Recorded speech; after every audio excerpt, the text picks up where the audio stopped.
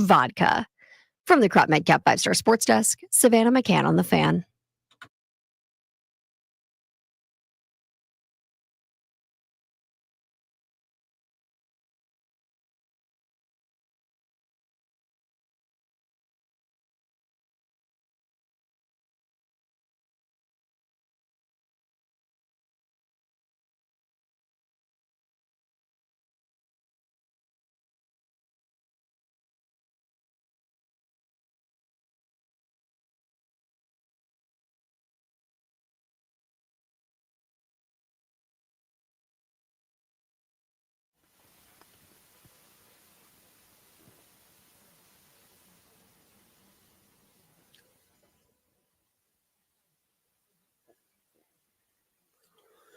What up, everybody? It is 10 a.m. in the District of Columbia, points north, south, east, and west. You're listening to B. Mitch and Finley, and it is the Friday of Memorial Day weekend.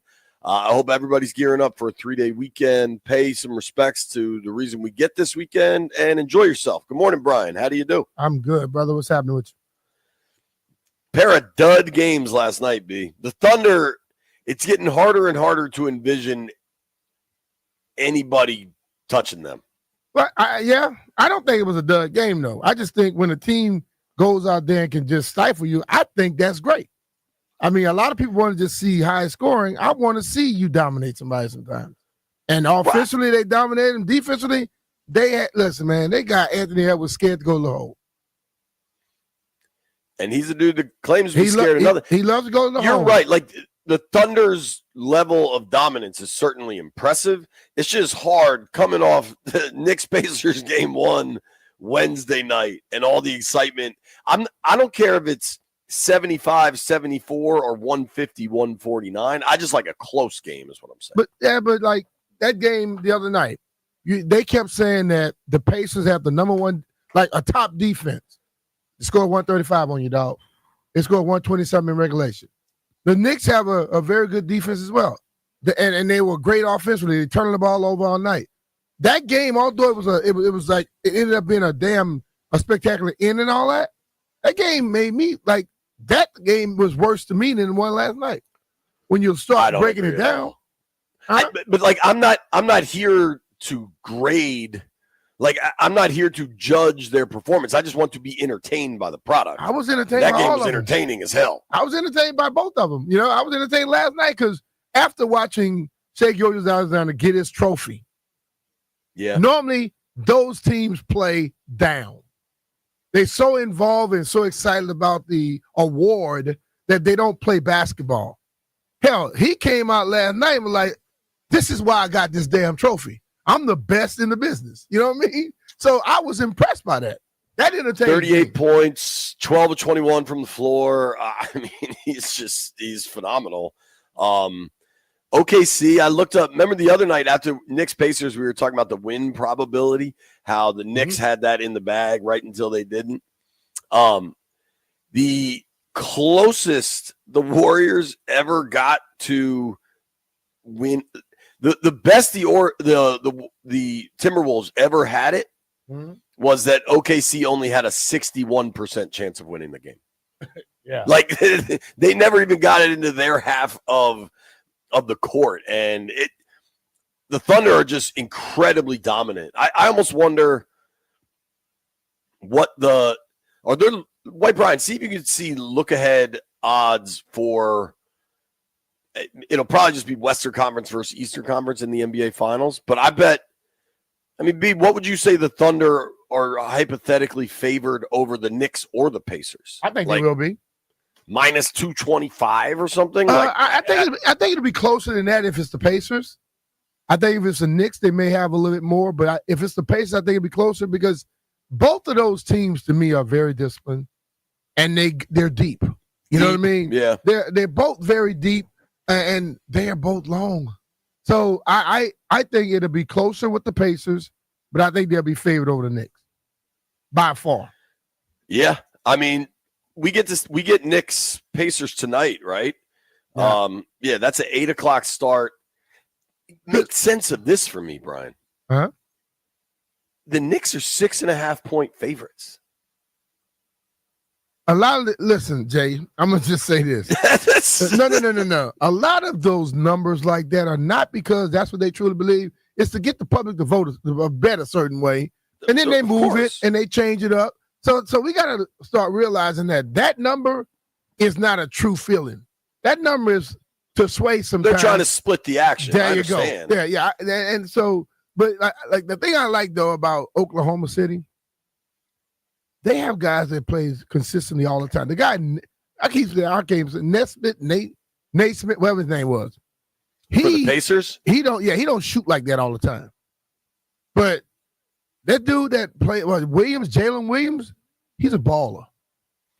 Naismith described himself as a phenomenal shooter, though. Yeah, he's a phenomenal shooter. After that game out, that's when I want you to define me too. I would want you to define me after some of the other games he had. Yeah. I don't know. I like the Pacers a lot. That line, though, is incredibly bizarre. I can't wrap my head around why the Knicks would be 6.5-point favorites, but you know me, B. I'm going to talk myself out of it into betting on the damn Knicks. You know why? Because I don't want to do. It's going to be in Indiana, right? No, they're still in the Garden. They go 3 in the Garden? No, it's only game 2. Game two. All right, I'm getting the two of them mixed up. But still, you got beat like that. They're still going to make them the favorites, because still they're going to look at the fact that, it was a game, and they're looking at the fact that Naismith, his down the stretch, he doesn't play like that all the time. You're looking at the last shot that bounces off the rim, goes straight in the air, and drop right back in the net. They're going to look at that too. But they want you to still believe that New York is going to handle it. I think the NBA is praying for New York. If they get OKC Indy, good luck. Man, listen, if they get OKC Indy, whether they're a small market, but I guarantee it's going to be a hell of a series. Right, like you and I are going to watch regardless, but I think the more casual fans are drawn in more for New York. But you got to realize, when the Joker came into town, nobody really knew who the hell he was. Then he won an MVP and won another MVP. You start paying attention to him. Shai Gilgeous is damn good. And Jeff's guy, Halliburton, is damn good. So Halliburton is good. But that's I still can't believe people. We have to learn. Overrated. We have to learn that it's not always the stars that's playing. And these guys have made themselves in the stars. They played themselves. We didn't just say they were. So sometimes you got to look at it. And I think the regular fan will be tuning into that too. We shall see. And certainly the Knicks could still win that thing. We have a very busy show today. Our friend Mark Maskey from the Washington Post was in Minnesota for those owners' meetings. Obviously, a lot happened. Rules got changed. Rules did not get changed with the tush push. We're going to talk to Maskey at 11. At 12:30, B-Mitch and I have, let's be real, we could use some clarification on some flag football stuff and just understanding it better as flag football is coming to the Olympics and maybe NFL players are joining. The major difference. Antonio Coleman, Jeff, just so I'm clear, he's on the U.S. national flag football team, right? Yes, JP. You the one who told me to get him as a guest. I know. I just want to be sure. And he's a local guy. He's from Prince George's County, right? Yes. All right, I'm fired up. So Antonio Coleman's going to join us at 12:30. At 1:30, high school basketball in the DMV is as good as it's ever been. My boy Mark Stern from Capital Hoops, running their summer league right now, is going to join us. I'm going to try to track down my boy Danny Gladding. We usually do our annual lacrosse preview. Terps Final Four lacrosse is slated for tomorrow. I think the women's NCAA Final Four is today. Men's tomorrow, women's championship Sunday, men's championship Monday. I may be wrong. I believe I'm right on that. B, you know where we should be this afternoon and we're both working? Where? Our boy Brett Sullivan running his annual Orange Crush Classic at Bethesda Country Club. He sent me a photo. I think those boys are already enjoying themselves, B. Are they playing golf? Eventually. Well, I hope they play golf before they get way twisted. Probably half of them can't play anyway. Then they get drunk. They'll be worse. You know how they're, so they have like a cash prize. Like he does it right for this Orange Crush Classic golf tournament. Huh? They got sponsors and cash and everything. You know how they're ending it? How? a belly flop contest in the pool over at Bethesda. Oh boy. I would like to say, send me the contestants. I want to see. I'll tell you who's going to win based off of the contestants, how they look. You imagine the belly flop after, I mean, based on the photo, they're already perhaps consuming a beverage or two. Someone that belly flops is also going to talk to my friend Earl today. Watch. So after that, the belly flop competition is over. Yo, I don't want to talk to Earl. I know that much. This may be an oversimplification, B. And I also recognize that the Panthers are defending Stanley Cup champs. And so they are two-time Eastern Conference champions, right? Uh-huh. Like 2 years ago, they lost in the Stanley Cup final. Last year, they won the Stanley Cup final. So, I say all that to say the Panthers are really good. Yeah. But right now, they are dog walking the Hurricanes. They are. And the Hurricanes kind of dog walk the Caps. How we feeling? Let's just say they probably they took us out of misery a little earlier. Because based off of what I'm seeing, and I love the Caps. I like going, but I don't think we could have run with these guys. They're right now, Carolina was running through us. They're 10-2. They've scored 10 goals. Carolina scored 2. It's 10-2 through 2 games. And it doesn't look like it's going to change. And this was in Carolina. Carolina now has to go to them. That's big trouble. You know what I'm saying? So if home ice makes a difference, they just showed you it didn't. And if they came to your ice and played you like that, then you go to their ice, and they play like they been playing, it's going to be a problem.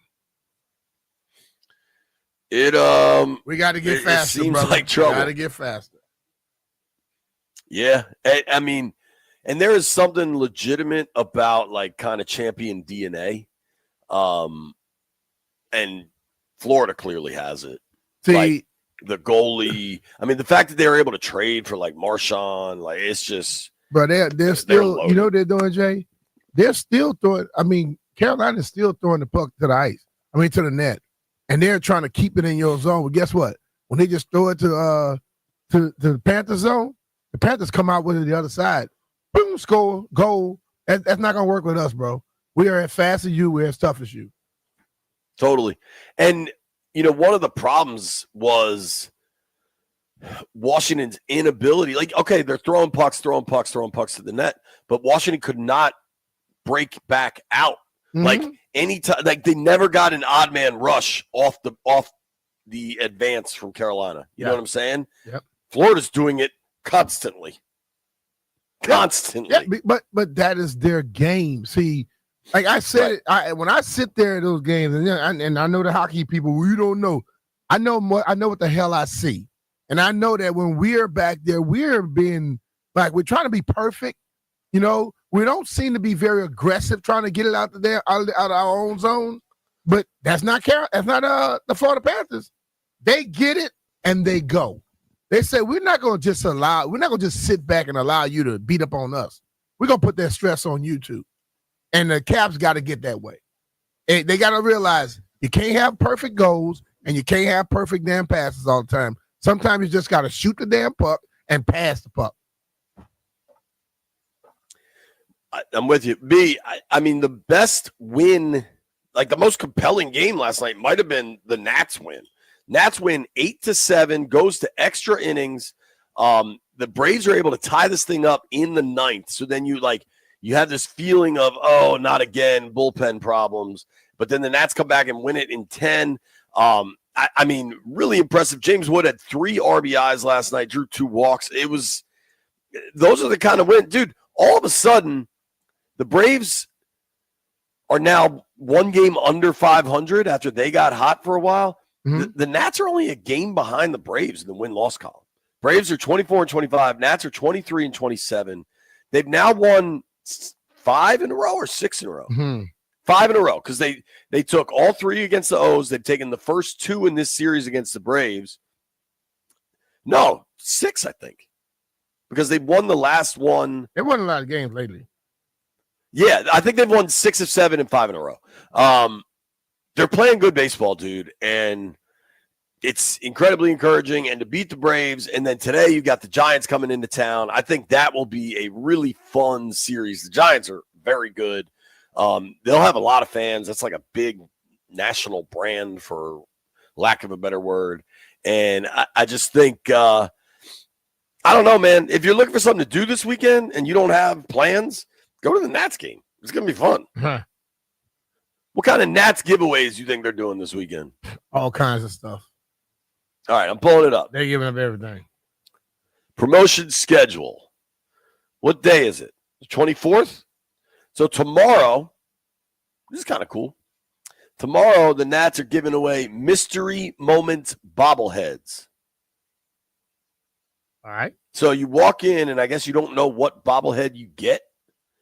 Hold on, is it new bobbleheads or is it them cleaning out the storeroom? You know what I mean? Like, we gotta get rid of all these old ones. So is it gonna be one of the ones we have right here in the prison cell studio? Yo, that's a very fair question. Would it be a James Wood, a Pusha T, a K-Bear, Louis Reese? So it's either Howie Kendrick, Ryan Zimmerman, or Jason Worth. Okay. Hold on, that could be still one from back in the day. Now that's what I'm saying. Like, them, dog. Well, here's what's tough for the Nats. If they're trying to do great moments bobbleheads, because ownership has refused to pay anybody for so long, like so many of the players involved with so many of the great moments, and not to take anything away from Worth or Kendrick or Zim, and Zim was here his whole career, which is incredible. Mm-hmm. But like, you can't really get away with a great moments bobblehead with Juan Soto, you know? Yeah. You can't really do that with Trey Turner or Rendon because people are like, yeah, but you wouldn't pay him. And then he left. Yeah, but you could just go back to that damn World Series run, and I think you can find some plays. Yeah, I mean, Kendrick was incredible. Rendon too. Yeah, but what I'm saying is they're not going to roll out a Rendon or a Soto bobblehead. Because they left. And they're playing on other teams. We're not getting the Trey Turner great moments in Nats history bobblehead while he's playing for the damn Phillies. All right. So tomorrow, Mystery Moments bobblehead. That's kind of fun though. Like, there's 3 different bobbleheads. You're going to get the first 20,000 fans get them. And for all like the bobblehead collectors, I guess you just kind of find out that day what you get. It appears to me on Sunday. Now, I don't know. I'm going to be honest with you. I don't know much about either of these things. There's something called the Patriotic Series presented by U.S. Steel, and it's Korean Heritage Day, which looks to have a really dope jacket. Remember that jacket that was sitting on the table by Drab's office? Yeah. The best I can gather is that is the Korean Heritage Day jacket. Which is pretty fly. I don't know if they got any extra ones of those. I'd wear that. And do they not play Monday on actual Memorial Day? I don't know. I don't know. I'm looking now. Wouldn't that be a perfect day for like a 1:00 game? Well, but normally Memorial Day, people do a lot of stuff themselves, and they don't want to go. So. There are a ton of games that day, but it looks 26. like the Nats might have the day off. Speaking of Memorial Day, speaking of Memorial Day, landfill. At some point, we're gonna have to clear the schedule. It is backyard barbecue season, and I'm gonna have to give out my secret baked beans recipe. JP, but you're listening to I'm gonna Mitch do Finley. people a favor. Keep that recipe in your bag. It's a family tradition. No, nobody go anywhere. It's B. Mitch and Finley. It's your tradition.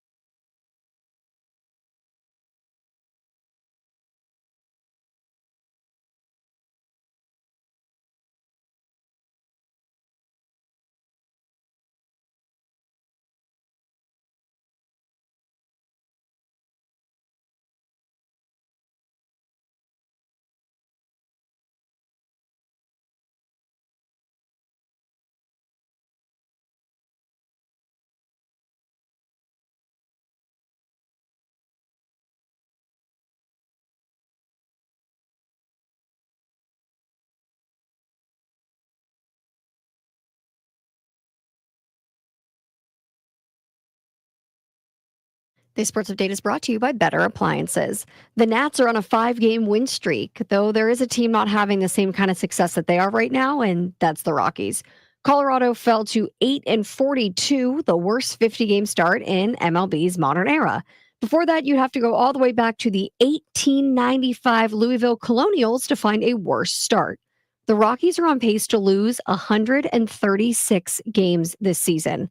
Let me repeat myself. The Rockies are on pace to lose 136 games this season.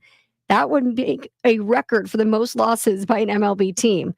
By contrast, the White Sox, who set the modern era record for most losses just last year, lost 121 games.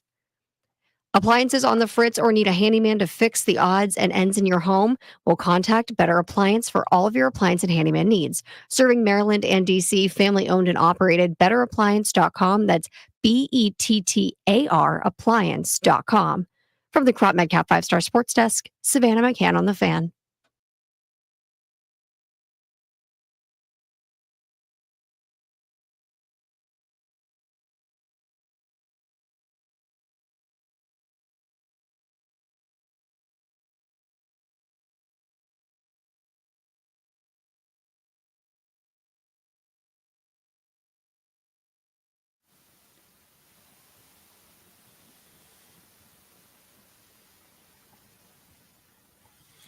I was like, Emilio. You don't hurt me. Sing it, B. Let him know. Nah, I'm not going to do that. Come on, man. Do it to him. Break him off something. Every once in a while, I do. I'm going to let you break him off some of this recipe. You want to do that now? Or no, should we hell tease no. It? We got to tease that for the afternoon. Whenever you feel like it. Not right now. We'll do it later in the show. Let's do it at maybe we have a little. Let's do it at 2:01. March 32nd. We should have a little barbecue discussion ahead of a big barbecue weekend, Memorial Day weekend. Maybe we just talk about what the boys are doing. Landfill probably taking a nap. Jeff probably DJing. Got 100 parties to go to. B playing a little golf. I too hope to play a little golf. Probably won't. We'll see. Got the grandbabies in town, dog. Oh, everybody's home? They'll be home tomorrow morning. Oh. I bet you still play a little golf, B. Nah, I don't know.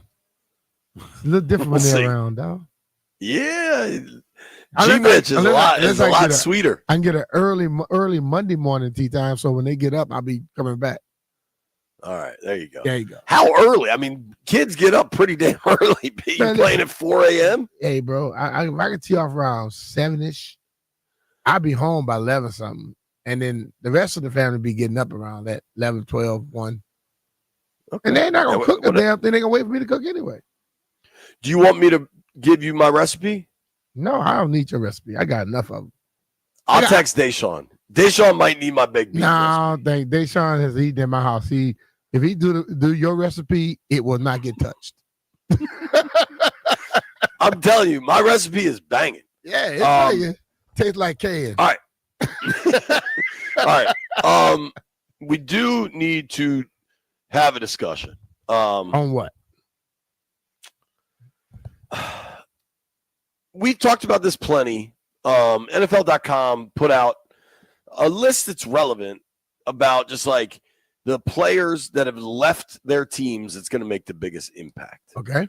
Who that has left Washington do you think will have the biggest impact? Who that left Washington? I'm trying to think of all the people that left. I can tell you what NFL.com thinks. They think it's going to be Fowler. They think it's going to be Fowler. I don't think it's going to be Fowler. So Fowler had 10.5 sacks last year. He got, off the top of my head, I can think of 3 roughing penalties he got that would have been 3 more sacks, and 2 of them I think were complete junk. Fowler there's a number of things with Fowler. He was a really good pass rusher for them last year. 1, period, full stop. 2, really good dude, really good locker room guy, well liked. He came with Dan Quinn and Joe Witt from Dallas. They clearly wanted to bring him along, right? Full stop. There's no comma, but Fowler's a good dude, good locker room guy. Yeah. He's a good pass rusher, period. He's going to have to improve his run stoppage to be able to say that he's going to make a big difference for me. I think, that's fair. I'm only saying the positives. Good pass rusher, good dude. No. I'm not saying you gave the positives. You asked me the question, who's going to have the biggest impact leaving from here? And I really believe if he goes somewhere and he deals with the run like he did while he was here, it's not going to be a major impact for me. Well, I wonder if there's not a universe where Fowler's a pass rush specialist, and then he could be more effective for you. They obviously needed something different here. I just think he played for DQ and Witt in Dallas. Yep. DQ and Witt get the job in Washington. They bring Fowler along. Mm-hmm. He plays well. Then the same dudes that brought him from Dallas allowed him to go back to Dallas. Yeah. They could have paid him to stay. So, to me, I just think they know the dude. They like the dude. They saw his ability on the field. If they're not too worried about it, I'm not too worried. I just think that after listening to Joe Witt and watching how he handles stuff, Joe one of the guys that's going to give me both sides of the ball. I mean, both aspects of defense, pass rusher, not just one. And if you, this is the difference, people don't understand. There are a lot of pass run specialists out there, pass rush specialists. But if you come in the game only for that, people know how to adjust to you. But when it's like a run possible, or a rush or run possibility, then all of a sudden they don't know because you can get a guy at that point. If you come in just to pass rush, they can always have somebody chipping you. I did it for a number of years. I think they'd like to get a lot more out of Dorrance Armstrong this year. Yeah. And I think Dorrance down the stretch played much better than he had early on. If you think about in the playoffs for Dorrance Armstrong, in 3 playoff games, he had 3.5 sacks. And he had 2 sacks in the last 4 games. He had a sack in the Saints game, a sack against Michael Penix in the Falcons game. But if you look at 3.5 sacks in the 3 playoff games, I think that probably plays a decent role in the decision-making to be like, all right, we like Dante, but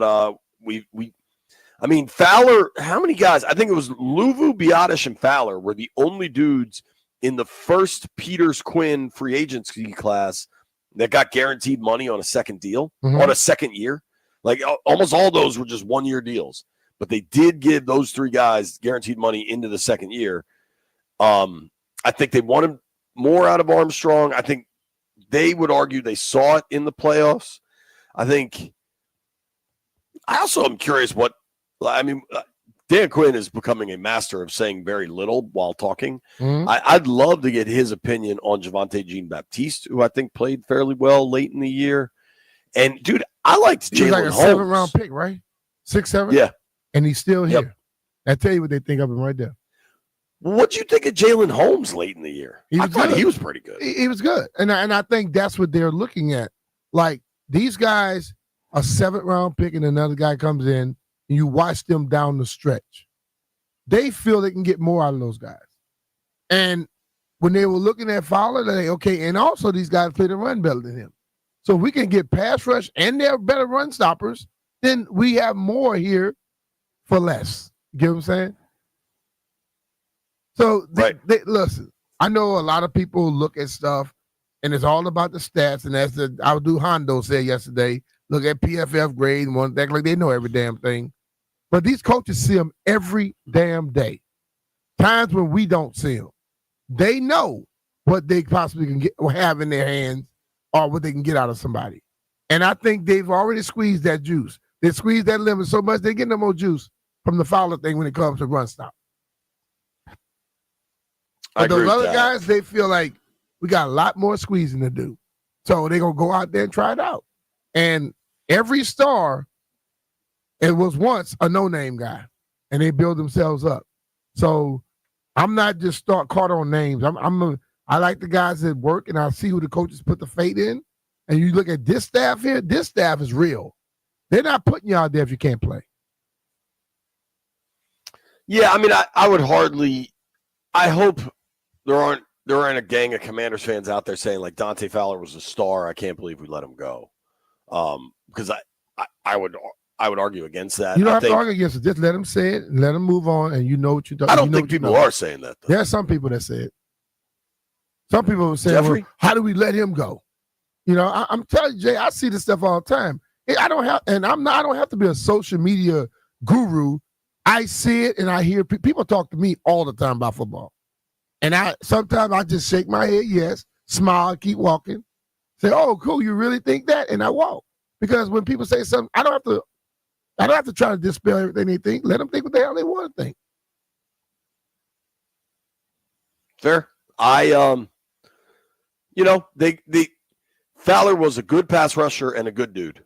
And these guys brought him here from Dallas, and then they let him go back. So I think you got to try to take that all together. Yep. That's how I view that scenario. I just looked at some pretty interesting stats from a Fox Sports story. Mm-hmm. With all the concern about the tush push and everything, B. Mm-hmm. I bring this up all the time, and I actually told him that I bring this up all the time, and he kind of just laughed. I circled back to Quan Martin in the locker room before the Lions game in the divisional round, and all the questions were about, like, man, Detroit this, Detroit that, and eventually he kind of said, he's like, yo, Detroit's really good, but we're good too. And I think everybody can use a little dose of that. Obviously, the Eagles went on to win the Super Bowl, and that's a dramatic factor in all this, right? But like, Washington was really good in short yardage situations. Like that little like QB draw to the right where they would pull the guards. I mean, they ran that incredibly effectively. Mm-hmm. And I think I also think it's pretty clear Roger Goodell wants the tush push out of football. I can't wait to talk to Maskey about that as this like kind of rumor / reporting continues to emerge, that the league kind of used the Packers to push forward that rule proposal. Mm-hmm. So there's a lot of like intrigue surrounding this thing, but Washington succeeded at an incredible rate in short yardage and on fourth downs. And I think, for all the talk of the tush push, I think, don't you just think somebody's going to figure out something with that? I hope, but I can tell you like this. I sat there yesterday watching a lot of highlights about the tush push. Yeah. And I watched everybody try everything. And I watched them stalemate them. And then all of a sudden, here come that tight end and that running back. And Jalen Hurts' feet come off the ground, and they slide him right across the top of all the stuff. So until they stop that, no, ain't nobody figure it out. Unless they do what I said, have two linebackers wait, and as soon as everybody coming and they start coming to hit him, dive across the line and hit him wherever you got to hit him at. Yeah. And then guess what? Then that might be a 15-yard penalty because you'll never know with the NFL. So, hey. My thought is you got to enforce the neutral zone pre-snap. You got to legislate that thing pre-snap. Mm-hmm. And if they're still able to have the success with a real neutral zone, then hell, I don't know what you do. Like if the running back feet were both on the ground and he was running, and then the guy pushed him, I probably wouldn't have a problem with that because the running back is still driving. But when that guy's feet are off the ground and the other two guys are basically pushing him across the foul, then I think it's a problem because nothing he's doing is helping him. You know what I'm saying? I don't know what's going to happen with the tush push. I don't know the future of that play other than it looks like it's here for at least this coming season. I do know if you're looking to buy or sell a car, you need to hit up the Oarsman Automotive Group of Virginia. They've been serving area car buyers for over 100 years. And with that kind of track record, they're doing something right. They got convenient locations all across Northern Virginia from Alexandria to Chantilly.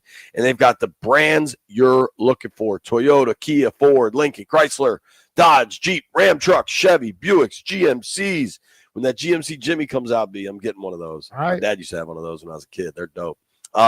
In addition to all those selections, Oarsman's got great deals and great financing options. You need the financing right now, trust me. And they've got a tremendous selection of quality certified used vehicles you could choose from. But above it all, it's the service, it's the people, and it's the Oarsman Lifetime Edge. Yep, I think the Oarsman Lifetime Edge may be the absolute best of all those things that they have to offer.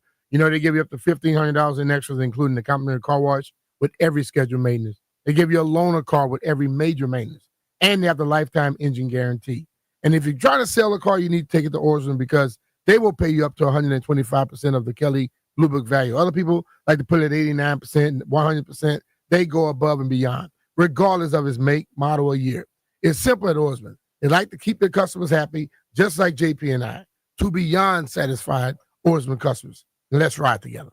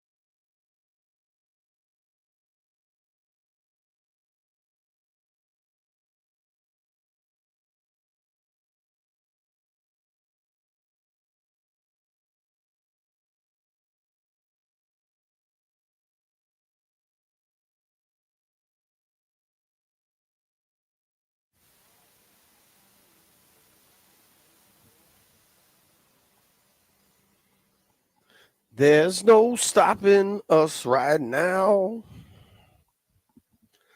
In 11 minutes, we're going to celebrate. You know, B, if we had to rank all of the Scotty's Vodka Red Bull Fridays, where does Memorial Day weekend Friday rank? That's a pretty good one. Yeah. It's the beginning of summer, 3-day weekend. 3-day weekend. You know, Christmas has fallen in some weird times. That's another one. Yeah. And I feel like it's more willing to embrace vodka going into Memorial Day weekend than necessarily Christmas.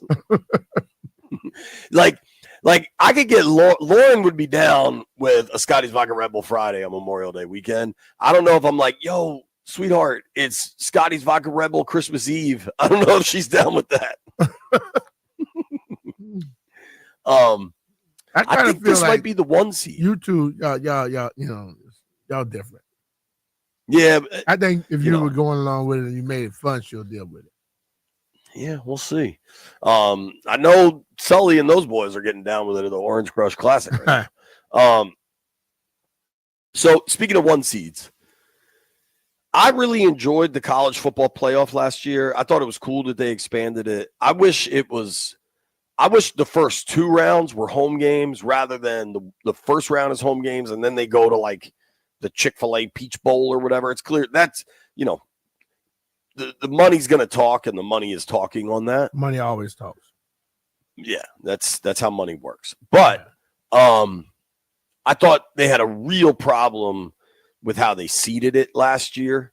I mean, the fact that Arizona State got a bye, I think Boise State got a bye last year. Like, you just got to chill with that. Do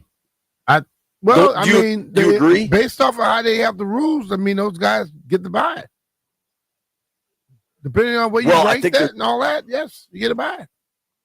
I think they're changing. No, see, that was the problem. Is like if they went, it's interesting to me in a way because I don't want them to reseed the NFL playoffs, but all right, I don't want them to scrap the division winners getting a home game because if you're going to play 6 division games, then the division should get you a home playoff game. That's my opinion. If you change it and you don't play 6 division games, fine, reseed it. It's just the best records. But in college football, they're trying to award the conferences, and the conference disparity between the SEC and the Big Ten and then whatever else there is just so significant that I think it's silly to try to act like it's the same. You know what I'm saying? Yeah. And last year, I think Boise State came in. They were ranked 9th. I think Arizona State was ranked 12th and got the 3 seed just because I guess they won the Big 12. I think Arizona State is in. And I think that's the stuff you got to alleviate. So I'm reading this article from ESPN.com for college football. They changed the rule. The 12-team college football playoff will move to a straight seeding model this fall, rewarding the selection committee's top 4 teams with the top 4 seeds and a first-round bye, the college football playoff committee announced on Thursday. So it's the 10 – the people that vote on this are the conference commissioners, plus Notre Dame gets their own thing. Shout out to Pete Bavacqua. And so basically last year you had Boise State and Arizona State getting the byes. If they had this rule in place last year, it would have been Oregon, Georgia, Texas, and Penn State getting byes. Okay. And let me tell you, as soon as somebody get the bye like that, they reseed the team that they felt like, we shouldn't get them a bye. They whip one of their asses in there at their home stadium. It's gonna be a problem. Then they're gonna want to try to figure something else out. I'm sick of changing stuff up to appease people. The rules are the rules. Live by them. I hear you, but this has only been in place for a year. Like I feel like it's okay to tweak things one year. I understand that, but I'm saying maybe there's some flaws. But do you feel the best team won the national championship? Yeah, Ohio State was just all that matters, right? Consider the teams Ohio State won. If one of these teams had gotten some type of crazy, but they have the referees are being chosen by NCAA and all this. So if the one team not getting like just all the calls or whatever. The best team should be able to win no matter where he's at. Who do we guess? I'm trying to find 2025. Like, I wonder if there's college football rankings yet for this fall. I'm sure somebody got one. Okay. Who do you think? Let's guess. Ohio State, Alabama, Texas, Georgia, LSU, maybe? What's your guess? Give me a top 5. I'm going to give it to you the Spring Update 2025 college football ranking. All right. Yeah, well, I got a list from Alabama. Okay. Penn State. Georgia. See where this came. What's the date this came from? The one I got here is projections for this fall. And this was written just earlier this week. So okay, this is cool. pretty relevant with all the all the transfers and everything. From Athlon? From Athlon, yeah. This goes Texas, because now we get to see Arch Manning. Mm-hmm. I think there's a lot of excitement about that. Penn State, because I think that quarterback stayed in Penn State, right? Aller, yeah, whatever his name Drew is. Aller. Then they got the Buckeyes. They got another. Georgia. Damn, they got a five. They got. I've never heard of this dude, but they're saying former 5-star quarterback Julian Sayin takes control of Ryan Day's offense. They still have that receiver, right? That was like 17. Oh yeah. He might be. Then Georgia. Yep. Georgia got it's the perfect quarterback name. Gunnar Stockton is the new Bulldogs quarterback. Mm-hmm. They got Clemson number 5, B. Mm-hmm. Now we're going to see how they go. Clemson was obviously great for a while, and then Dabo just refuses to do the transfer portal. Rounded it out, Notre Dame at 6. I think Freeman proved he is a hell of a coach. And I think the Irish have a real dude in Marcus Freeman, man. Mm-hmm. And from what I understand, B, Marcus Freeman is a favorite of the ladies. That's a good-looking dude. LSU at 7. Brian Kelly and his family down on the bayou. Garrett Nussmeier's projected to be a potential number 1 overall pick at QB. Bama at 8. Who's the Bama quarterback going to be? Mm-hmm. Do we know? They lost They Milroe. don't even say it. All right. According to this, they got a 3-man quarterback battle in Tuscaloosa with Ty Simpson in the lead. They had that kid Ryan Williams, who was outrageous. They got three starters back on the O-line. Oregon, who spends money like crazy. They got a new money, QB. baby. The swoosh. They got a new QB, Dante Moore, because Dylan Gabriel's now with the Browns. At 10, the U. Shout out to Santana Moss. Yeah. The U. What's his name that went to the U? The dude that's from Georgia, right? Carson Beck. So there's your top 10. Goes Miami at 10. I got to go. Damn, it's 10:58. We'll be right back. Mark Maskey joins the program.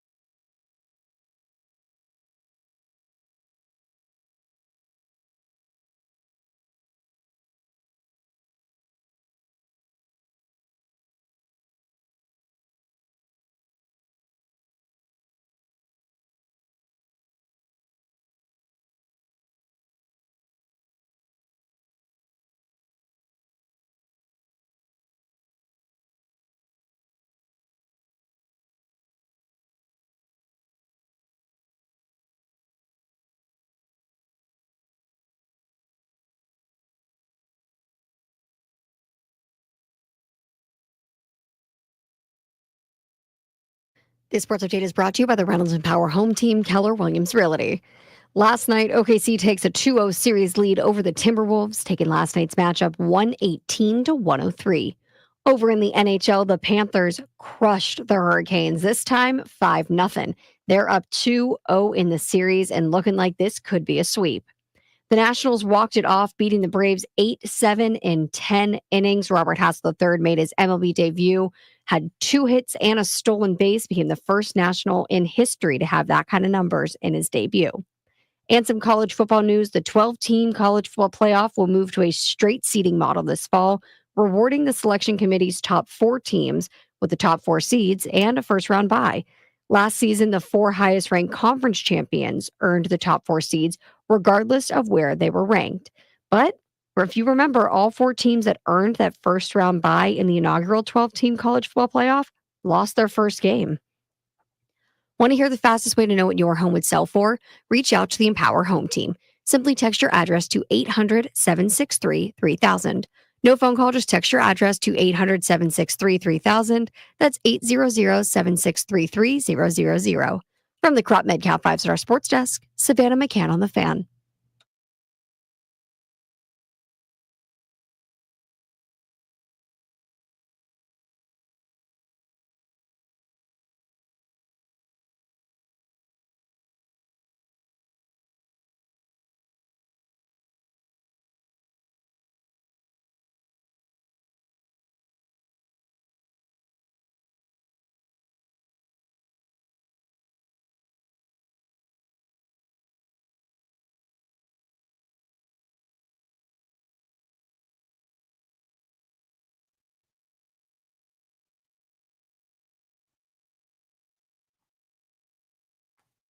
All right, B. Mr. Philly, 106.7 The Fan.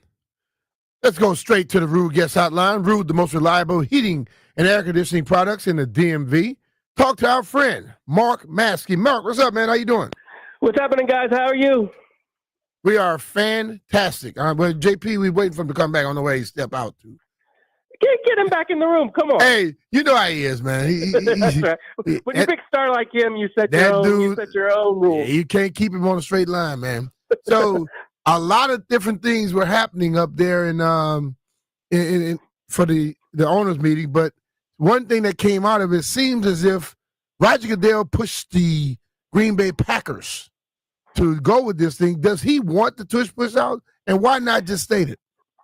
You know, B. Mitch, I'm not sure. You know, there's a lot of people who think that. A lot of people who think the league office wanted it out, that Roger Goodell wanted it out. I mean, I'm not sure that I'm certain about that. I mean, but it's funny when you look at where we are now. You have something where 22 teams just voted to ban this. You know, that's close to 70% of the league. So you had a vote where it was 22-10 in favor of getting rid of it, and yet it stays because, you know, just the requirement is to get to 24 votes. It's hard to get to 24 votes. So you had this sort of interesting discussion that played out, and there's so many different aspects that come into it. You have the aspect of, you know, is this a dangerous play? And even though the injury data doesn't support it, could there be an injury, and a very, very significant injury, because of the way this play is, because of the forces on the play, and the quarterback being in the middle of all of these hundreds and hundreds of pounds of people on both sides of the ball pushing at him, and then you sort of have what it looks like. Is it a really what some people will call a football play? Is it a rugby play? And then you go to the other side, you know, learn how to stop it. You know, just because the Eagles do it well, just because the Bills to a lesser extent do it well, that's not a reason to get rid of it. And sort of, you know, where Roger Goodell in the league, my sense, at least when we got to the end, was, you know, they were just standing off to the side and letting these two sides go against it. And the bottom line, I think it just showed it's hard to get 3/4 of the NFL to agree on anything, and that's why it stays. But certainly, it's something that will keep being discussed, keep being talked about. This wasn't the first time that this came up during an off season. This was the closest, obviously, it ever came. This was sort of the loudest the discussion ever was. But this won't be the last. This won't be the end of this. We'll see this discussed again next offseason and into the future. And maybe someday they'll get rid of it, but for now it stays. Well, I asked you this question, I looked at I was watching a lot of stuff on TV yesterday, and they kept showing the tush push. And I know people like to tell me how strong Jalen Hurts' legs are. It's not his legs that's getting him in there. It's obviously the two people that push him from the back. And that used to be a rule that the NFL enforced where they wouldn't allow you to be pushed by someone aiding the runner. If they change that rule back, I don't think it's as successful. And I think that's because I watched them lift him off the ground and slide him across the top of the pile. Right, which is interesting, which is part of what this rule said. Now, remember, when they went to the league meeting in March in Palm Beach, the rule was basically, just the tush push. The way the rule was worded, that the proposal by the Packers was the rule at the March meeting was, the wording was, you cannot push the guy who takes the snap right after he takes the snap. And that didn't get through. It was 16-16 at the March meeting. And so it was all reworked. And the wording of the proposal at this past meeting was, you can't push or pull or lift, as you said, or aid the runner anywhere on the field except by blocking for him. So you also would have gotten rid of those plays that you don't see them a lot, but you do see them, occasionally during the season where a guy is running with the ball 15, 20 yards downfield, gets stacked up. You have a little mini pile up 15 yards down the field, and a couple offensive linemen run down the field and push the pile another 3, 4, 5 yards, and everybody gets really excited about it. That would have been out also. Now, that may be out anyway, because what Rich McKay, the co-chairman of the competition committee, said at the meeting was, we're going to clean that part of the play up. Even though the proposal was defeated, I don't even want to say defeated, it was 22-10, the proposal did not pass, so the tush push remains. But Rich McKay said on those plays down the field, they're going to instruct the officials, blow those dead. So if you see next season, a guy, there's a pile up 15 yards down the field and the offensive lineman run down to push the pile, what the officials are supposed to do next season is blow that play dead before the offense can run down and push the pile forward. So we'll see if it plays out that way, but that's what the officials are going to be instructed They're supposed, but that's what pisses me off about the NFL. They make stuff more complicated.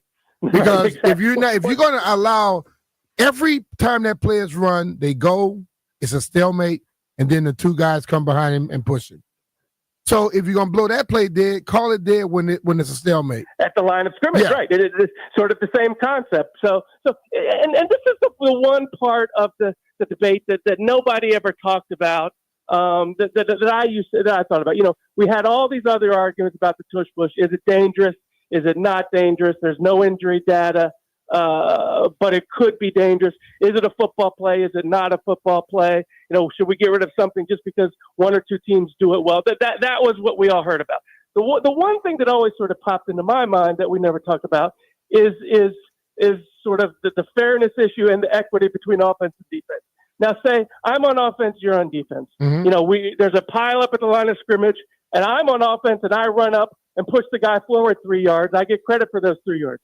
But if you're on defense and there's a pile up and you run up and push the pile 3 yards backwards, you don't get credit for that. They'll say, forward progress, put it back to where it was. So the offense gets credit for pushing in one direction. The defense can't get credit for pushing in the other direction. But as we all know, the rules are set up to favor the offense in the NFL. So that part of the argument has really never surfaced. But it's something to me that I've always found at least somewhat interesting, sort of that inequality between offense and defense on this play that we never bring up as part of this discussion. Talking with our friend Mark Maskey from the Washington Post here on the Rude Guest Hotline. Rude makes the most reliable HVAC products in the DMV. Maskey, you've covered a zillion NFL owners meetings. Like I go to one big one, and then I had to chase. Don't remind me about that. Sorry, dude. And during the sale process, put it that way. More than a few, yes, sir. Yes. This though, with the tush push, seemed to get almost personal, and then Lori goes in there and gives, I don't know, you were there, a half hour, an hour long conversation. They bring Jason Kelsey out. Were you surprised the level of, maybe animosity is too much of a stretch, but just the level of heightened awareness around this one specific play? It's very unusual, as you said. You don't see, an owner give a long speech about a rule change proposal. You certainly don't see a former player being brought in to give basically a presentation. I mean, Jerry Jones said that they were showing film of the play in there. So yes, very unusual. Now, surprise, no, because, this became a very targeted thing. You very rarely see a rule change proposal in the NFL that's so tied to one team. Now, yeah, some people said, okay, the Bills run this also. But, this was about the Eagles. This was about the play that the Eagles got very good at. And now you could sort of go back to the numbers and say, did it really give them that much of a competitive advantage on 3rd and 1 and 4th and 1, especially, after Jason Kelce retired? You can look at the numbers and say maybe it didn't, but still, this was very much tied to the Eagles. So I think the feeling that you're talking about was sort of inevitable just because of the fact that this was such an unusual circumstance where you had a proposal that was so tied to something that everyone associated with one team and one team only. So yes, very, very, very unusual the way it all played out. But I wouldn't say surprising that it felt that way by the end, just because that was sort of the nature of the whole debate, and has been the nature of the whole debate going back 2 and 3 years. Remember, this is not the first time this came up. This was talked about several years ago. Now, there was never a formal proposal about it until this offseason, so that sort of turned the dial up on all of these things. But it's a debate that's been going on for a few years, and obviously will continue to go. And when you get that close, when you get 22 teams voting to get rid of it, there's no way that this goes away and doesn't get revisited again next offseason, the offseason after that, and probably every offseason, unless they ever get to a point where they get the 24 votes and get rid of it. In 3 seasons, do you see it still in the game? I would say no, just because of the progression of where we got. We went from, if you say you have to get to 100 miles an hour to get rid of it, we went from 0 to 90, very fast. To get from where they were, to get a proposal on the table, and to get to the March meeting and have 16 teams against it.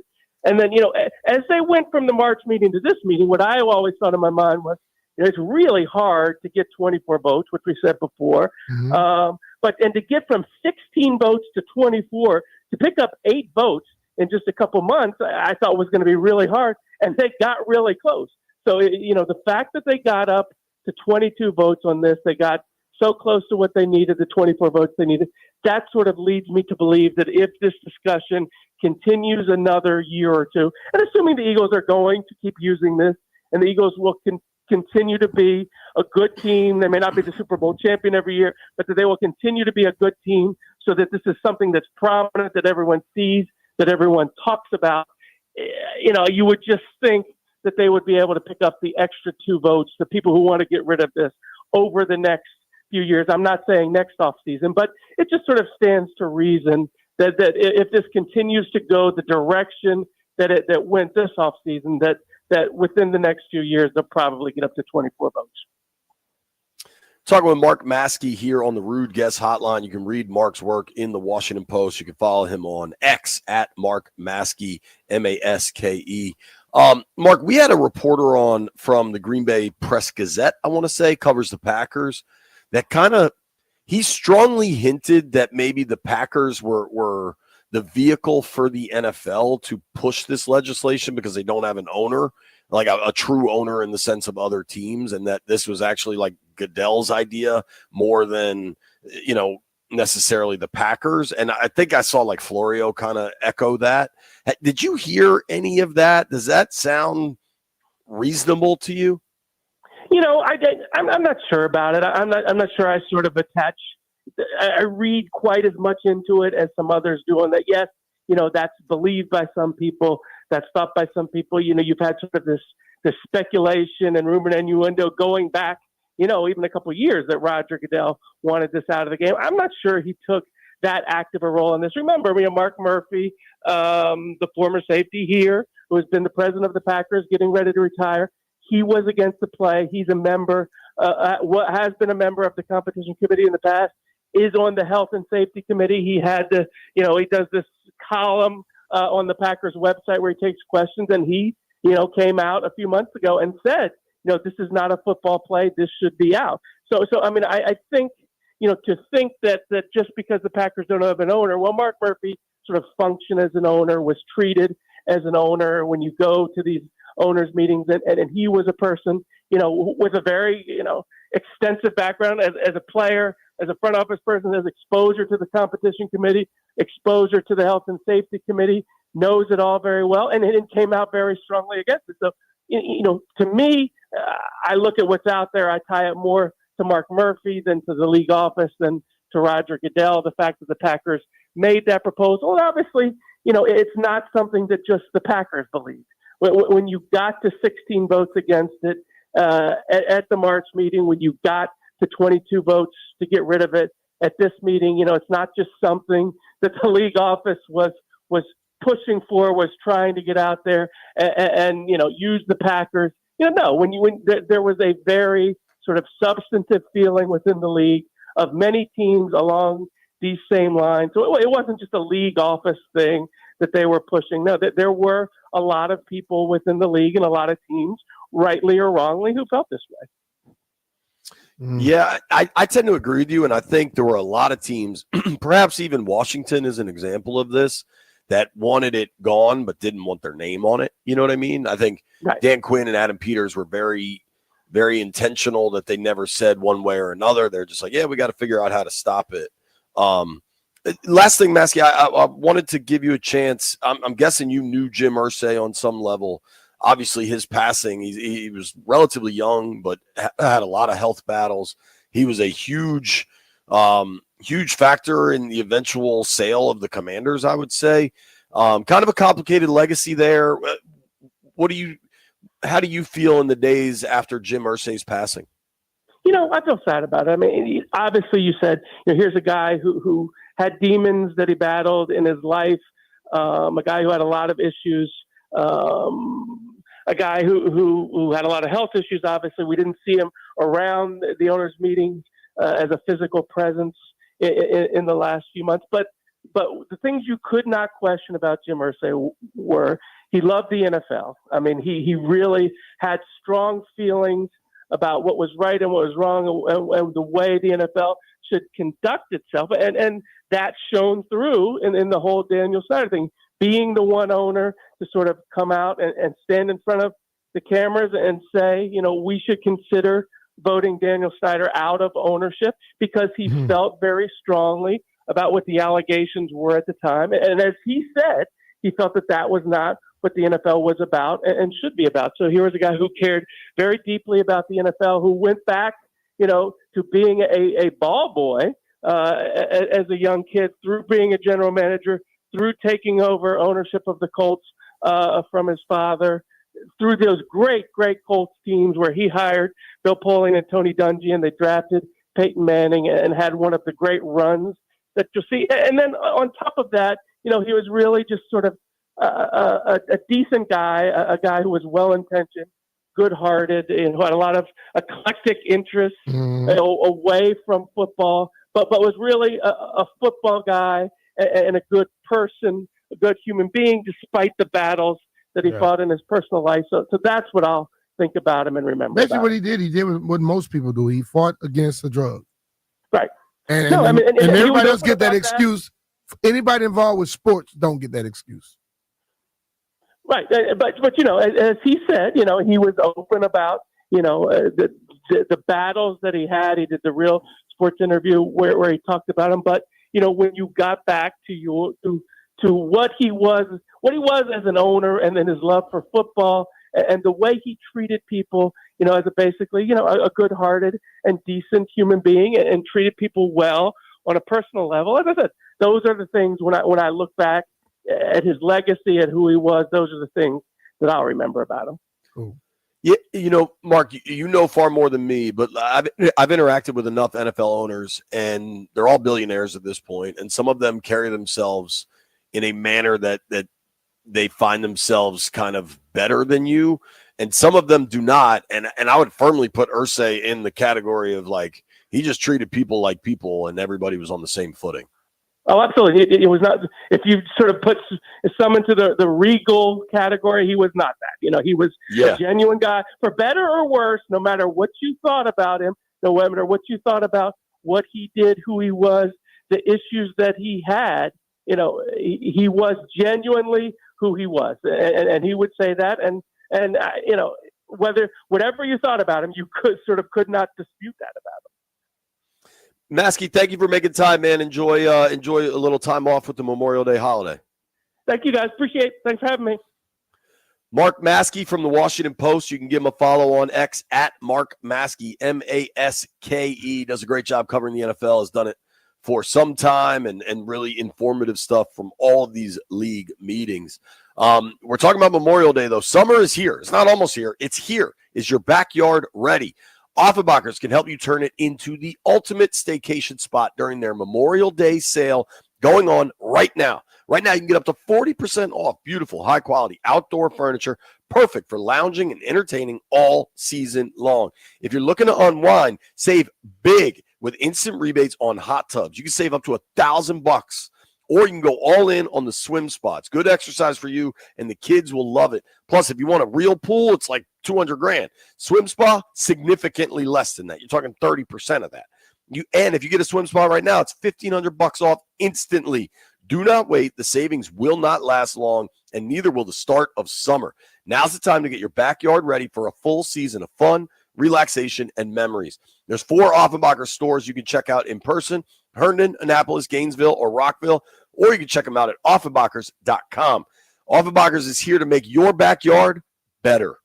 JP, you're absolutely right. Summer is here, and I'm kicking it off the right way. As an avid cyclist, I want you to join my team for Bike to the Beach on June 20th. We're riding to support autism and disability inclusion, and trust me, this ride is a blast. It all ends with a beachside festival at the Beach House Hotel in Dewey Beach, which is just a block from the ocean, right in the heart of the action. So let's ride together, make a difference, and kick off summer in style. You can join my team today at biketothebeach.org. That's riding 30 when you get to that website. That's biketothebeach.org. Join today or just donate. Biketothebeach.org.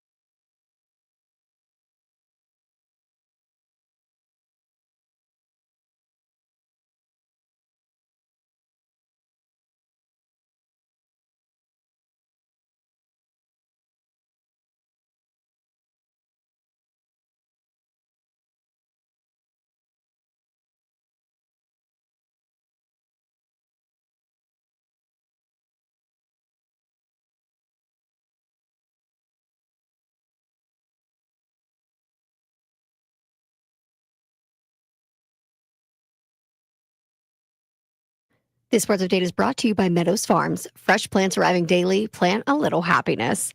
The Pirates are just bad, and they've been reeling, and just about everything is on the table for this last place team that's already fired their manager and packed half a decade's worth of public relations mishaps into 2 months.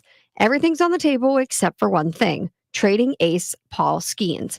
Now, asked if flipping the reigning NL Rookie of the Year is a consideration for the club, General Manager Ben Cherington shut that down. He said, quote, "No, it's not part of the conversation at all." Normally, he's not that brief when he talks. Now, selfishly, I would have loved to see the prospect haul for Skeens and the opportunity to watch Skeens actually play on a winning team. But I am glad the Pirates are using their heads on this one because they haven't been doing much of that recently. Celebrate spring this weekend during Meadows Farms Nursery All Plant Sale. Now through May 28th, VIPs save 20% to 30% on all plants. Not a VIP? Sign up for free at any one of Meadows Farms' 16 locations or at meadowsfarms.com. Hurry and plant a little happiness for less. From the Crop Medcap 5-Star Sports Desk, Savannah McCann on the Fan.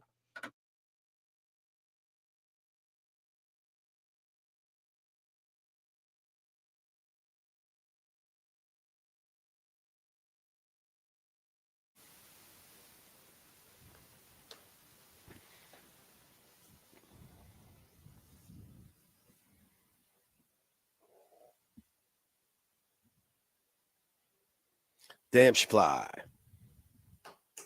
It is a Scotty's Vodka Red Bull Friday. It's a good one, too. It's a Friday Memorial Day weekend. You should be enjoying yourself. Take it from me and B. Vodka Red Bull Friday is powered by Scotty's handcrafted vodka. Scotty's vodka is Maryland made, amazingly smooth, and loved throughout the DMV. Hell yeah. B, we were talking about flag football and all that. We're going to talk to Antonio Coleman, who's on the national flag football team. This is going to be a really fun conversation in about an hour. Mm-hmm. Somebody brought this up to me, though, and I hadn't thought of it because people immediately kind of go to Jaden or Terry McLaurin. You know who might be a flag football baller? Who? Mikey Samerstill. Yeah, because he was a receiver and now he's a DB.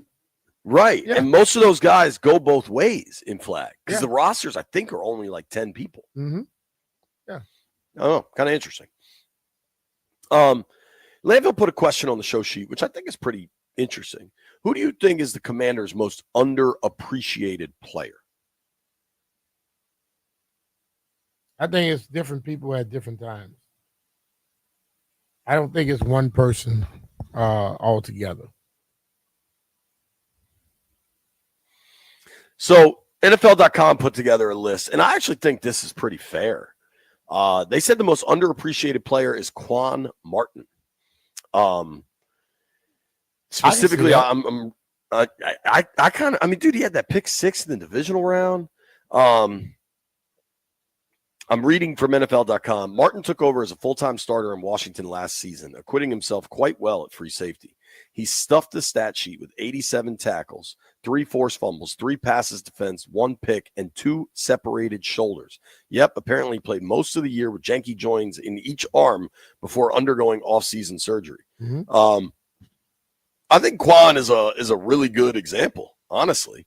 One, to play through. I imagine you played through separated shoulders at various points. Yep. There's nothing you can do because the only answer is surgery, but then you're just going to miss a ton of time. Surgery, or you got to be able to deal with the pain.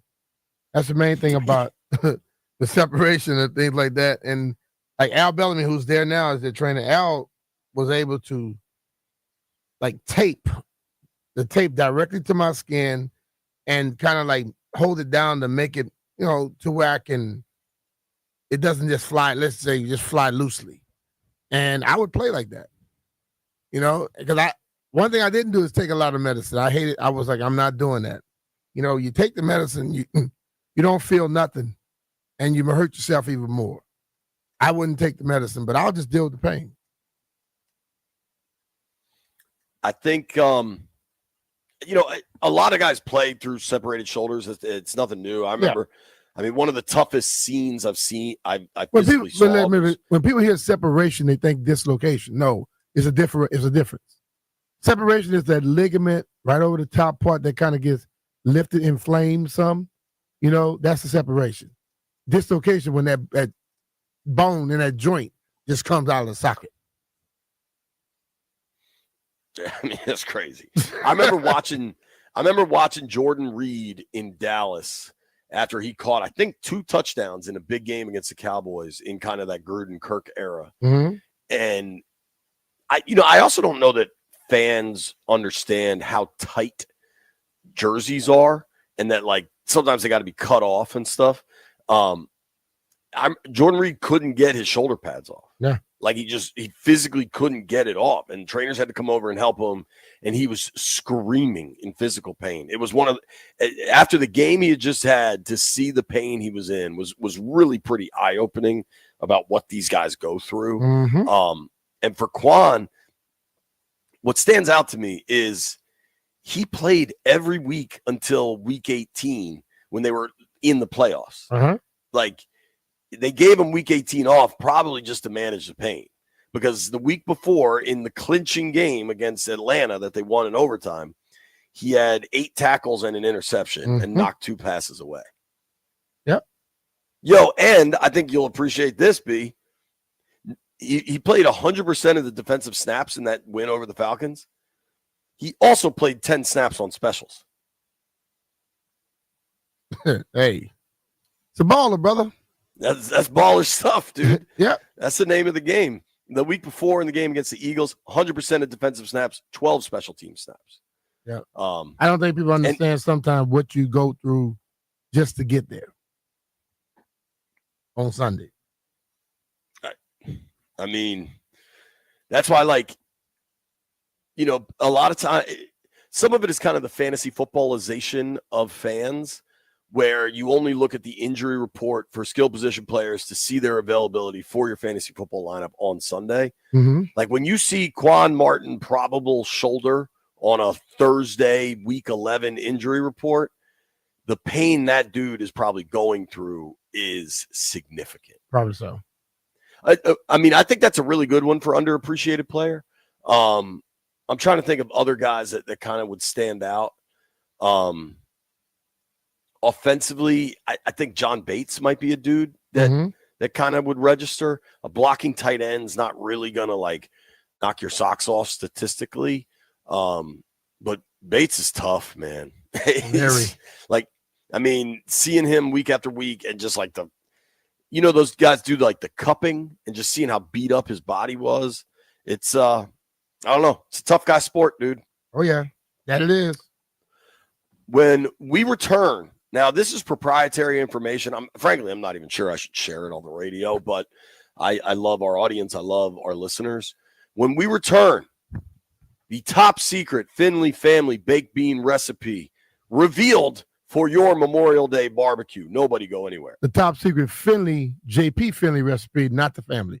Hey, it's B. Mitch here and JP. And if you want comfort and convenience wherever life takes you, then you need to turn to Rude. With Wi-Fi compatibility, you have full control of your heating and cooling system right from your phone. If you forgot to turn down your heat before vacation, you can adjust it in seconds. Plus, you'll get alerts if something's not right. These guys are the absolute best, and they've installed new systems in my house, and I felt the difference instantly. Here's the best part. Rude systems are whisper quiet. No more noisy interruptions. No more clanging around in the ducts while you're trying to sleep. Just peace of mind. Rude's variable speed compressor ensures precise temperature and humidity control. The humidity control is the key. I'm telling you, 70 degrees when you have no humidity in the house feels a lot different than 70 degrees with your old air conditioner system. It operates efficiently even in the most extreme conditions. Comfort, performance, perfectly balanced.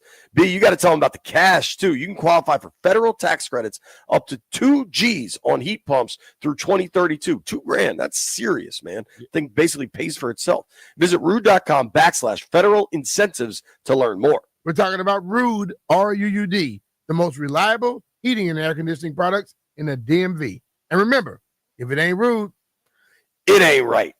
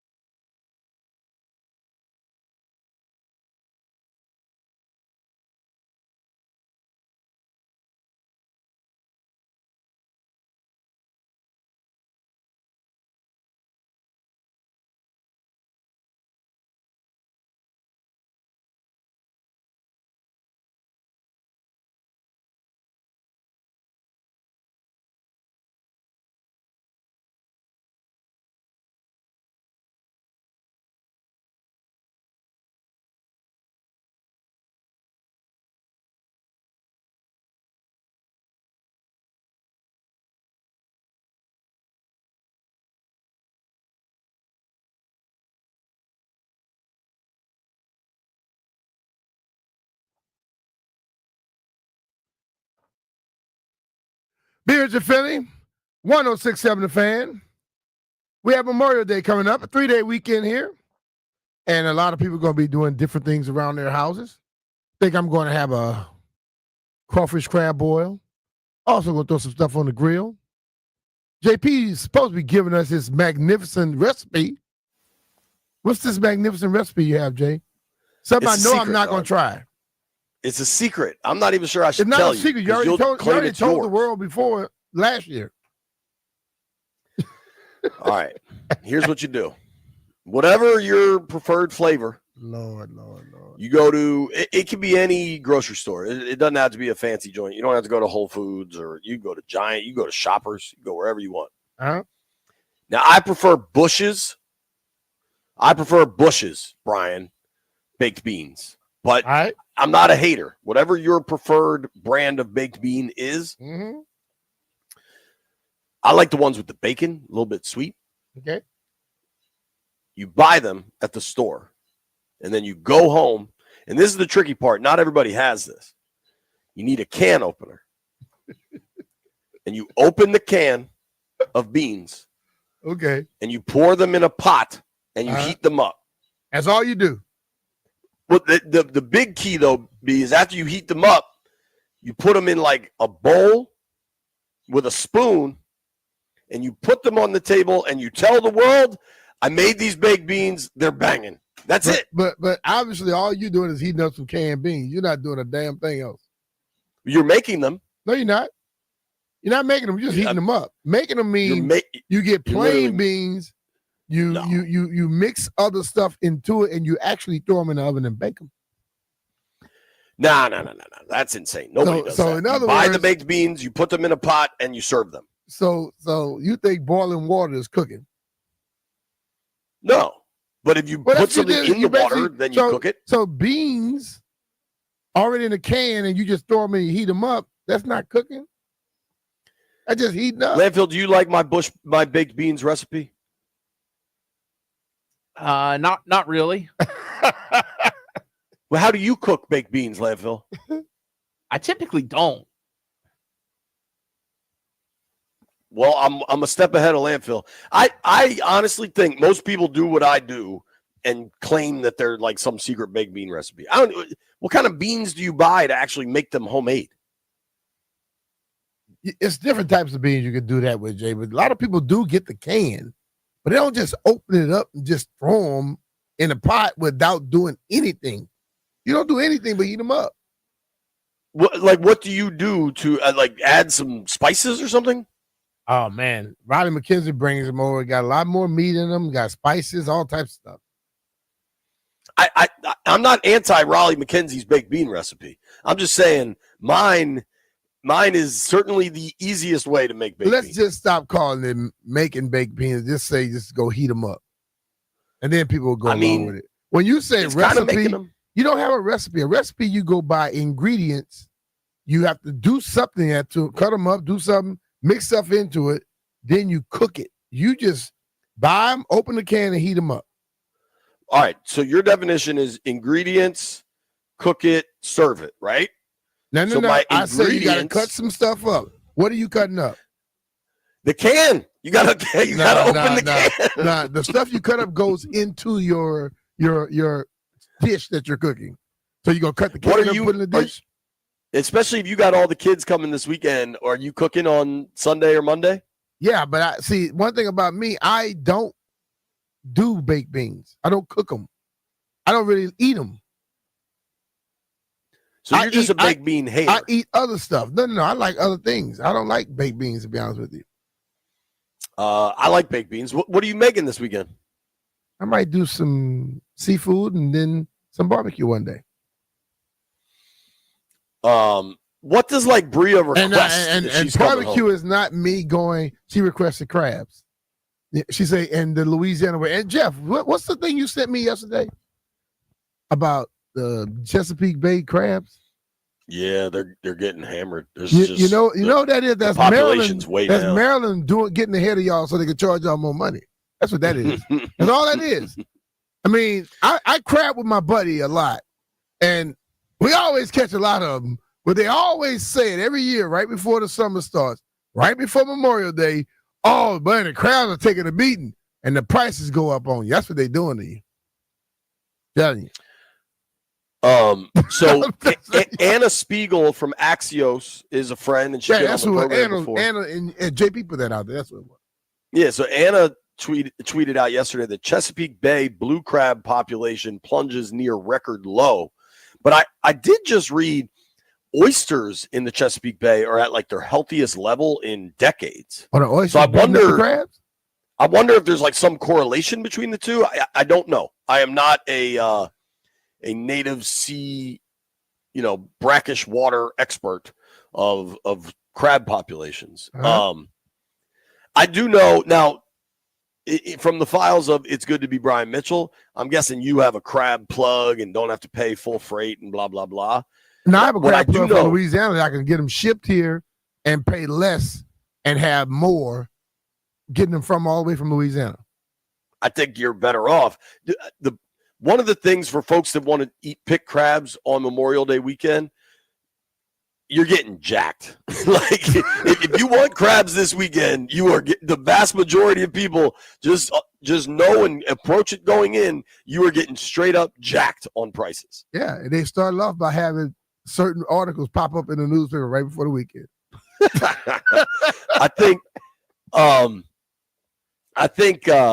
I mean, especially if the population of blue crabs in the Chesapeake is down already, but also like the life cycle for blue crabs is like they I don't know if it's hibernate. They like live in the mud all winter. Then they wake up and start growing throughout the summer. Like the best time is like Labor Day weekend, not Memorial Day weekend. You could get them. You could catch crabs all the way October and stuff like that up here, though. Right, dude. The fall is the best. That's when the big boys are running around. Yeah. Jeff, what's your go-to Memorial Day recipe? Since you're hating on my baked beans, he jumped in his car and drive by everybody else. Nah, my mother make the baked beans, and I'm telling you, I'm gonna have to let her give you her recipe because that's unethical. Just heating them beans. Unethical. It's unethical to serve baked beans. Serving them to people like that. You gotta put some love in it, man. Like, what do you do? Does it at least start with a can of baked beans and then you're just adding some stuff? Yes, it starts with a can of baked beans. Then it's I don't know what my mother do. I know she had one time I seen her adding mustard, and I was like, "Yo, you put mustard in the baked beans?" And she was like, "I always do." And when she said that, I just walked out the kitchen. Yeah, she's like, but she was telling you, "Get the hell out of my kitchen. You don't help me cook nothing." I never seen it, but it always tastes good. But I know she's not dumping them in the pot. Nah, she's not. Doug, if you get the Bush's brown sugar hickory, I mean, maybe you could cut up some bacon in there, but they're banging. You don't need to do anything. It's also like, I love collard greens. I've never made collard greens. I buy the, it's like what's the name of the collard greens I buy? Glory Foods. You ever had those? Glory, yeah. Yo, they're banging. And I know I should make my own. I don't know how to make them. I buy this can and I can heat it up on the grill next to my steak and I'm in business. You heat it up. How about you? This is the thing about it though, Jay. How about you try one time, just go and get some fresh something and do it. You can get fresh greens and just wash them up. Them. Like when cans sit, when stuff sit in that can for a certain amount of time, you have that can taste. Do you ever like pour anything out of a can and like rinse it or something, or then go and redo stuff to try to make it better? Do you ever do Brian, that? You sound like you're into foreplay. I'm here for the main event, sir. Give me the can, put it in a pot, heat it up, let me eat it. Foreplay make the main event explosive. That's what I'm saying. So you better try it sometimes. Nobody go anywhere. It's a Friday before Memorial Day on B. Mitch and Finley.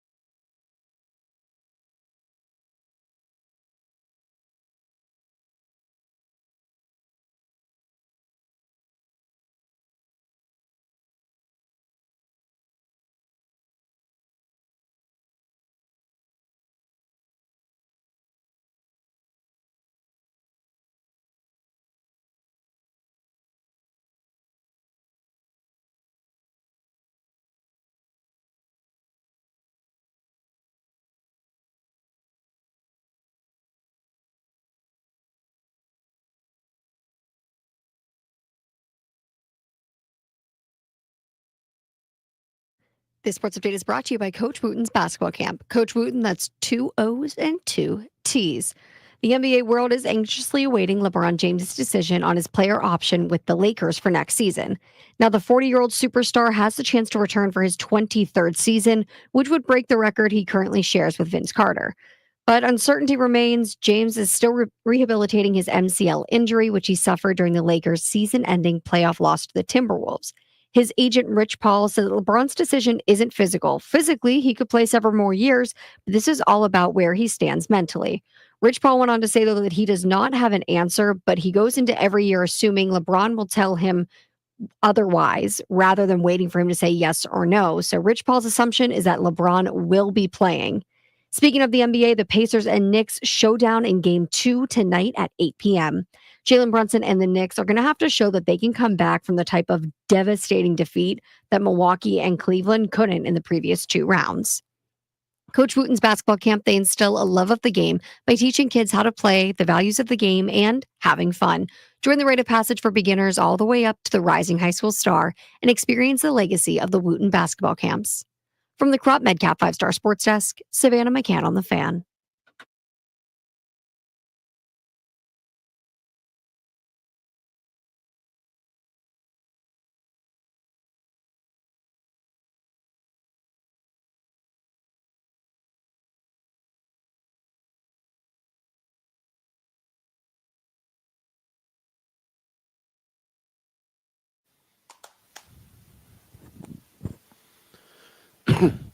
High noon in the District of Columbia. Points north, south, east, and west. We're about to give away some Lee Bryce tickets, so if you want those, be ready. At 12:30, we're going to talk with Antonio Coleman, national team member for the U.S. flag football team.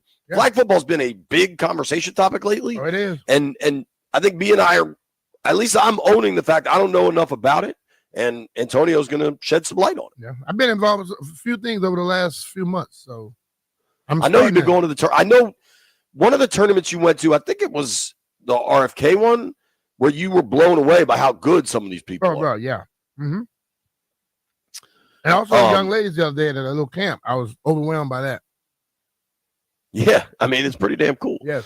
So I'm excited to talk to Antonio. I do want to have a discussion about the Commanders' defense. But before I do that, my mother just texted me, B. Uh-huh. She has a baked beans recipe that she claims I loved as a kid. Okay. She buys the beans that have bacon and brown sugar, and then she adds ketchup, Worcestershire, mustard, onions, green pepper, so Mama salt, added and pepper. a lot of stuff. She didn't just open the pan, pour it in, and just heat it up. Even your mom was ashamed of your recipe.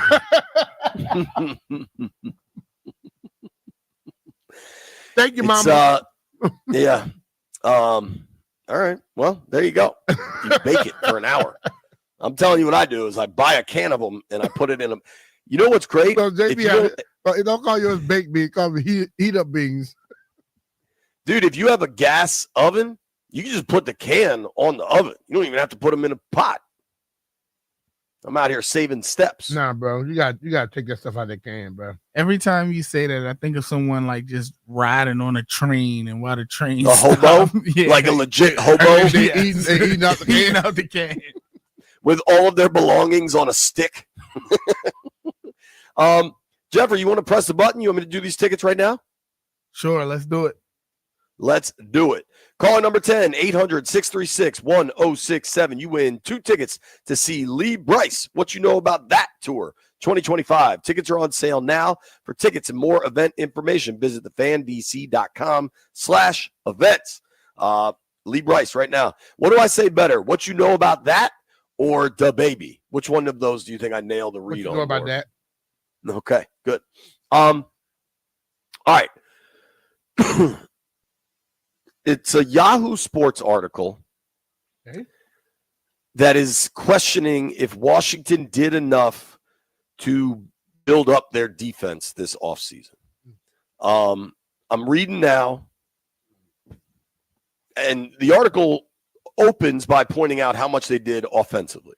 Okay. And frankly, I think in free agency, you're wiser to spend on offense and the trades because offense is more consistent year over year when you have a top quarterback. Defense, go back. Look at the top 10 defenses over the last decade, and there's so much change because a lot of it is predicated on turnovers. And, recovering fumbles in the NFL is you're counting on an oblong-shaped piece of leather in the elements. Like, it's hard to count on that. Mm-hmm.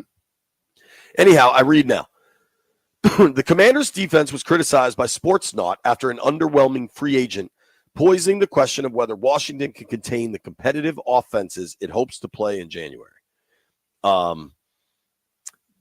This is from Matt Johnson. The Washington Commanders' defense greatly exceeded our expectations last season, and that's a credit to Dan Quinn.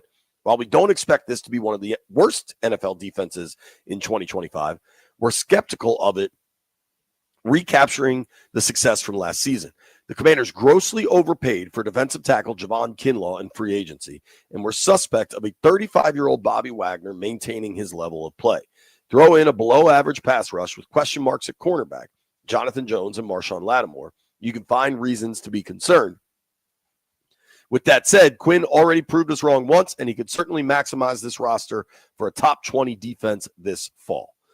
B, what's your gut reaction to that? I don't go along with it because I don't think they look at the whole thing. Not only does the second year in this all defense help some guys out, your offense got better, right? See, when people talk about defense being good and all that, they only stick to the defense. You know what also helps your defense? Offense that can score. Offense that can stay on the field. Have long, sustained drives, touchdowns at the end. That puts pressure on the other team's offense as well, which means they become one-dimensional when they're dealing with stuff like that, and it makes your defense be able to figure out what they're doing quicker. So if everybody keeps giving all the praise to Washington's offense, normally that'll help the defense out. For sure. Because we watched teams like that where the offense was great. The defense was average. They won. New York Giants against the New England Patriots. The Giants' defense wasn't great that year.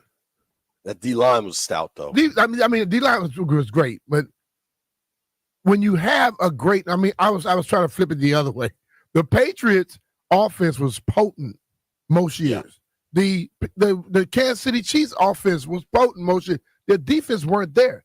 Last year, the Kansas City Chiefs offense wasn't great, but their defense was great. So we don't like giving credit to nobody's defense. But I'm telling you, the fact that Jaden and his crew are supposed to be better, that's going to help out the other side of that ball. I think a few things. I think people are very caught up in the money for Kinlaw. Kinlaw's making $15 a year. Now, I'm not expecting him to be an all-pro player or a Pro Bowl player. I'm not. But he's huge. And I think a big part at the end of the NFC title game, they gave up 50. They got blown out by the Eagles, right? They lost 2 of 3 to the Eagles. The Eagles were an awesome team. They won the Super Bowl. I think you saw it in the additions to the offensive line, trading for a Pro Bowl left tackle and then drafting another tackle in the first round in Josh Connerly. Yeah. I think you saw them say, okay, we got to be able to fight this Eagles defensive line. We need to add firepower. We need to get bigger and more physical. Yeah. Defensively, Kinlaw's 6'5", 320. Yeah. Eddie Goldman, who they brought in, Eddie Goldman, what do you think he's listed at, B? Probably about 335. I'm pulling it up right now. They list him at 6'3", 332. So you nailed that. Uh-huh. What do you think Wise is listed at? Dietrich Wise, who they brought in. Wise is 305, 310. They got him at 6'5", 270. He's also an edge guy, so it's a little bit leaner. They got a lot bigger, I would say. Yeah. And I don't think that was an accident. Now, maybe it'll prove ineffective, but I think they beefed up their D-line intentionally. And I think that is to combat the Eagles. I believe that. I mean, they're in your division. You're playing them twice. They won the Super Bowl. You got to deal with that. I mean, I believe that that's what they're doing. But see, most people that are sitting here writing these articles and all this stuff and telling you what they think, they never ever give any credence to the other side of the ball. And you hear everybody says it, okay? Complementary football. Did you hear that? Offense and defense have to be complementary football. Offense, defense, and special teams. So if you're going to talk about one side of the ball, you don't talk about the complement on the other side. You never give them credit. Washington's offense was on the field a lot. They won time of possession a lot. It helps your defense out. I don't understand why so many people can write these articles, but you got to tell me more than just, I just think they're going to be horrible. I don't know. Washington was top 7 in time of possession.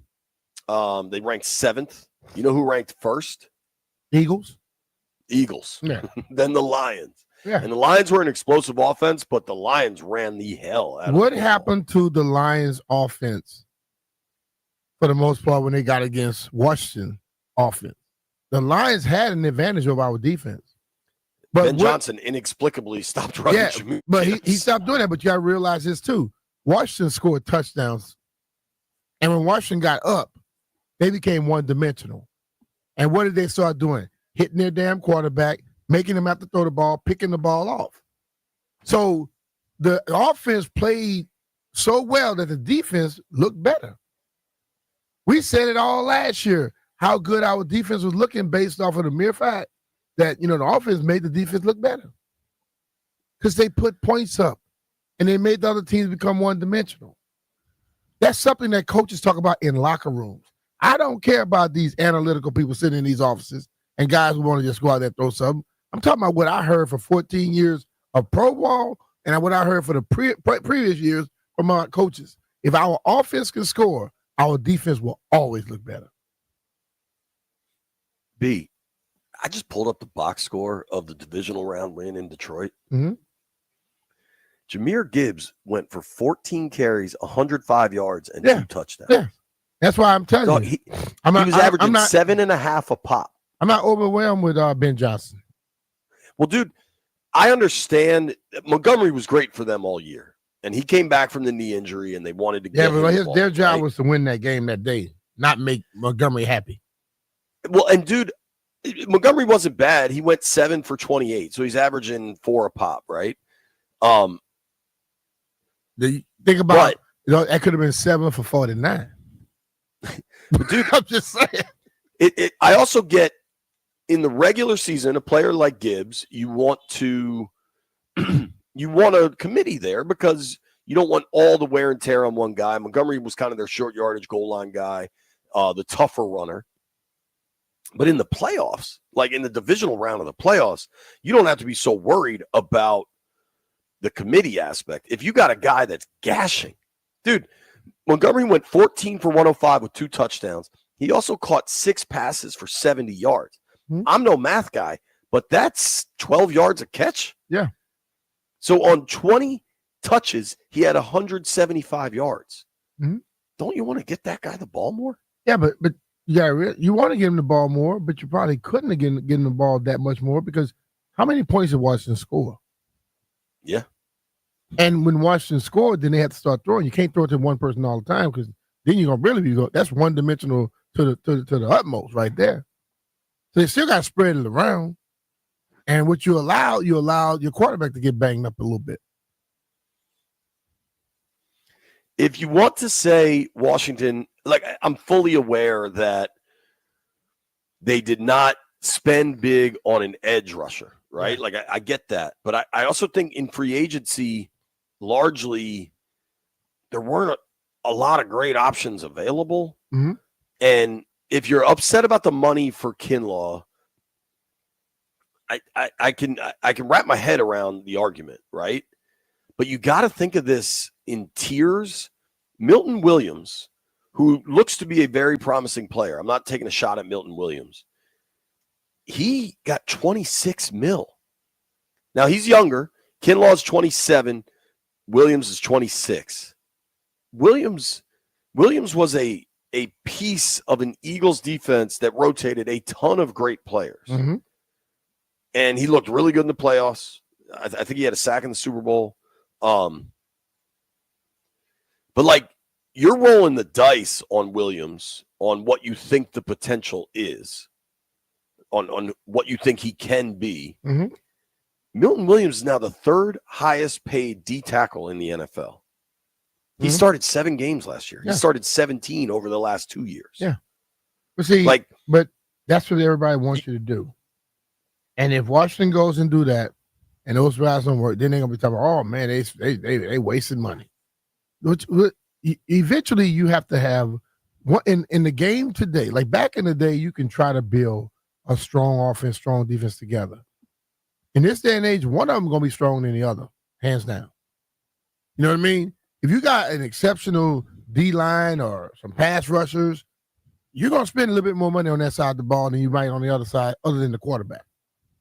But when you got an exceptional quarterback and things you start spending on offense to make sure he's gonna be solidified, you lose a little bit on the other side of the ball.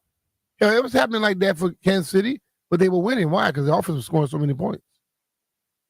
So I know people want us to have 1991 offense and defense.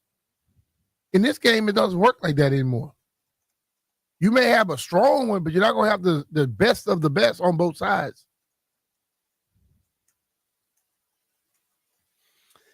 I think the consternation surrounding Kinlaw's contract is overblown. He's making $15 million a year. That is not top 10 at the position. I mean, he's not even the high. Deron Payne's making more than that this year. But people do judge everything based off of what they make, Jay. And I think that's one thing we are never going to take out of it. They see him getting $15 million. Wow. But they don't much look at Milton Williams making like 20-something million, almost 30. They don't look at that. And if you look at the body of the contract, Kinlaw's really here for 2 years. There's not a huge commitment to Kinlaw. Like, if it doesn't go well, you're not getting out of it next year. You'd take a massive hit. Mm-hmm. But in 27, you can get out of that deal, no problem. Mm-hmm. And considering what DQ says about size and physicality, Williams is 6'3", 290 is what he's listed at. Mm-hmm. Kinlaw's 6'5", 320. Mm-hmm. I mean, that's a significant difference in size and physicality. It is. So I hear the concerns. Like, I understand where that's driven, but I don't know. They wanted to get bigger. They prioritize that, and I think you could easily argue they achieved that. They did. They got bigger. If you want to achieve something this summer, head over to Offenbacher's and do it this weekend because their Memorial Day sale is going on right now. Dude, their furniture is the highest quality. I have Offenbacher's outdoor furniture at my house, and it's awesome. I love it. I sit in this one chair pretty much every day and watch games. It's the chair right in front of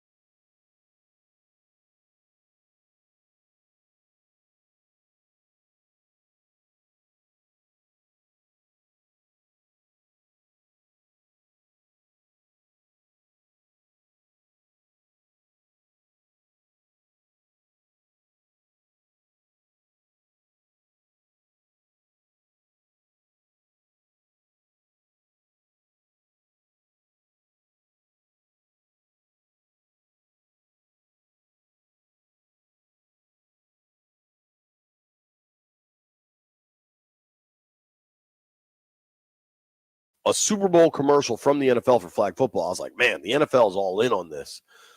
Joining us now is Antonio Coleman, a member of the U.S. flag football national team and a local guy, a DMV guy.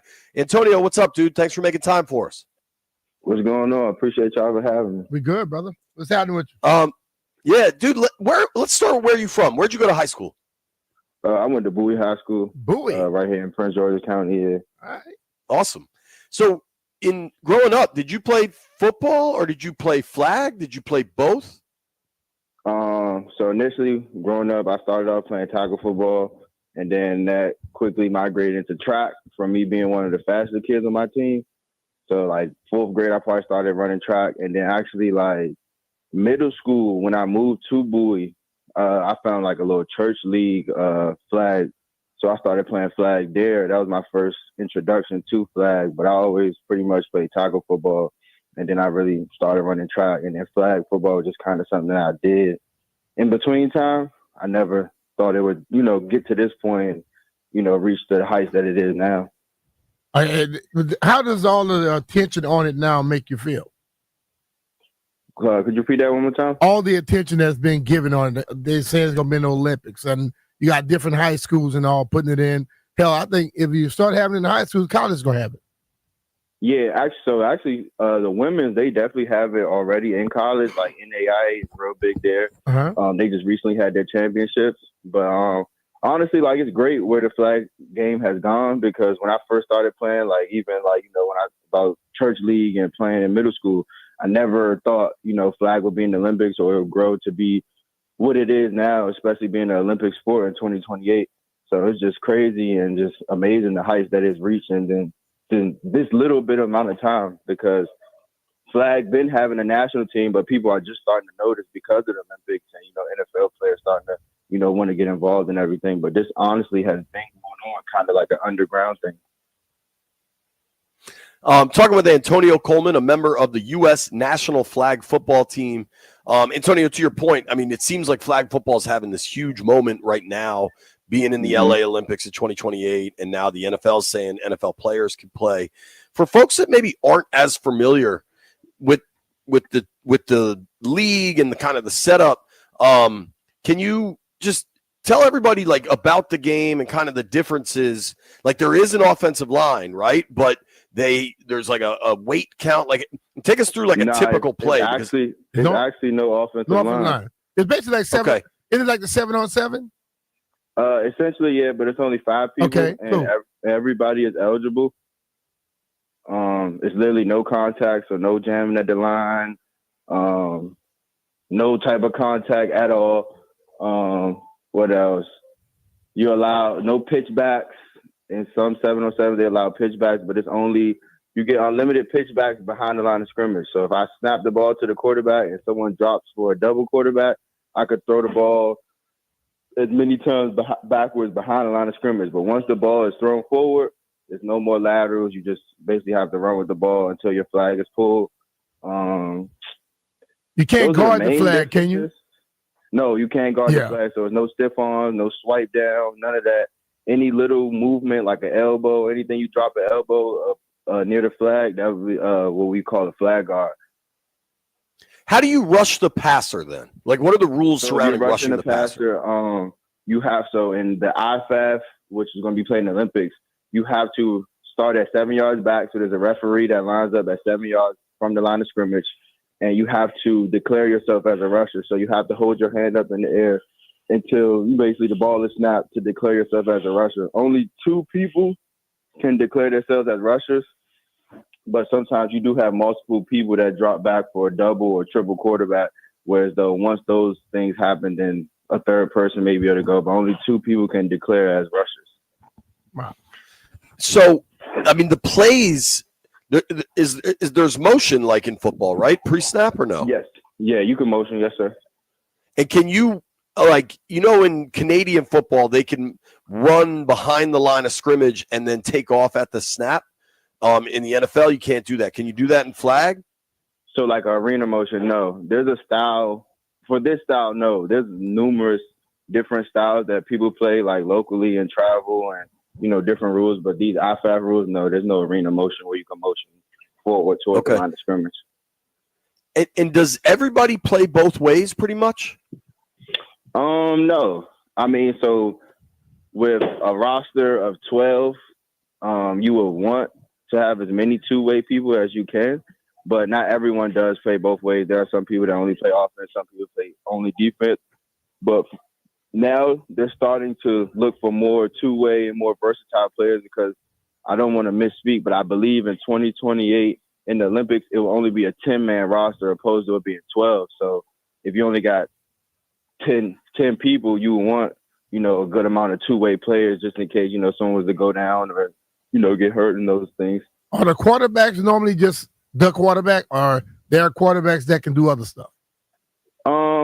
So the Daryl Houshett, who has been the USA's quarterback for the last 3 to 4 years, he's a guy who can play multiple positions. So he started out on the team actually as a defender, rushing, I believe, playing safety. So he has the capabilities of stepping out there and playing other positions. But normally as QB1 on the USA team, he's only been the quarterback. Okay. But this year, there's actually 2 quarterbacks that were taken. So one of them, he's more of a traditional. And then Hoosh, he's more of like a dual threat. So he might be seen doing more than just playing quarterback this year. So, Antonio, Hoosh made some comments. I don't know when it was, maybe last year or something.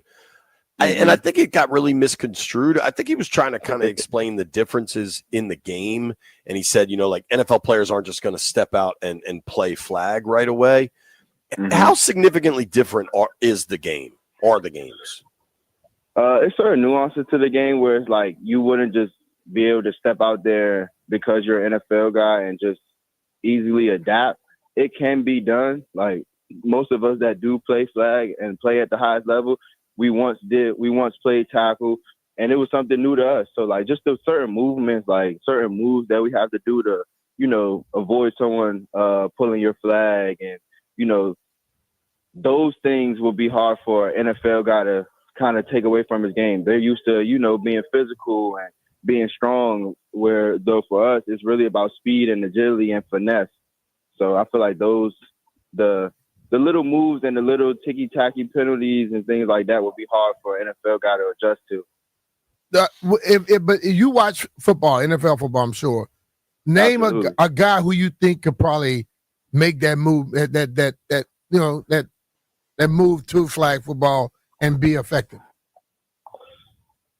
It's hard to say, honestly, because like I feel like you have to want to, make that adjustment. Like any person that's in the NFL could probably go out there and run a route and catch a football. But will you be able to go out there and make the best flag pullers in the world miss? Probably not, because you don't have the necessarily hip moves or dip moves that come with flag football. Mm-hmm. And there are people out here that's really skilled at pulling a flag. Same way people practice and they're skilled at tackling, there are people out here that really could pull a flag, like almost with their eyes closed, no matter what move you do. Yeah. So, but like guys like at the top of their game, like Tyreek Hill, Jamar Chase, like those NFL talents, I'm sure they'll be able to come out there and catch passes and get open and everything. But the main thing will be like after the catch, or also playing defense, because this style is an offensive game.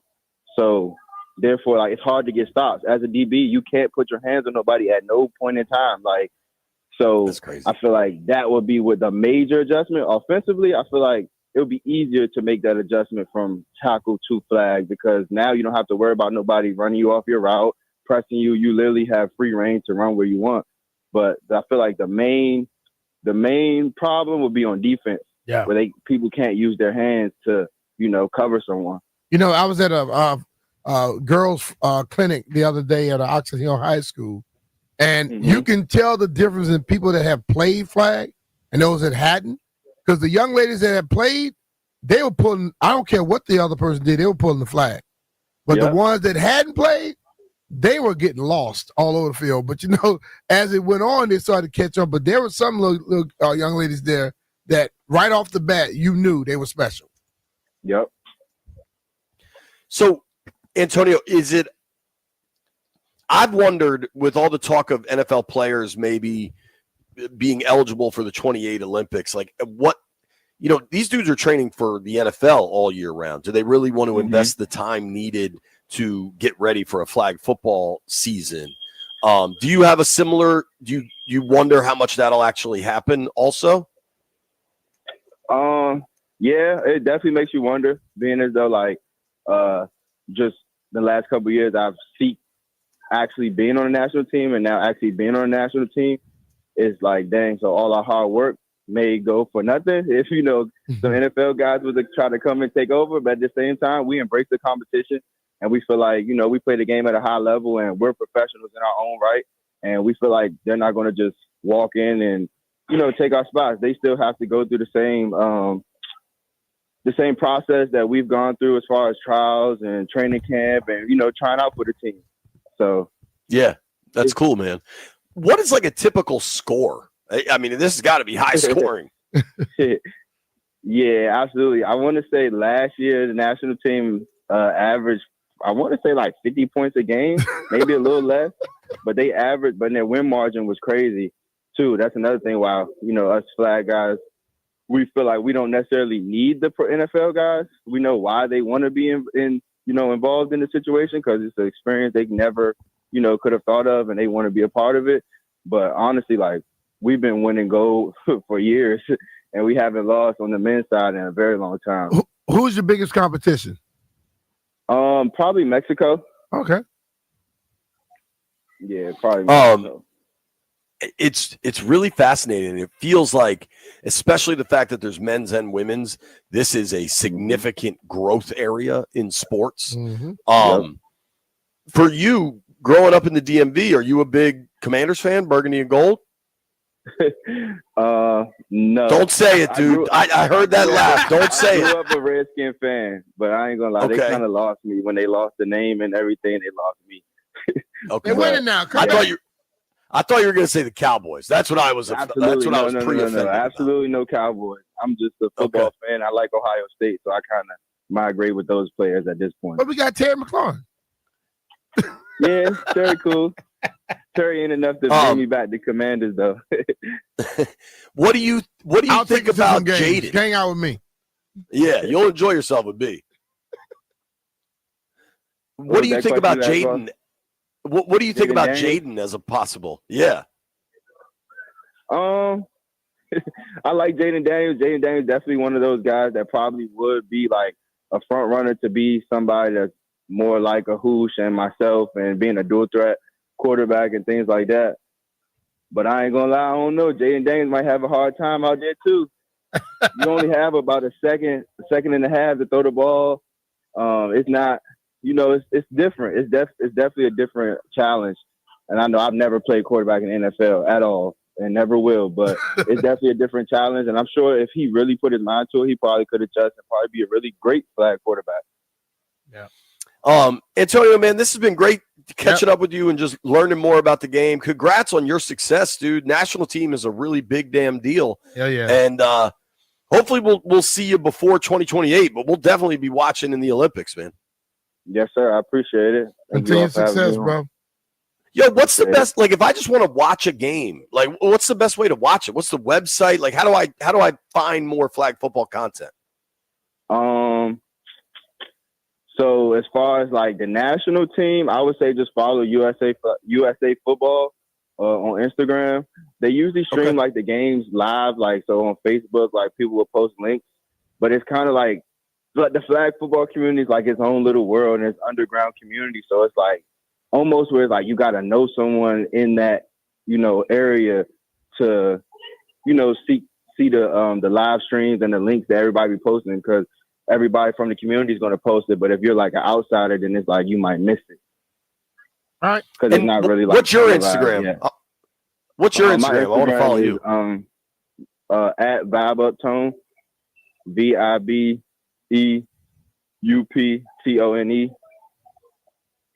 There you go. Thank you, man. I appreciate your time. I appreciate you. All right, bro. Appreciate you, man. Phone lines open at 1. Nobody go anywhere. Hey, it's Brian Mitchell here. FanDuel is the best place to find all your favorite player props. And now you can make the smarter play with new performance trends. Want to see if a guy's hitting that over consistently? Or maybe they're flirting with a potential triple-double? Get the latest stats right inside the app and see who's heating up. And once the game starts, that's when things get interesting. You can combine live prop bets into a same game parlay for a chance to win big. If you don't already have FanDuel, it's not too late to get in on the action. You'll get started with $200 in bonus bets if your first $5 bet wins. So just visit FanDuel.com/Brian to join today. Make every moment more with FanDuel, official sports betting partner of the NBA. FanDuel Sportsbook is the official partner of 106.7 The Fan. You have to be 21 years old and present in Virginia. First online real money wager only. $5 first deposit required. Bonus issued as a non-withdrawable bonus bet, which expires 7 days after receipt. Restrictions apply. See terms at sportsbook.fanduel.com. Gambling problem? Call 1-800-GAMBLER.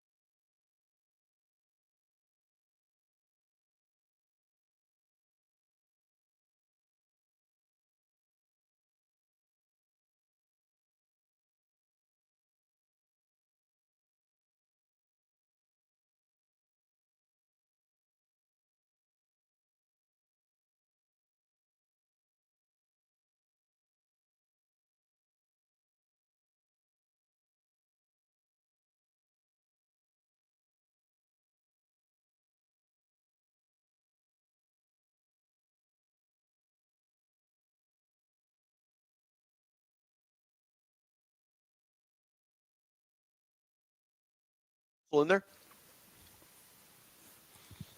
B-Mitch Finley, 1067 The Fan, opening the phones in 10 minutes. But right now, we're joined by the one and only Chris Russell. Rooster, why are you mad at Hard Knocks, dude?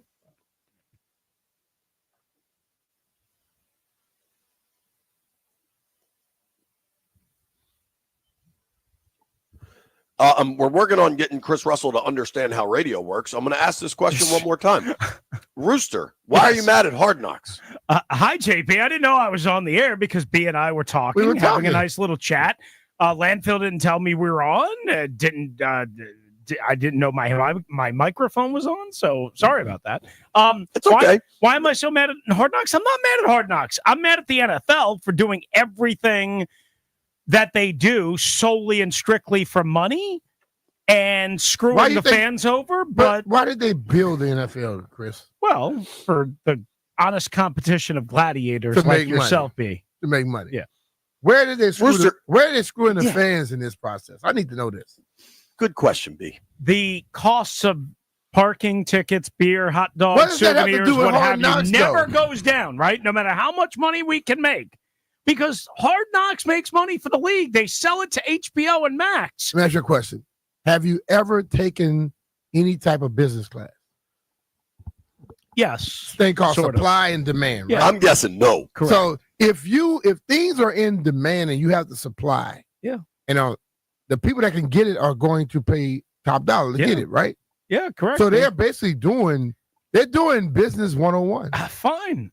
It doesn't mean I can't be upset that they don't fix what's obviously wrong. What's wrong? What is wrong? They won't fix the stupid Eagles play. What is it called? Not the tuck rule.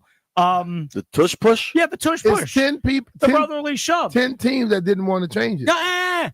Roger Goodell conspired with the Green Bay Packers because they don't have an owner, and then they still screwed the whole entire thing up. They refused to call quarterback face masks. They hadn't been proven yet. Well, that Roger Goodell did. Well, it hadn't been proven, but I know. I have sources. I know these things. I know these things. You're mad about the tush push and beer price? Like what? You're all over the place here. No, I'm not all over the place. You asked me why I'm upset about Hard Knocks. I'm not upset about Hard Knocks. I'll watch it a little bit. It's too much. I mean, the NFL is just, like enough. We need a little bit of a break. A little bit of a break. I don't need any more content. I've got plenty of content. I'm asking this question. You cannot watch it. Yeah, that's an option. That's the one option. You cannot watch it. Not doing what we do, B. But you could just not watch it because you got enough content, you said. I get that, but when people are talking about how Javon Kinlaw, why did you choose this profession? JP's favorite target? Why you chose this profession? I'm just saying. I like Kinlaw. I think I'm the foremost Kinlaw target defender. supporter. I shouldn't say target, supporter, defender. Why did I choose this profession? 30 years ago, it was way different. I got intoxicated by listening to Mike and the Mad Dog on WFAN in New York. I said, this is the coolest job ever. I could make $500,000 a year to yap about sports. Well, that How little did I know? That left a long time ago. Yeah, exactly. You could probably still make the day if other people you wouldn't working for wouldn't do it what you saying the NFL is doing. Yeah, that's true. There we go. True. Rooster. If I was on a certain show, huh? A simple question, Chris. Yes. You blame the NFL for rising costs. Yes. Is that correct? That seems to bother you? No, I'm saying the more money they make, which is true, right? The revenue just keeps going up. The cost to the fans don't go down, right? It only goes up, which is part of why the overall revenue pie goes up.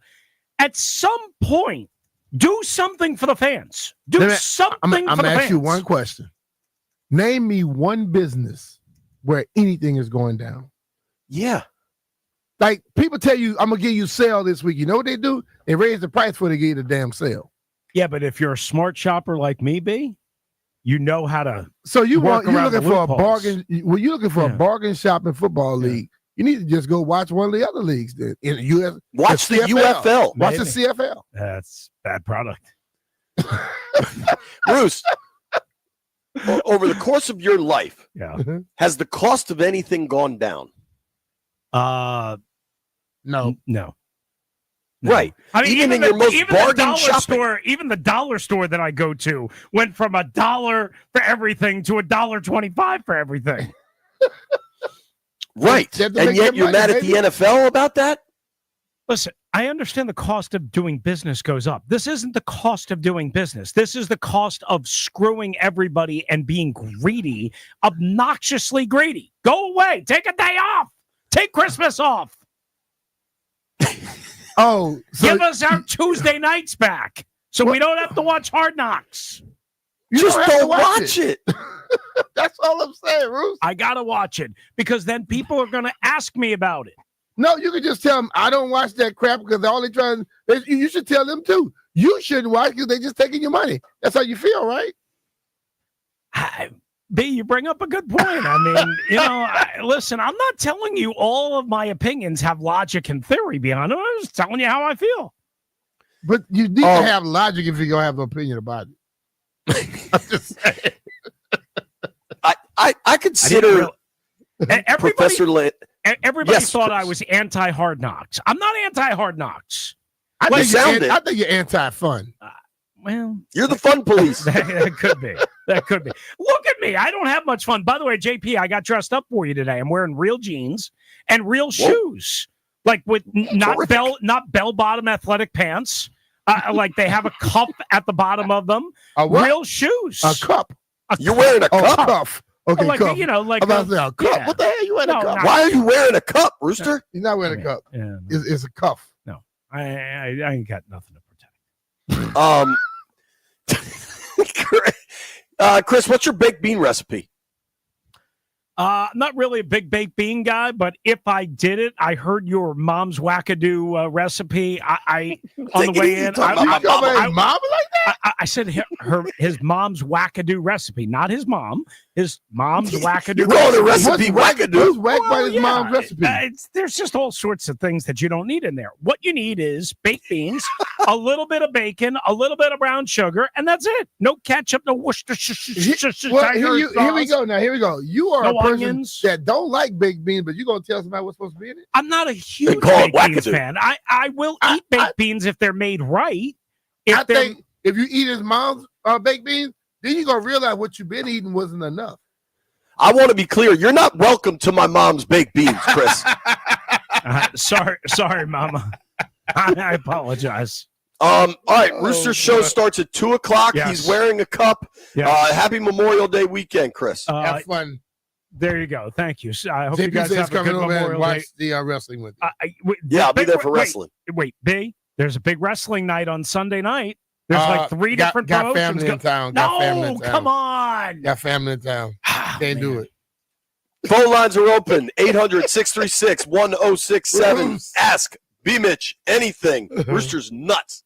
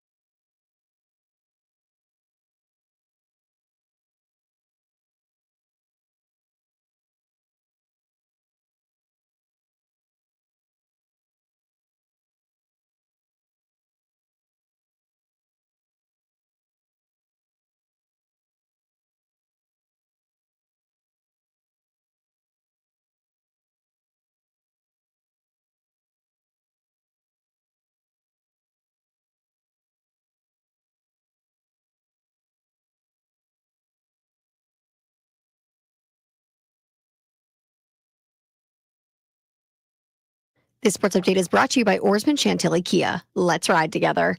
Tonight, 6:45 p.m. right here on 106.7 The Fan. You can listen live as the Nationals take on the Giants for Game 1 of the series. The organization just called up Dalen Lyle as they placed Jacob Young on the 10-day IL. Lyle has been on a heater this season. He's leading the Nats minor leagues with a .337 batting average, could add some juice to this already very hot Nats lineup. Also tonight at 8 p.m., you've got the Knicks trying to even this series against the Pacers and the Stars taking on the Oilers in the NHL.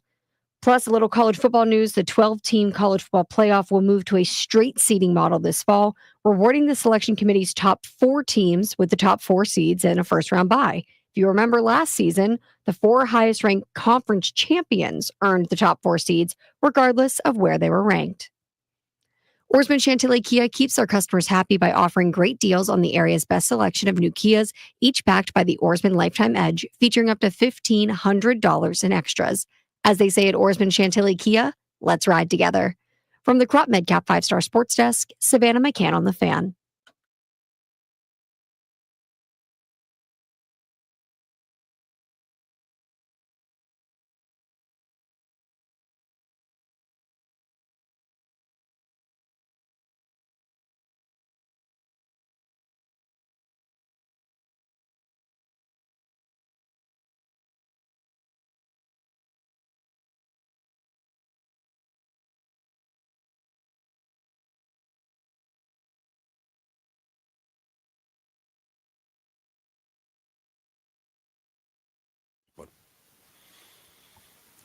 B. Mitch and Finley on a Scotty's Vodka Red Bull Friday. If you missed any of our interview with Antonio Coleman of the U.S. National Flag Football Team, I thought it was informative and interesting. Yes. If you missed any of our interview with Chris Russell, I thought he was unhinged and a lunatic.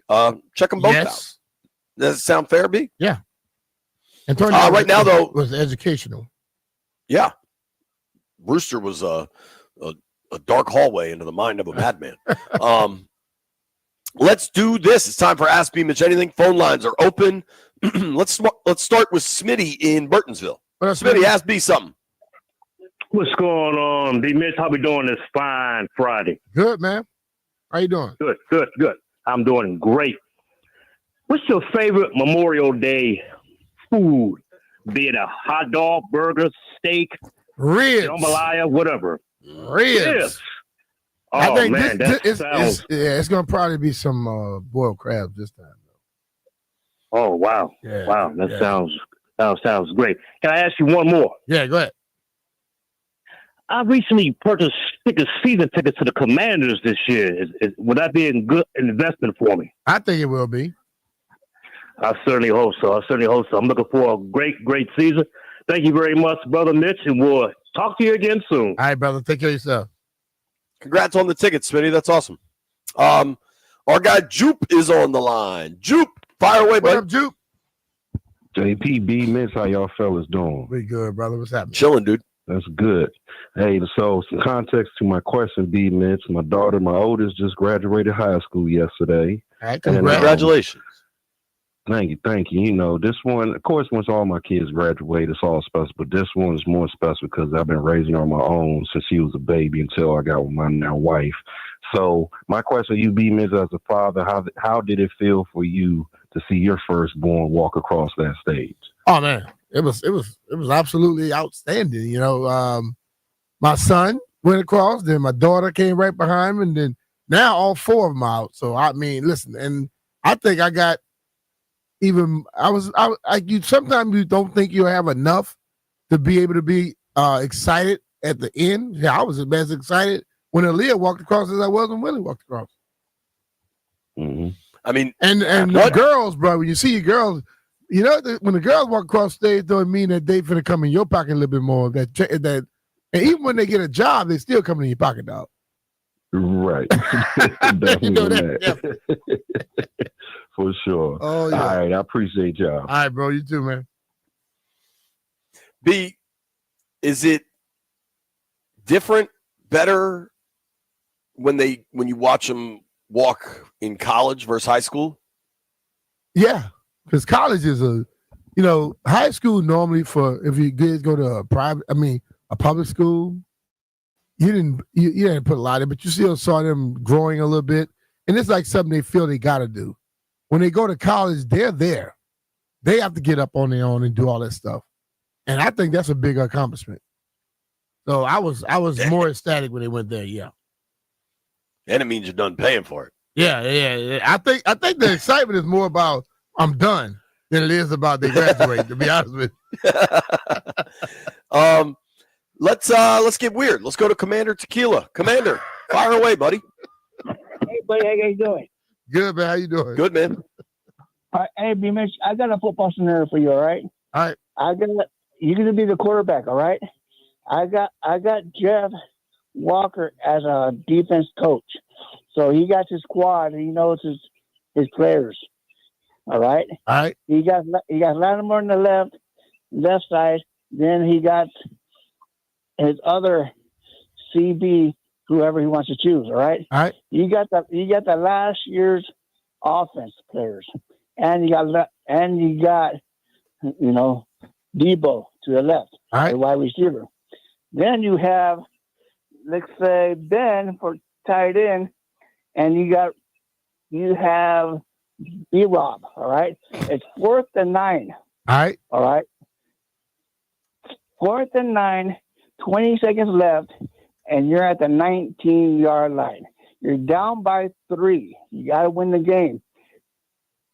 Jeff got to hold them to win the game. You got maybe 2 plays. What would be your first play? First play, I'm going to have Terry go to the end zone, and I'm throwing it to the back of the end zone. I'm also have Debo coming across just in case.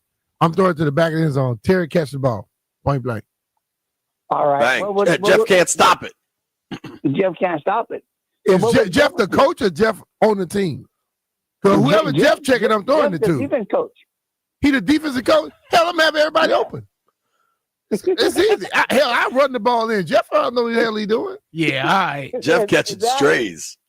The eggs. Thank you, Commander. Pleasant. That's a game. That's not a real football. Thank you, Commander. Oh boy, Jeff, why Commander Tequila have to drag you into this thing, man? I don't know. See, that's your fault. I would have respected if you like, yeah, you got Jeff at cornerback on the other side of Lattimore, even though it ultimately ends in me getting cooked. But as the coach, every time you bring him on, he gonna talk about as the coach. I don't know if that's disrespectful or not. I think it's yeah, it is.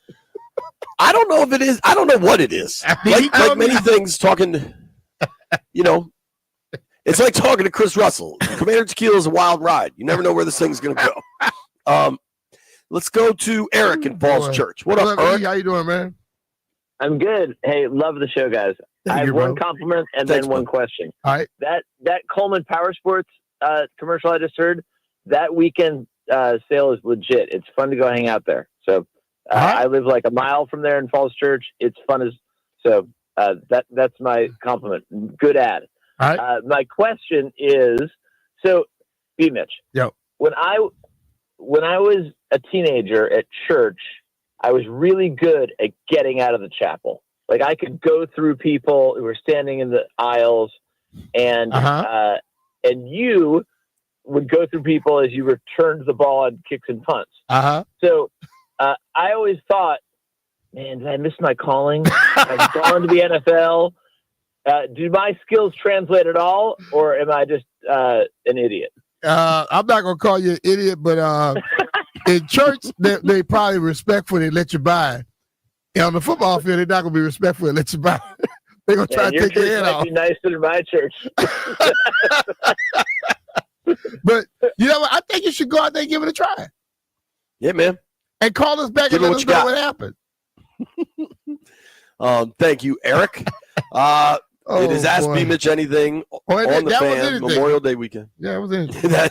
We've gotten some anythings today. We got some let's go to Jim on line 3. What up, Jim?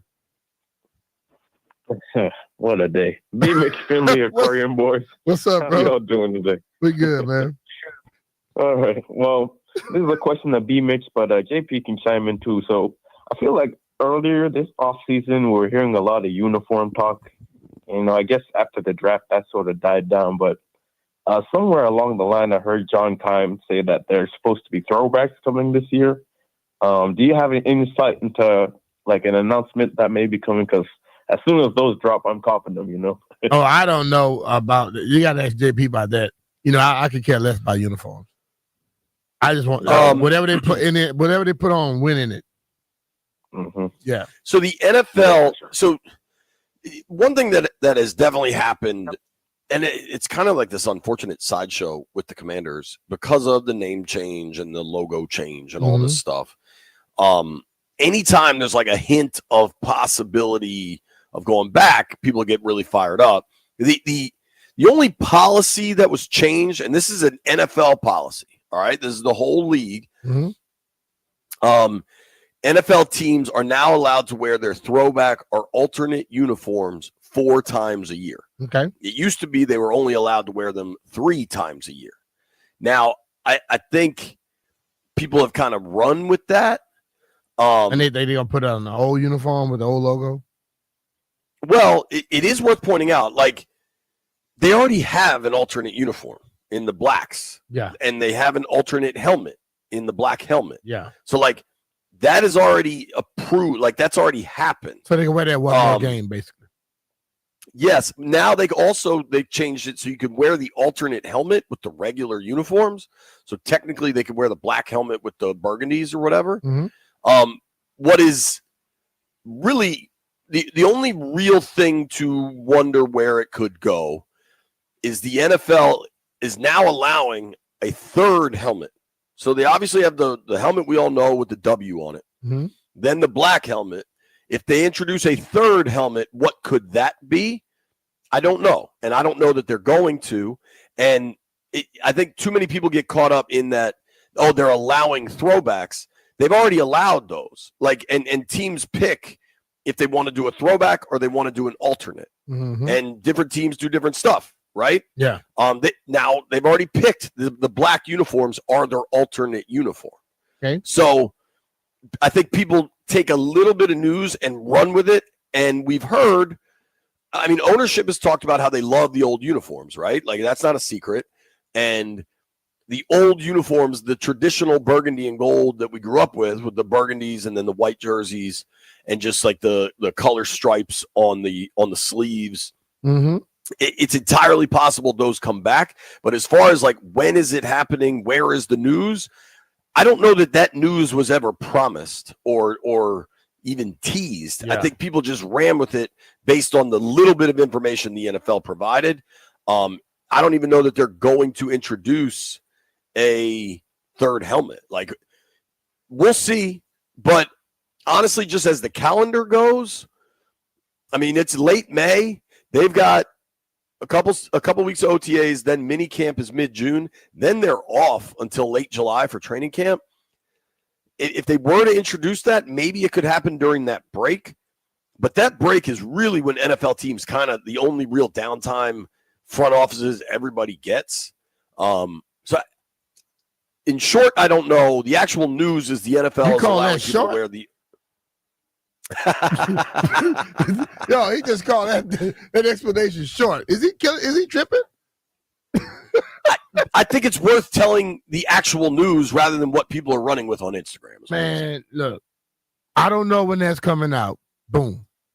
That's all you got to say. You just gave us a whole damn thesis for that. Gerald is in Akakeek. What up, Gerald? You guys. How you doing, man? Got a 2-parter for B. Mitch. B. Mitch, have you ever been approached by anybody from the Washington team about a position within the organization? Now, if you have, why didn't you accept it? Or if you were approached, would you accept a position within the? I haven't, and yes, I would. Okay, because with your knowledge, man, I think you'll be a great, person within the organization. I appreciate it. Okay, man. Take Thanks, care. Gerald. You know, right. JP, I think they hired me and put me in the analytics department. You'd be perfect. You're a numbers guy. You're an engineer. Yeah, I know numbers. But I know how to use other stuff to help them out. Last one. Mike is in Germantown. What up, Mikey? What's up? How y'all doing today? Doing good, man. How you doing? Pretty good. I got a 2-part question. First part is, I know you got obviously you got kids, so I want to know at what age did they start coming to your football games? And right now I got an almost 6-month-old, and I got 2 older kids. They're girls. They ain't really worried about football right now. But I want to get the 6-month-old into football, so I want to know at what age should I start bringing her to the game so I can get her on the burgundy and gold train? I mean, I'm not taking a infant to a game. That's just me. And we didn't take ours when they were younger, but when they start hitting about 2-3 years old, yep, Bria was at all. My oldest daughter, man, she was at the game telling everybody how to act. She was running the whole suite. If she was happy to get in the limo to go to the game. So she was there early. Aaliyah and Maya, I was retired after Aaliyah was born. But Maya didn't come to games until she started coming up there to Philly, and she had to be 3 or 4. Okay, yeah. I was thinking about 2 or 3, so that makes sense. Yeah. When anytime listen, man, little kids absorb stuff a lot quicker than older kids. So if you get her around it early, she'll pick it up. And doing it with dad, doing it with you, she'll love it. Like my neighbor who just passed away, he and his daughter would go to almost every game together, and Grace is now 25, and she said she's going to keep going to the games. So he got her into it. Nice. I appreciate that. Oh, yeah, man. Cool. Take care, man. I like that question. That was a good one. That's good stuff. I know having 2 little girls, Mm-hmm. I used to bring them to a preseason game every year, and that was the perfect speed because you could leave at halftime. Yep. But now, in the Jaden Daniels era, my girls are all in on the Commanders. Oh yeah, they are all in. And the thing about people think like little girls don't want to be around football. Hell, they love it just like anybody else. Completely. Yeah. My girls are all in sports. Yep. That's as it should be, B. Yeah. No better area in the country, hell, in the world for high school basketball. Summer League is heating up. Our guy Mark Stern with Capital Hoops joins us next for DeMatha Summer League conversation.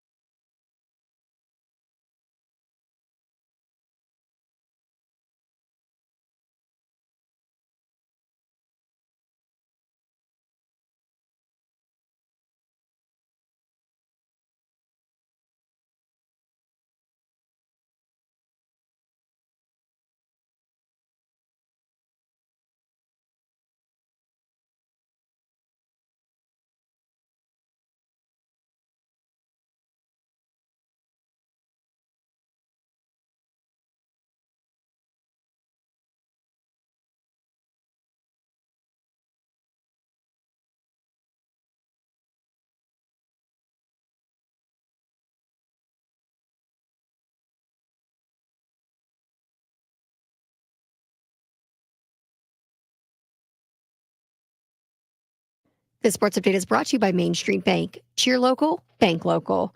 Browns head coach Kevin Stefanski had nothing but good things to say when he was just asked about Shedeur Sanders and how he's been adjusting to the NFL. Stefanski made a comment when he was discussing the other rookies on the Browns as well, but in Sanders' case, the compliment might carry a little extra weight.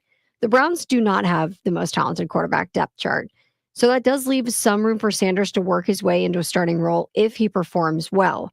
The early returns sound very promising. Stefanski's comments seem to indicate the negative chatter surrounding Sanders prior to the draft was overblown. Now, again, he has a long way to go until he's named the starter, but that does give us a positive sign that maybe Shedeur Sanders shouldn't have slipped as far as he did. Main Street Bank is a business-focused community bank proudly serving the DMV since 2004. Visit mstreetbank.com to learn how to put our team in your office. Main Street Bank, member FDIC, equal housing opportunity lender. From the Crop MedCap 5-Star Sports Desk, Savannah McCann on the Fan.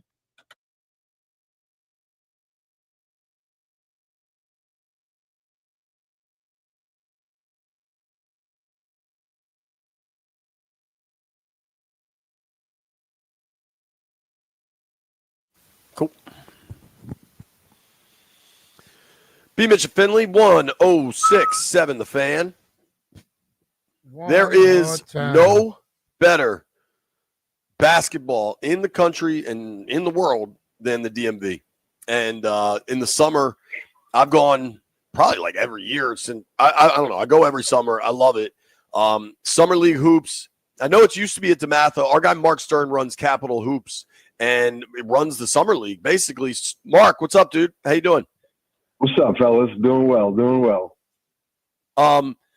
Get us up to speed on Summer League. I know you guys are off and running. I follow you guys on Instagram. That's how I get all my high school hoops content. Where are we at in Summer League? Is it still at DeMatha? So we have two locations. DeMatha is one of them. Annapolis area Christian School in Severn, Maryland is our second location. I started running the Summer League in 2018. There was already an existing Summer League prior to that at DeMatha that the former coach Mike Jones ran, and he kind of handed me the reins in 2018 to make my own kind of variations and version of it. So yeah, I guess this is year 7 minus 1 year of COVID, and we're up to 56 teams this year. Wow. Biggest summer league in the country. We started last Sunday, so we're about a week deep right now, and it's booming in there, man. It's booming. Every night we've got 8 games. 2 games going on simultaneously, and you know, a lot of hoops in there, a lot of fanfare in there. It's been a great summer thus far, and we're just getting started. Who are the studs, dude? There's always studs. Who are they, and how do I get them to University of Maryland to play for Buzz Williams? So one of the biggest games of the summer league is tonight. And it's between DeMatha and Bullis. Both of those teams have tremendous studs. DeMatha is always loaded. Their backcourt's really good, but they've been a little injured and haven't played yet this summer. Perhaps tonight will be the night they make their debuts. Bullis has a kid, Xavier Skipworth, who's a sophomore, who will be definitely the type of kid that Maryland will be going after in a year or so, if they aren't already. Team called Clinton Grace from Clinton, Maryland in PG. They are loaded. A kid named Jalon Lyons. He went off as Clinton Grace beat DeMatha a couple nights ago. Wow. He's got Power 5 offers. He's a rising junior, so he's got a couple of years left too. He's definitely one of the, on a short list of top players in the summer league as well.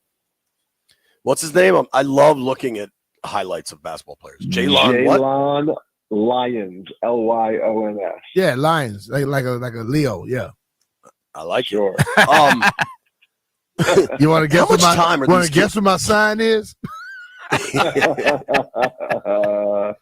How much time do these kids put in? It's got to be so much. Just to like the craft of basketball? Yeah, dude. They're doing this all the time. Great.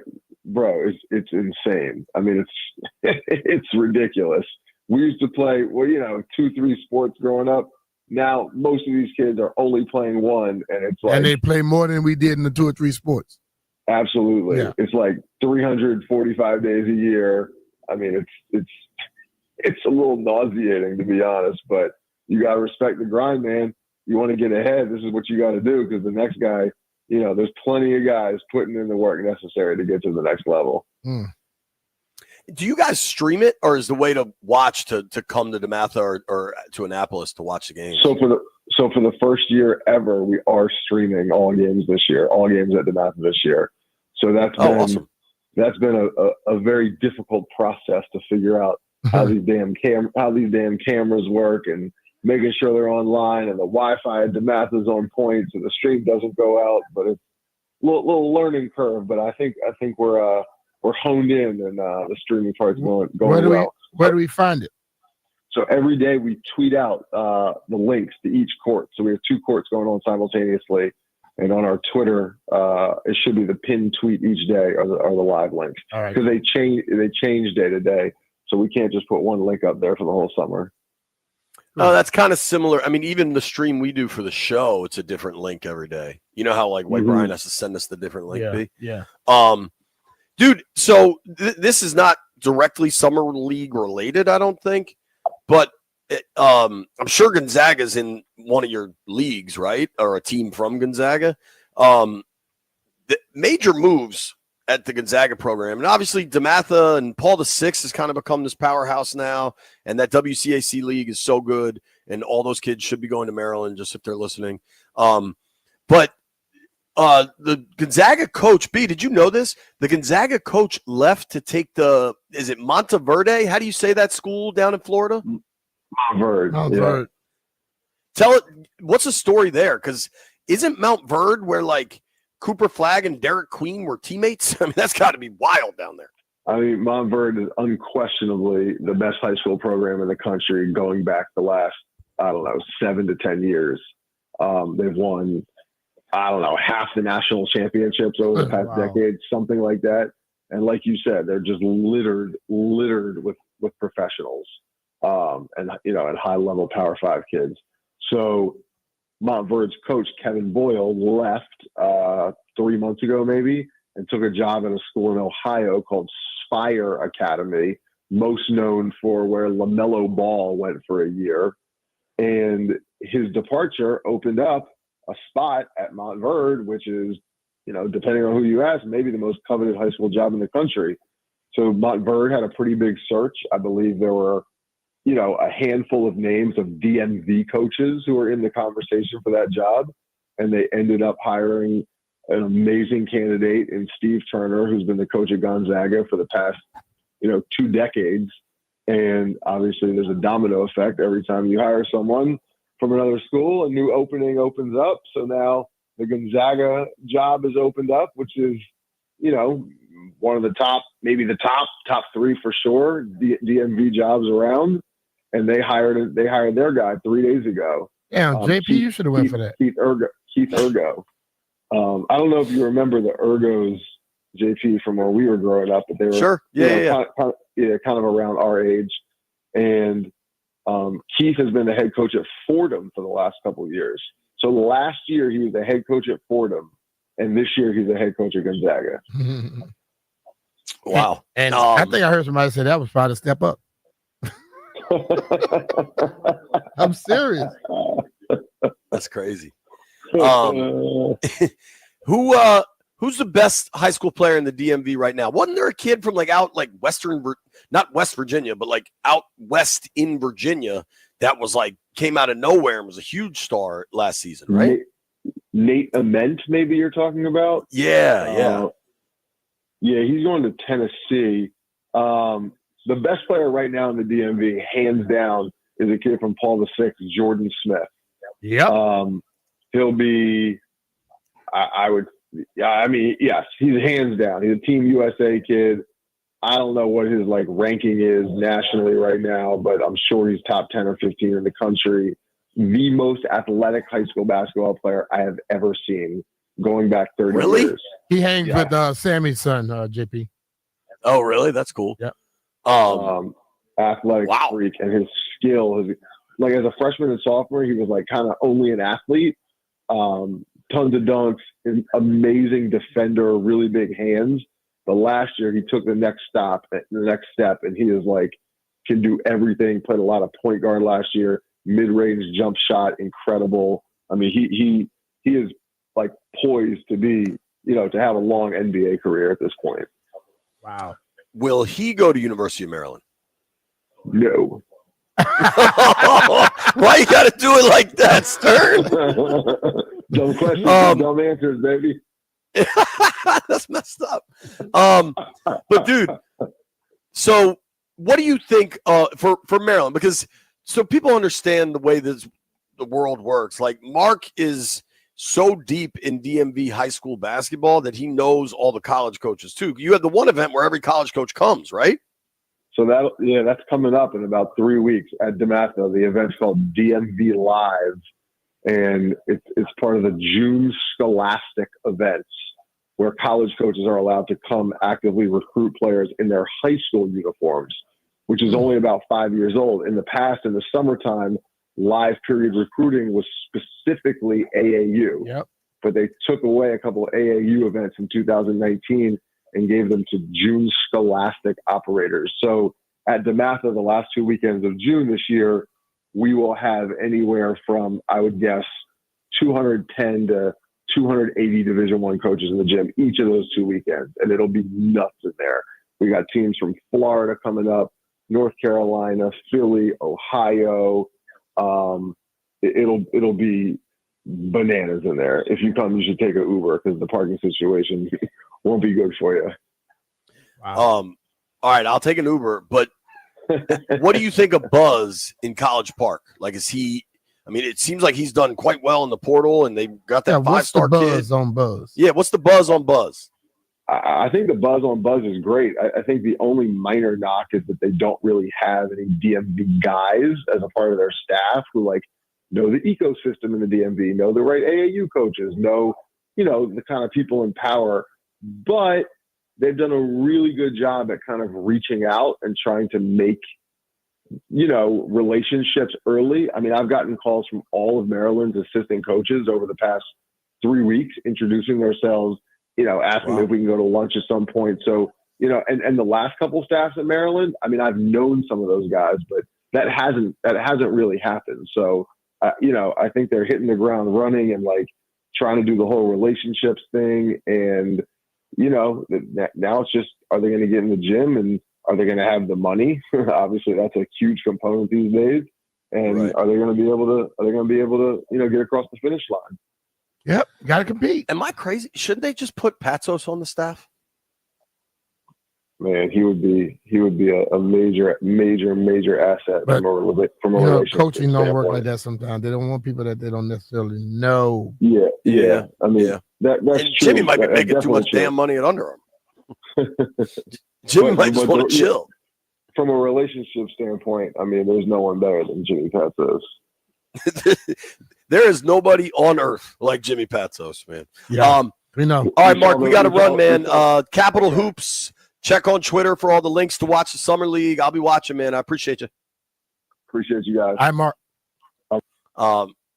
You know what I've learned? Trying to find the best high school basketball players is kind of like hipsters are with their indie bands. You just want to be first and be able to claim, oh, I saw that kid when he was 16 doing windmill dunks in the local gym. It's just kind of fun. What else is kind of fun is Memorial Day weekend. B. Mitch and I, our Memorial Day weekend starts in 17 minutes. Hey, it's Brian Mitchell here. FanDuel is the best place to find all your favorite player props. And now you can make the smarter play with new performance trends. Want to see if a guy's hitting that over consistently? Or maybe they've been flirting with a triple-double. Get the latest stats right inside the app and see who's heating up. And once the game starts, that's when things get interesting. You can combine live prop bets into the same game parlay for a chance to win big. If you don't already have FanDuel, it's not too late to get in on the action. You'll get started with $200 in bonus bets if your first $5 bet wins. So just visit FanDuel.com/Brian to join today.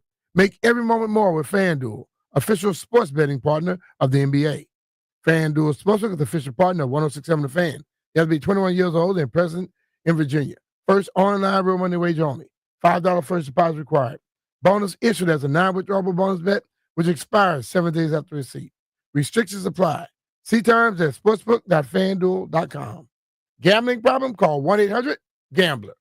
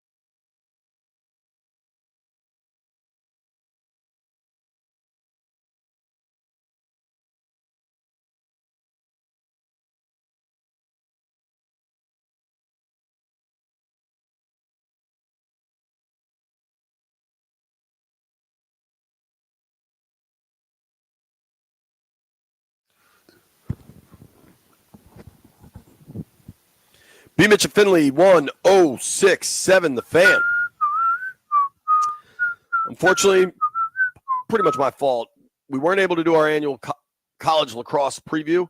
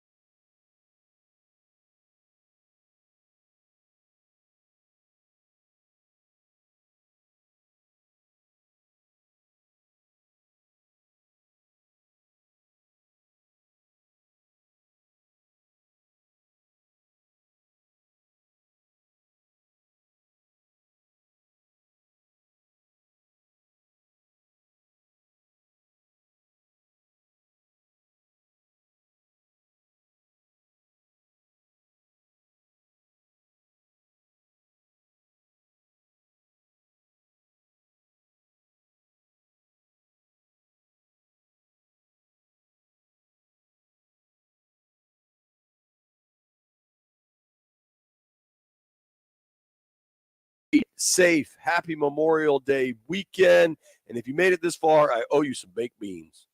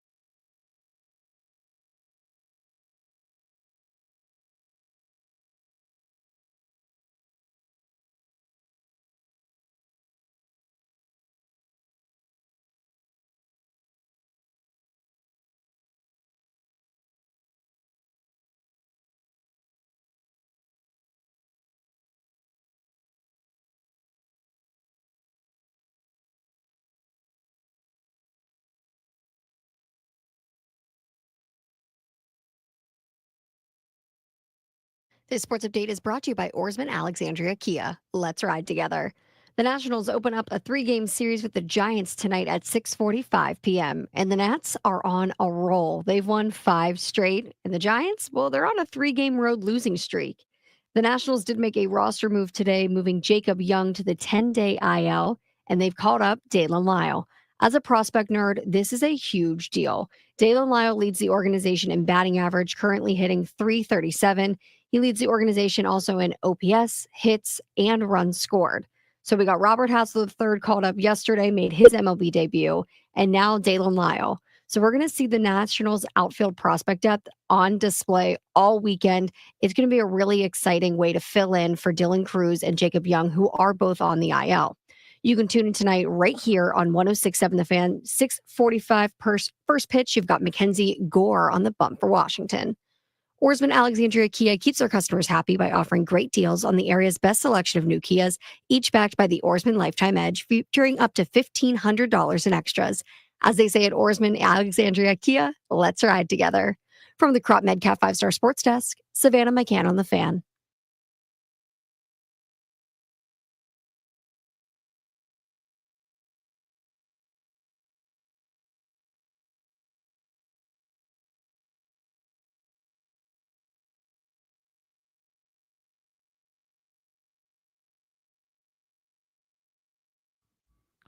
Welcome into Grant and Danny on 106.7 The Fan on this Friday, May 23rd, 2025. We are live from our Half Street Studios in the Navy Yard in the nation's capital, and we are taking you up to Nats baseball tonight.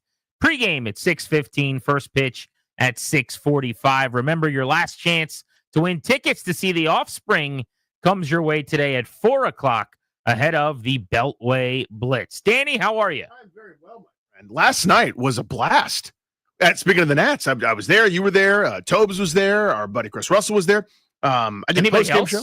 Who else was there? Tens of let's were there Okay. at that game last night. Let's just name more people that were there. Let's last name the night. people. Really, really fun. The debut for the kid, Robert Hassel III, was awesome. Really, really neat. There's a couple cool stories from the game last night. Gabriel Ruiz's parents got to see him play for the first time. We'll talk about that. And I already mentioned Hassel. And there's another kid. Looks like he's going to join him in the big leagues pretty soon.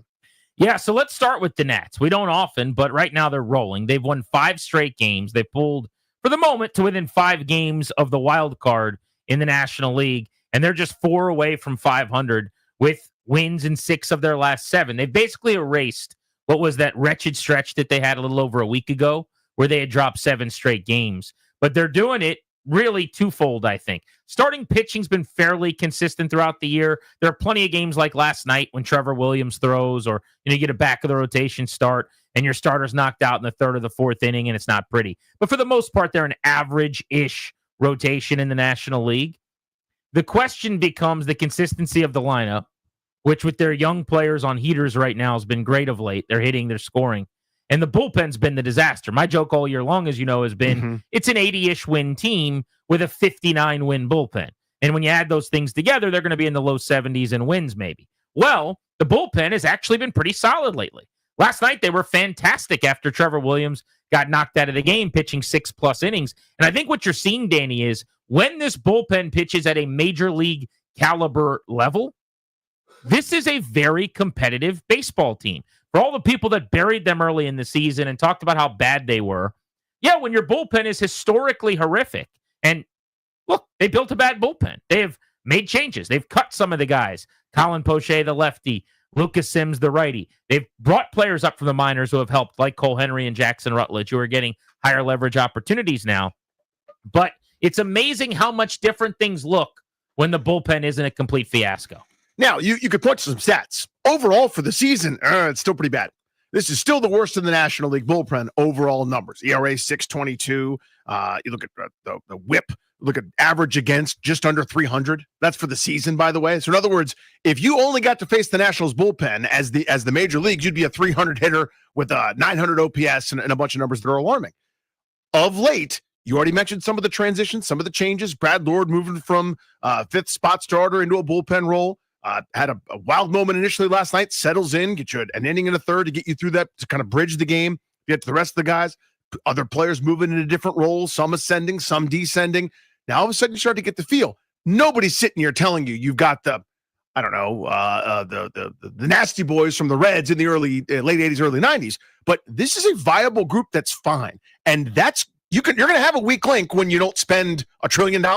That's their weak link still. But it ain't a disaster like it was all of a sudden. And they can win games like last night. Yeah, I'm capable of having two discussions at the same time.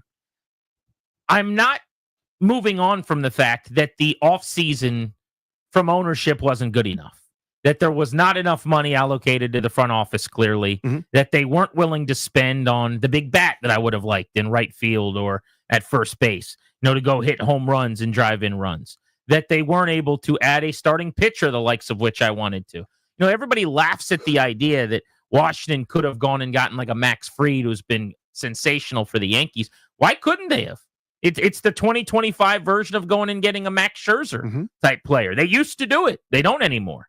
So forget that, because that's just such an elite player to bring in. But any kind of real, true, legitimate upgrade to the rotation would have been nice. They spent $7 million on Trevor Williams, who last year pitched well, but was 5 innings at a time, and a 5-and-dive guy that you got to get out of the game and that taxes your bullpen. And he's regressed substantially since last year, as you saw again last night. So if you just spent a little money, couple of relievers, starting pitcher, a bat, you're probably a 28-29 win team right now. You're a wild card team at this moment because the plan is actually working in terms of the baseball operation, in terms of the build, the Soto deal, a gift that keeps on giving, the development within the system of the players like James Wood, who at 22 years old is on pace for 40 homers and 110 RBI. CJ Abrams, who's playing the best baseball of his career and gets better every year, and now is about to be a 2-time All-Star at 24. Mackenzie Gore, their starting pitcher, has literally gotten better every single season in the big leagues, and right now leads the major leagues in strikeouts as he gets ready to take the mound tonight. It's working internally, but you need those reinforcements. I called into Linnell today. He asked me to come on to talk Nats, and I was thrilled to do it. 5-game winning streak. Let's chat about him. Everybody in town should be taking notice of how good these young players are.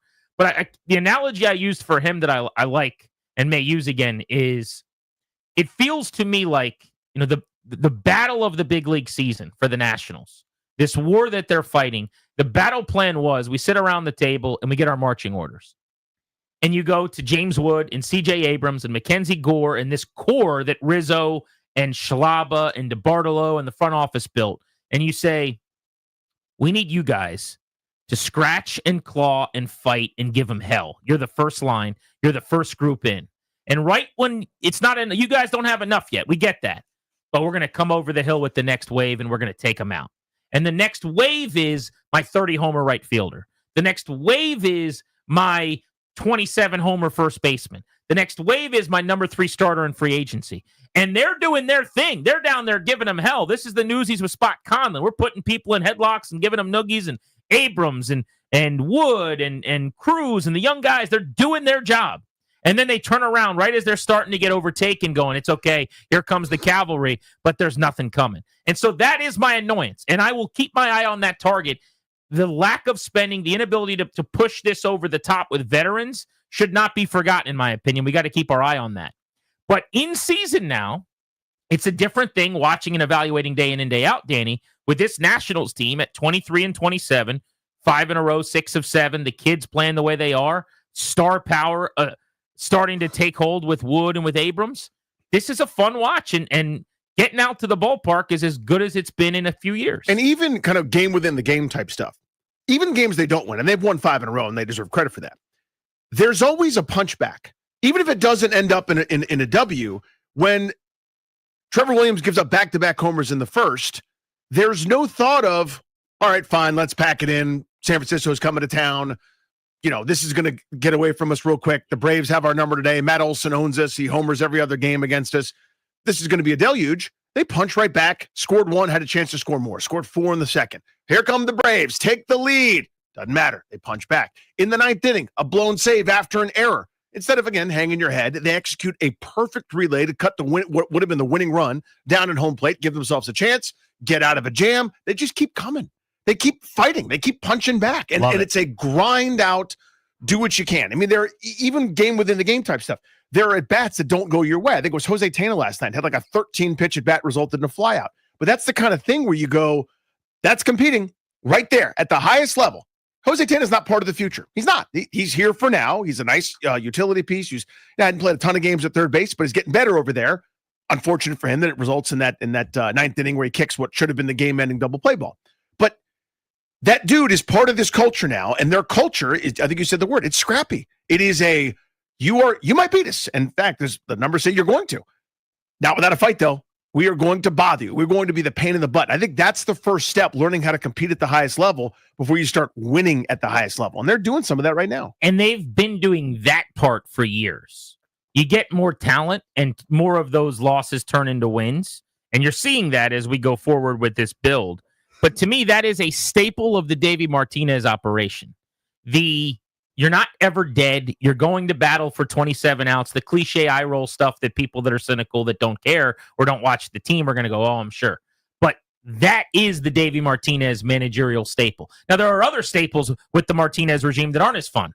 Things like the lineup will never, ever, ever, ever, ever, ever, ever, ever be the same 2 straight days, basically. Or certainly 3 straight days, right? That's just not going to happen. What time's the base running clinic? The outs on the base paths. Is he your manager? Then the history says they will run into 9,000 outs on base. And seemingly nothing will be done about it in perpetuity. So those things, it's all part of it, right? But he is beloved in the clubhouse. He runs a very upbeat, positive clubhouse. It's a very tight-knit group, and they scratch and they claw for him. Yesterday at the ballpark, the big story was Robert Hassel, who makes his major league debut. You referenced it.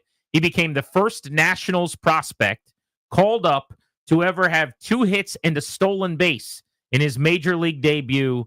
The 23-year-old who's been waiting 5 years since being the 8th overall pick in the draft back in 2020 for last night, had to wait an extra day because of a rainout.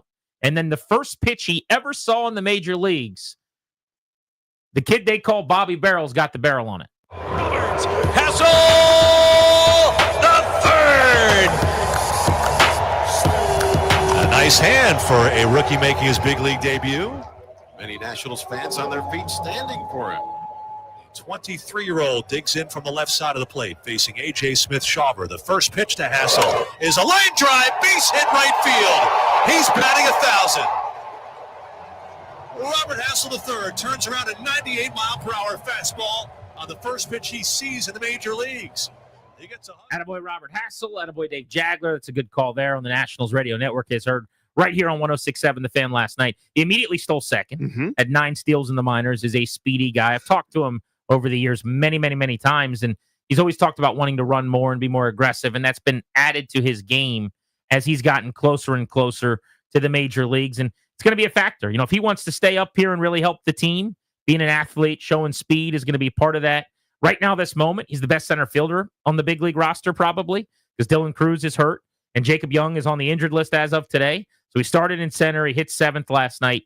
In addition to the 2 hits, by the way, one was he went the other way against the shift and would have been like a routine ground ball to the third baseman if they weren't shifting him, but it gets through down the left side. The other was that well-struck base hit to right, and he got robbed in the 9th. Michael Harris is a predator. He's a beast. He takes away so many hits from people. In that inning alone, the 9th inning, he made a play on, was it Ruiz? Garcia. Luis. Louis crushes a ball to right center, and Harris tracks it down. The guy covers ground like a Doppler radar. He runs into the fence, and then 2 minutes later is coming in, sliding toward the infield to take away the Hassel hit in both directions. He was awesome. But Hassel should have had 3 hits. He had 2 runs, including the game-winning run last night because he was the courtesy runner at second to start extra innings. You can't have a better debut than that. Just happy for him because it was a long time coming. Yeah, nobody's ever done that. I mean, what he just did last night, no one's ever done it. You saw the full skill set on display. That thing is so cool. I was, again, doing the postgame with Charlie and Dave last night, just talking about it. This is actually a little bit more normal that a guy would get drafted out of high school, take a handful of years to grow up, kind of become a man, both maturity-wise, physically, as you lift weights and exercise and all those kind of things, you kind of grow into your body. This is now atypical because of how well schooled and how skilled some of the kids that are coming up are. They're more big league ready at younger ages, by and large, than has ever been the case. With coaching's better, access to facilities is better, everything's better for these guys at we're at 10, 11, 12 instead of your dad going, get your elbow up, son. It's like a professional coach who's there working with you on everything under the sun. So it's unusual to have him take, quote, this much time for a prospect drafted in the top 10 to get to the major leagues. He's dealt with adversity, had a bunch of bounce backs. You and I have gotten to know him a little bit over the years, and he has that exact right balance for me, mentality-wise, between the no doubt about it confidence that I belong here. I belong. Regardless of the setbacks, I belong. Right up to that line of what some might perceive as arrogance. I don't think he's arrogant. I think he has a confidence about him and an understanding. I haven't done anything yet, but I belong up here. And he gives that off, kind of gives off that energy as a player where nothing's too big for him. And it really, really impressive debut last night. Really happy for him, man. So he debuts last night. Today we find out that Jacob Young is joining Dylan Cruz on the injured list, the other of the center fielders who's been banged up.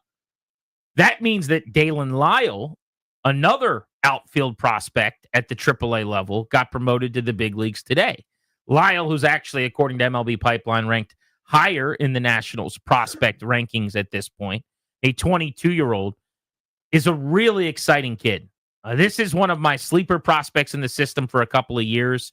He was drafted in the second round in 2021 with the 47th overall pick. He's probably the fastest player in the system. Andrew Pinckney is right there with him. But I think Lyle, in terms of running the bases, might be their fastest guy, going first to third. He's one of the leaders in the minor leagues in triples over the last couple of years. This year, he's been magnificent. He's hitting .337 with a .900 OPS. At AAA, he's hitting .360 in 18 games since being promoted. So he's only spent 18 games above AA in the minor leagues. And if not for an injury, he wouldn't be up. So it's very possible that it's a quick cameo, a look-see. He gets a quick opportunity, and then when everybody's healthy, they send him back down because he's only 22, and he hasn't been in AAA a lot. But when you get the call, it's your opportunity to show I'm not going back.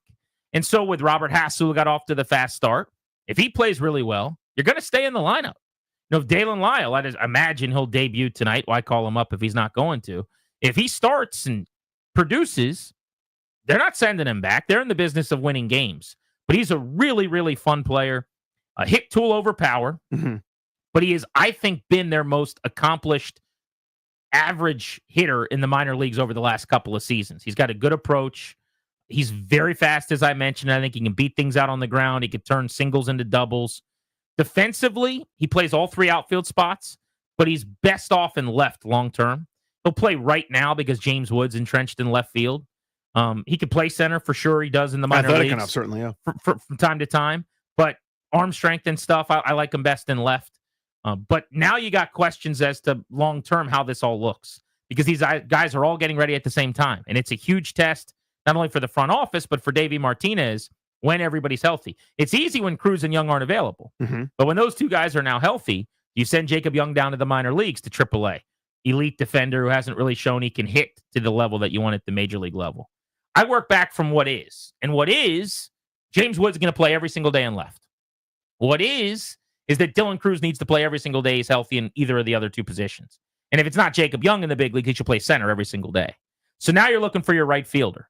And that's Hassel, or that's Lyle, or that could be Alex Call. And I would imagine it's Hassel or Lyle.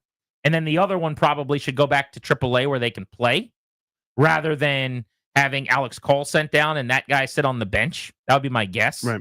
But they got to sort all this out because you look at up 95 at the Orioles, they had a bunch of guys get ready at the same time, and they screwed up a lot of players' development, in my opinion, because they were all ready to play, and there was no spot for them, and they didn't trade any of them. And so you look at, like, Kobe Mayo still in AAA, was just rotting at this point and completely been hindered in his development. Heston Kjerstad, I think they did a disservice to as well in the same way. So it's a huge challenge, and it's a great problem to have. This is what you want. Mm-hmm. But it is, don't get me wrong, I mean, this is going to go one of two ways here over the next several months. My guess is you got to find out this year who your other guy is with Wood and Cruz. And then the other one becomes expendable for a trade chip this offseason when you try to go get some pitching. And you can use the next 100 games to sort all that out, however you want to. Yeah, I think it's very well put by you. That's a good summary of it. The danger is to be static and do nothing and just sort of say, well, the problem will work itself out. No. Proactive. But at the same time, be open to different possibilities. For the sake of argument, if Robert Hassel takes this opportunity and runs with it, congrats to new right fielder Robert Hassel each and every day. I got no issue with that. Or maybe it's Lyle who provides a lot of the same things that Call might, but at a higher athletic level, just in terms of his sprint speed and some of the tools that he's got. Call's a lot of grit and guts, and I'll do a little bit of everything for you.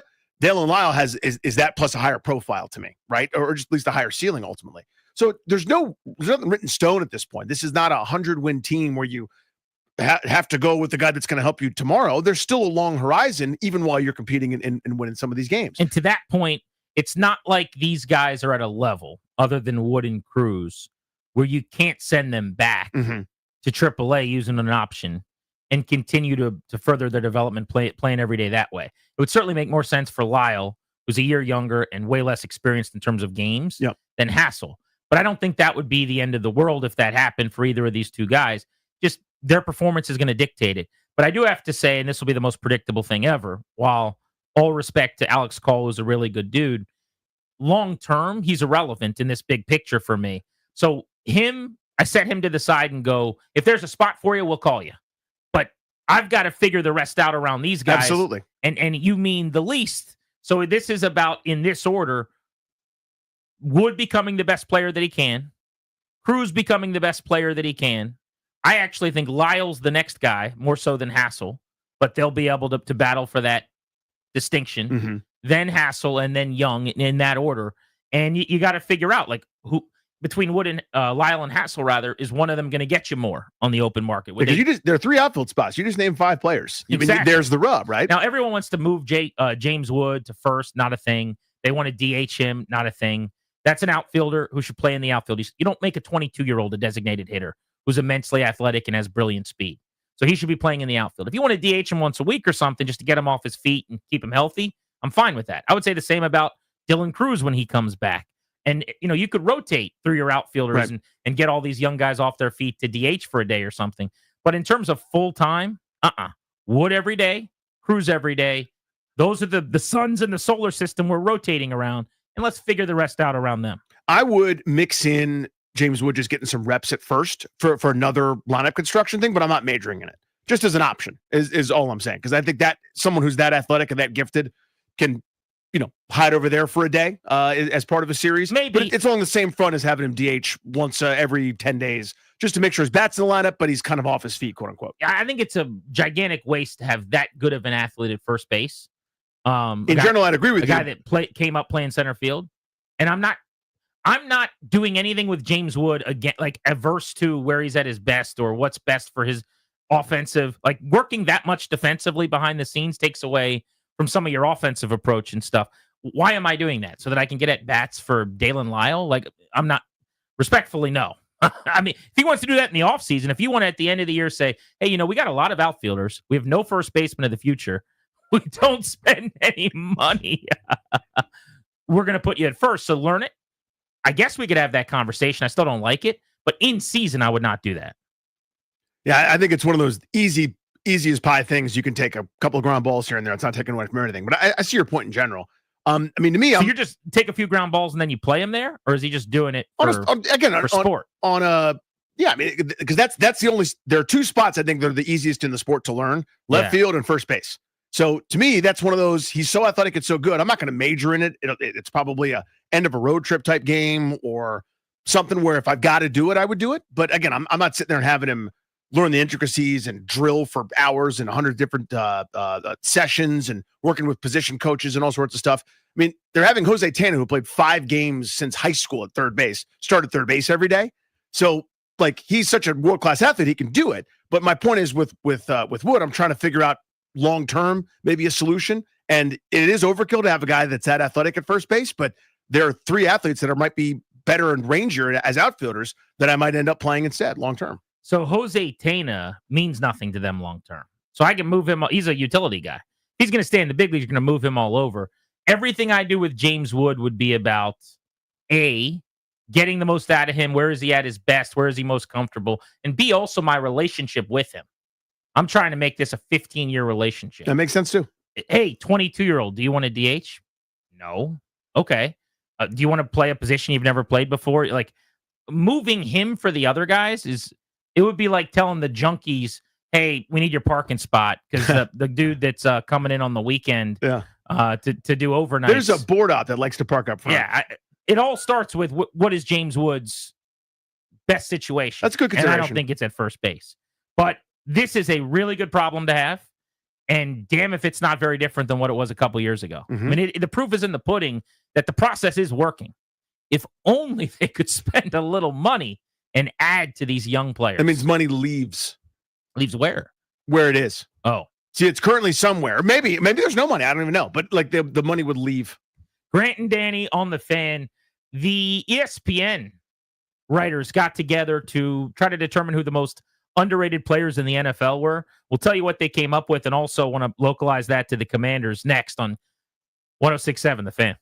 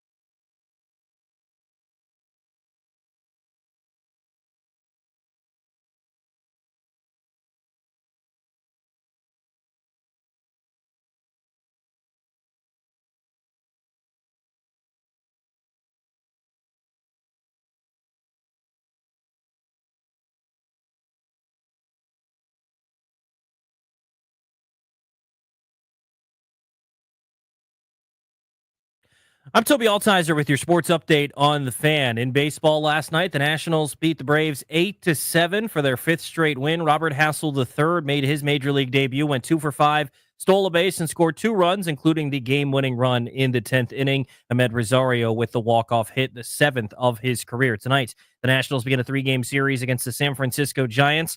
6:45 first pitch. You can hear the game right here on the Fan. Mackenzie Gore takes the hill for the Nationals. Leader in strikeouts. He's 2-4 on the season with a 3.67 ERA. Landon Roop gets the ball for the Giants. He's 2-3 with a 4.11 ERA. Another Nats prospect outfielder set to make his major league debut as Dalen Lyle was called up to the bigs today. Jacob Young goes to the 10-day injured list with a shoulder injury. Tonight, Game 2 of the Western Conference Finals in hockey. Oilers and Stars at 8 o'clock. The Stars lead that series 1-0. And on the hardwood, the Pacers and the Knicks Game 2 tonight at 8 o'clock. The Pacers lead that series after a thrilling Game 1. 1-0. From the Crop Metcalf 5-Star Sports Desk, I'm Toby Altizer on the Fan.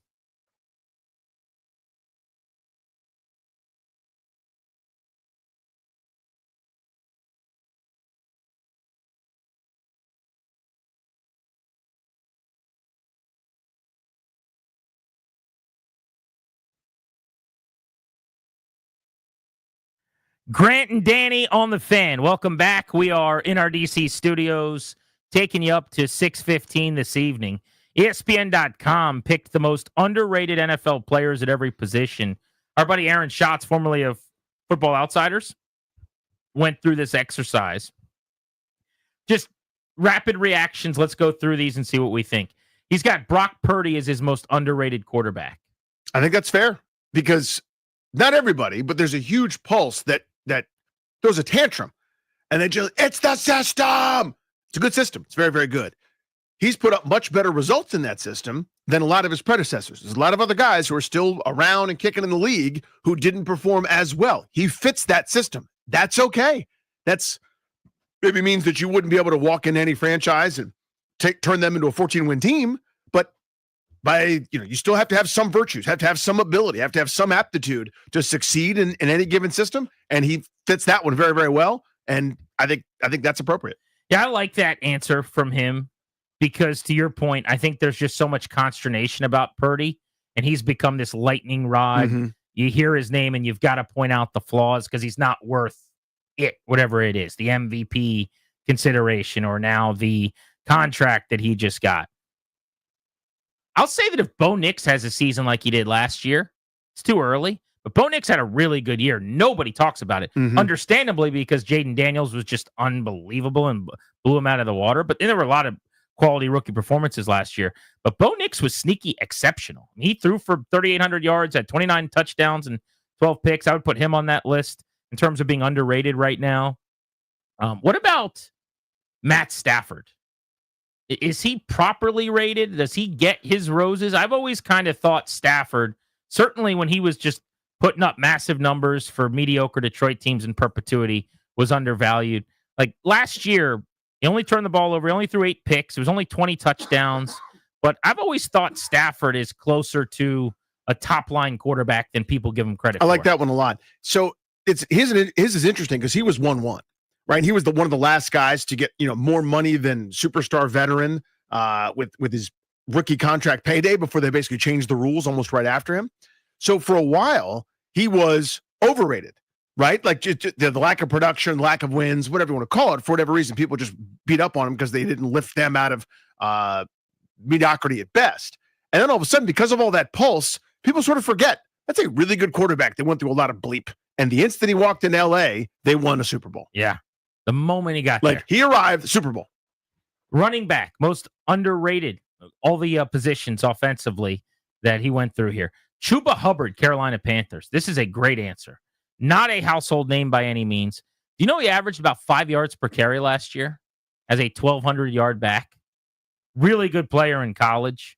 Ended up running for 1195 last season, 11 touchdowns. And by the way, did it as part of an offense where occasionally early in the season, Bryce Young, who had eventually made some strides, was just playing at a level that got you stacked boxes, basically. So this is a great one because it took him a while to get there. So this is how you get to be underrated. Like he was fairly, as you said, highly heralded coming out of school. And There wasn't much production for a few seasons. He was injury plagued and kind of part-time starter in 2022. 2021, his rookie year, 3.6 a pop. Last year, not this past year where he played really well, again, sub 4 yards a carry for a bad offense that was going nowhere, sort of forgotten about. And this is one of those like, hey, by the way, has anyone noticed? This is a 10 touchdown, 1,200 yard back that can catch the ball to the backfield a little bit. Is a really good player. And the answer is no one noticed. Well, they're going to this year because he's going to go in the first couple of rounds of fantasy drafts probably. And that's when you start to get some of that exposure and that national attention. Most underrated wide receiver, I got to be honest, I don't really get this one. He went Darius Slayton of the Giants. Darius Slayton, who mostly has been in the 35 to 50 catch area his entire career. He's definitely a deep threat. He's averaged 15 yards per reception. That's where he was again last year. He can make some plays. There's got to be a more underrated wide receiver, though, than Darius Slayton. So I have a few names that pop into mind. Jerry Jeudy is underrated. No one ever thinks about that guy. Well, he stunk for years, though. I mean, he dropped so many balls. He was slogging it out in Denver with garbage quarterback situations, did the same in Cleveland, and just put up 1,230 yards last year. Again, he had a great year. And I'm not telling you he's the best wide receiver in the league. There's about 15, 20 guys I would take ahead of him. But we're talking about underrated. I think he went to the Pro Bowl. He's done well, yeah, which is good. He's done more than Slayton has, certainly. But again, if we're talking about no one ever acknowledges that he's any good, okay, if that's the bar. But I feel like Jerry Jeudy never gets mentioned in any kind of list anywhere. And I'm going, that guy's actually produced at a decent level. That. Yeah, I mean, you get Pro Bowl nomination. Feels like you're getting your flowers from somebody. Jacoby Myers is a good answer. Linnell just mentioned. I like that one at wide receiver. He had 1,000 yards last year and 80 catches for a Vegas team without a quarterback. He has toiled the last couple of years with 70-plus catches in terms of quarterback play. Before that, he was in New England at the wrong time. He was in New England for like the Mac Jones into Bailey Zappi. So much Zappi territory. I'd like to see him with a real quarterback. He's in that Terry McLaurin class. Tight end. This is why I bring this up, Danny. The most underrated tight end in the NFL, according to Aaron Schatz, Zach Ertz of your Washington Commanders. Here's what he says about Ertz. It looked like Ertz's career might be over after he played only 7 games for the Cardinals in 2023 at 33 years old. But he had a big comeback season with the Commanders in 2024. Ertz caught 66 balls for 654 yards and 7 touchdowns, emerging as one of the rookie quarterback Jaden Daniels' go-to options. Ertz also ranked 10th among tight ends in this is his stat, so DR, which is defense-adjusted yards above replacement. I love Aaron Schatz. He had an 85.7% run block win rate, one of the best figures among starting tight ends, too. The Commanders re-signed Ertz to a 1-year deal for $6 million. He goes on to say that among the tight ends in the draft that were available in free agency, he was one of the most sought after. I agree. I remember the first half of last season. I'm old enough to remember when Ertz got made fun of by everybody. They could not stand him. And it's not sexy to watch. It's catch, it's fall, there's no plays being made. But my point was he gets open, he makes himself available. Ask Jaden Daniels what he thinks about Zach Ertz. You're going to hear a very different thing in week 6 last year to what you heard from the fan base. But as the year went on and he started catching a few touchdowns, the demeanor toward him changed. And all of a sudden, he's grabbing like 11 balls in the NFC Championship game. He finished really strong. He certainly did. And so, the low point's probably a 1 catch for 5-yard game, kind of right smack in the middle of the season. What game was that? The Giants game that they eked out up there, 27-22. There were a handful to begin the season just to get it's so unproductive, right? In terms of nothing down the field, no broken tackles, no yards after the catch, nothing. And then there were some drops, there were some fumbles mixed in there. If memory serves, there were, balls that should have been caught that, where he was already juggling before he got hit and couldn't secure. But second half of the season, really kind of down the stretch, he was a touchdown guy. I mean, had scored in all but 2 of his last 8 games as this offense sort of kind of became this new version of it where they couldn't run it in every game except the Tennessee game. And it was all on Daniels. And he was throwing into these narrow window, tiny seam things where Ertz was boxing out defenders and taking advantage of smaller guys and was catching the ball in traffic. Remember, I think it was the Atlanta game where the announcer even goes, "This is where they like to go to Zach Ertz." Snap, hut, ball to Ertz, touchdown, game over. Like that's the dude right there in those gritty, unsexy yards. So I was wrong. Well, it wasn't just you. I mean, you don't have to throw your hand up. But I think what you just said is kind of my point, which is you remembered early in the season all of those bad things. Like he fumbled one time last year. It sticks out like he fumbled 3 or 4 times. It was probably in a big spot. I don't remember exactly when it was. But my point is that was your recollection of the first half of the season. I remember a lot of times where he moved the chains on 3rd and 6. I remember a lot of times where Jaden Daniels is leaving the pocket and he resets and he catches the football. And did he get tackled right away? Sure. But on 2nd and 10, now it's 3rd and 2. That's a damn big play. And he was just really, really helpful. He also, this is one of those things that's never going to be that popular with fans, but he's one of those guys behind the scenes who's just so necessary. Bobby Wagner gets the love and the credit and the attention for it, and everyone talks about him as leader of the locker room, alpha, soldier, all those things. Ertz does the same kind of thing on the other side of the ball. There's not quite the same fanfare for it. But with that in mind, so Ertz being listed, according to Shots, as the most underrated commander on offense, do we agree with that, or would you go with someone else from Washington's offense? Let's talk about that next on Grant and Danny.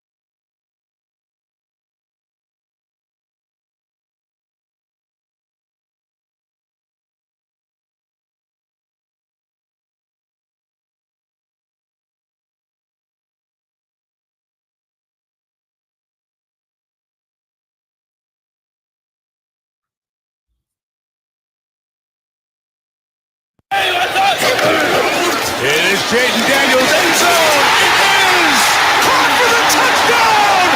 Zach Ertz takes Washington into the playoffs. Zach Ertz came on strong as the year went on. He was named the most underrated member of the Commanders. In fact, he's the only member of Washington's outfit that was listed as the most underrated player in the league at his position by Aaron Schatz of ESPN.com. Welcome back, Grant and Danny on the Fan. So let's start there. Do you agree that Ertz is the most underrated player on Washington's offense? Certainly in the conversation. If he's not number one, he's 2 or 3. The first name I thought of was Tyler Biadasz, a guy that's it's unsexy. It's the center spot. I know that there's a with him and without him, and it looks very different in both cases, one to the good, one to the bad. That guy, I think, was an underrated, really important signing for them that Dallas wasn't, we would have liked to have kept him. Remember, we had a reporter on from Dallas asking about Biadasz, and they go, he was fine, probably not worth the money, though. Certainly worth it to us. I thought he was a major upgrade and really solidified and helped some things out. But if it's either Biadasz or Ertz. Biadasz is a really good answer. I was thinking maybe you got to go offensive line because starting at wide receiver, everybody knows how good Terry McLaurin is. I don't think there's another guy on that depth chart right now who's undervalued or underappreciated. Frankly, a couple of the guys are new, so how could they be? Mm-hmm. Deebo Samuel just got here. Jalen Lane was just drafted. Luke McCaffrey didn't play a whole lot. And the other options are kind of unproven or haven't done much here. Noah Brown's not underrated necessarily. He's just not that utilized. At running back, I could say Austin Eckler. I don't think that's a terrible answer because I think he was invaluable to them last season. But I thought he got his shine. Don't you think he became a pretty popular player that fans understood the import of as the year went on? I would say so. I mean, maybe sometimes out of sight because of injury and maybe folks thought of that or a couple fumbles here and there. But to me in general, like that was their second most valuable position player behind obviously Jaden Daniels, different category with quarterback, but McLaurin won. Their next best weapon was Eckler. They were just different when he was around. So I'm going to go full on hipster. I got to go hipster. Sure. Okay. I'm going to go off the grid. You're going to hate this answer. Oh, good. Their most underrated player is John Bates. John Bates is a really important player to what they like to do. It's actually not a bad answer. They paid him $7 million. Yeah. So they don't underrate him. They know what John Bates is. They know how much he helps them. You and I get annoyed when he catches the ball in space and he looks like he doesn't know where to go or what to do. But that's not really his job. That's a bonus. Mm-hmm. Whatever he gives you is a bonus. So what I like him when he gets to the sticks in Philly to not get angled out of bounds so that you set up a 3rd and 1 that turns into a 4th and a foot that turns into not getting a first down when you could kick and take the lead. No, I need him to get that first down, be a little more spatially aware. Would I like him to have a little more open field athleticism, some wiggle, the ability to make someone miss or leap over somebody? Of course I would. That's not his game. Nope. Jay Gruden came on our show each of the last few years, and he harped more than anything else on what? They don't have tight ends who can block. He hated that Logan Thomas era of their inability. Every week we'd say, why can't they run the ball? He says, you don't have tight ends who can block. If you don't have tight ends who can block, you can't run the ball. I think John Bates, because of how good he is in line as a blocker and the ability to catch the ball when it's thrown to him, again, not going to do a whole lot after the catch, is actually a sneaky underrated player to the point where when they re-signed him at $7 million for 3 years and 21, everyone went, what? Whoa. Are you kidding? No, they know. John Bates means something to them. And by the way, there were a lot of other suitors for John Bates. That's why he got paid what he did. I actually think that's a really good answer. Ooh, I thought you would hate that. No, I hate that I didn't think of it. It's a smart answer. Because here's if what's our it always depends on your definition, right? What do we think of underrated? Is it a guy who doesn't get enough credit? John Bates. Is it a guy who's more valuable than people realize? Who does that sound like? Again, it's John Bates. I think so. I think that's a very astute answer. I mean, to me, I was thinking Ertz got beat up again by me and a bunch of other folks, especially early, where I'm just going, this is just where's my 2nd round pick with all the athleticism when the preseason was awesome, knocking people all over the place and rumbling, bumbling, stumbling after the catch. Where's the 2nd round pick that I was told was Kyle Juszczyk 2.0? When do I get that? And as soon as that was out of sight for a while and Ertz started rumbling a little bit and playing better and the offense kind of picked up business, I went, oh, okay, now I kind of see this. And I saw from my stance, and of course I realized how valuable he was. I never thought of Bates, and that's kind of the point, the tip of the cap. Speaking of realizing things, I realized today while I was reading this piece about underrated players in the NFL on ESPN.com that you and I haven't played our very popular Grant and Danny game, Overrated, Underrated, in a little while. It has been a minute, sir. So I want to do that with you next. The categories today I've got are pretty fun. Overrated, underrated. Animal, sports stadium, breakfast item, rapper, and candy. We'll get to that next on G&D here on The Fan.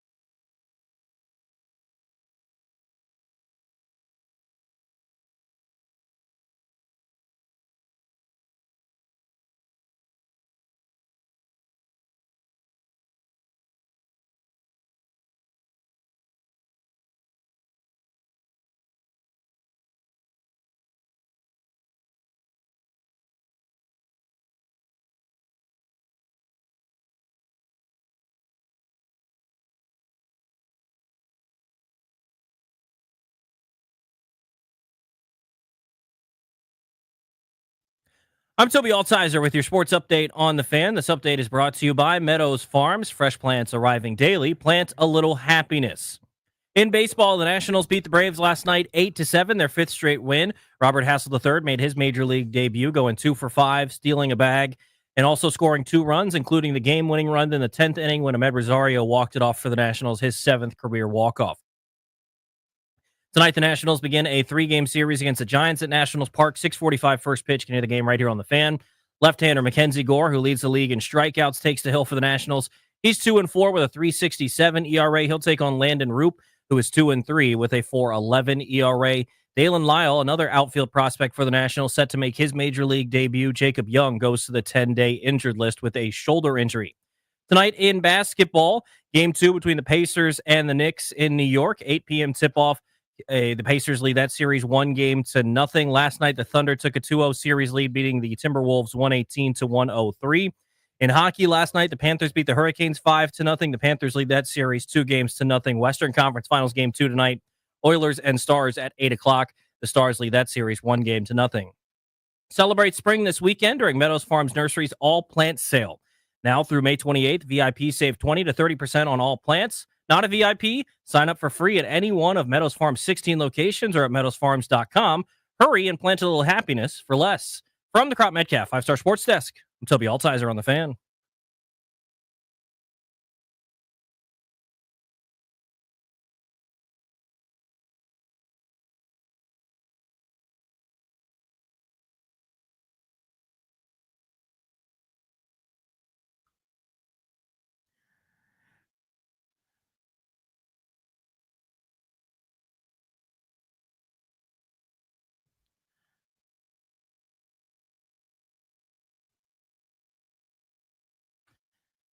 Grant and Danny on the Fan. What are you doing to protect your family's assets? The exclusive sponsor of this show wants to know. That's the law firm, Kandori and Murrah. They can help you draft your last will and testament, set up a living trust, or put together a medical power of attorney. Schedule a free consultation with their attorneys today. Visit kmlawyers.com to do that. Tell them we sent you to get a discount. kmlawyers.com. In 1 hour, for the final time this week, we'll give away tickets to a banger of a show. July, Jiffy Lube Live, The Offspring, Jimmy Eat World, Newfound Glory. We got your tickets coming up at 4 ahead of the Blitz here on Grant and Danny. So got to thinking about this because we were looking at that ESPN piece about underrated players in the National Football League. We have a little segment we do from time to time on Grant and Danny called Overrated, Underrated. And what happens is we just are given categories. We've got to come up with the most over and underrated item in that category. So Linnell will lead us through our 5 categories today in a minute. But I do want you guys in the producer room to take some notes on our answers because we're going to open up the floor so that you guys can critique any of our thoughts, agree, disagree on the back end when we are done here. You can roast us if needed. But Danny, we got 5 categories as always. It's Grant and Danny's overrated, underrated. Darius is out on a little vacay, resting up. So Linnell is in the saddle today. So now, Linnell, you can lead us through this, buddy. Let's do it. We got overrated, underrated, 5 different categories. Let's start with you, Grant. Your most overrated animal. So this one's actually very easy for me. I don't understand the infatuation people have with this type of animal. The answer is a bird. Okay. People watch birds. They sit there and they take notes.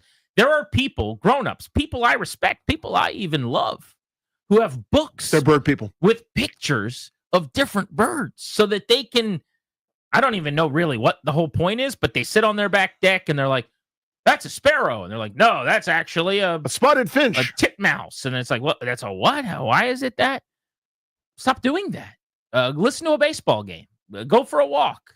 Do anything. Play with Play-Doh like you're 5 again. Birds, man. I don't notice them really. Like people love the chirping of birds in the morning. That's not me. Nope, wakes me up. I don't remember the last time I saw a bird and was kind of taken aback by its beauty or even appreciated it. I occasionally, very rarely, but occasionally will see a very red cardinal. And I'm like, oh, damn, that's awesome. There's Nolan Arenado. Yeah, there's Lars Nootbaar. And I get steamed that Kyle Gibson's chilling there, right? But otherwise, it's just not really for me. Yeah, there's Cardinals Ring of Famer Ray Lankford for some reason. The only time I get a little steamed up seeing a bird is when it's like it's an eagle and it's majestic.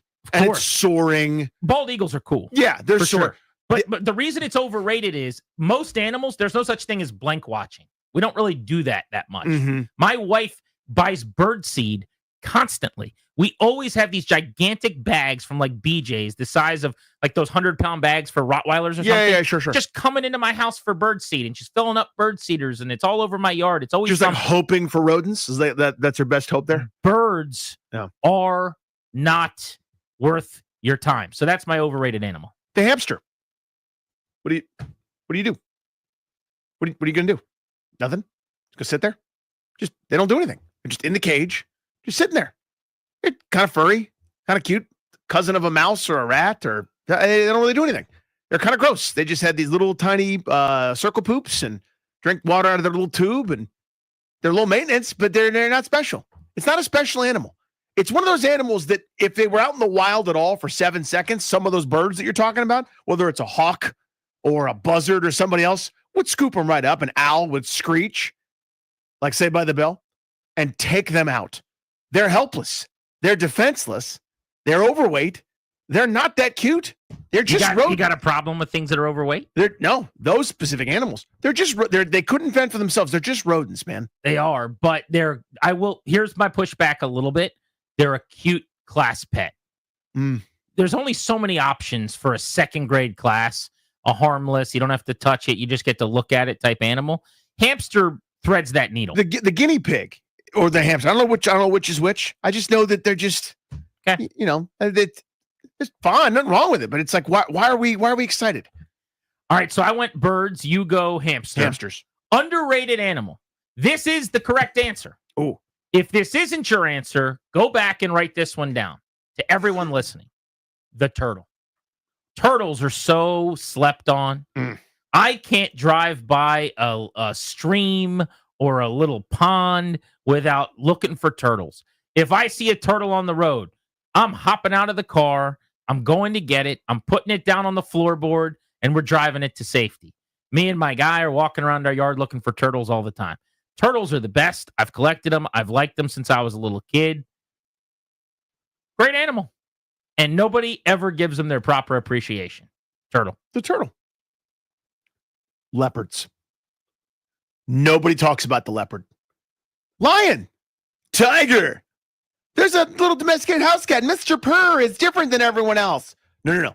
The wild leopard weighs about 65, 70 pounds and would kill you. Leopards are also badass coat. The best coat. They are fast. They are strong. They are smart. They hunt in packs. They can't stand up and beat a lion in a fight. I'm not saying they can, but they don't have to.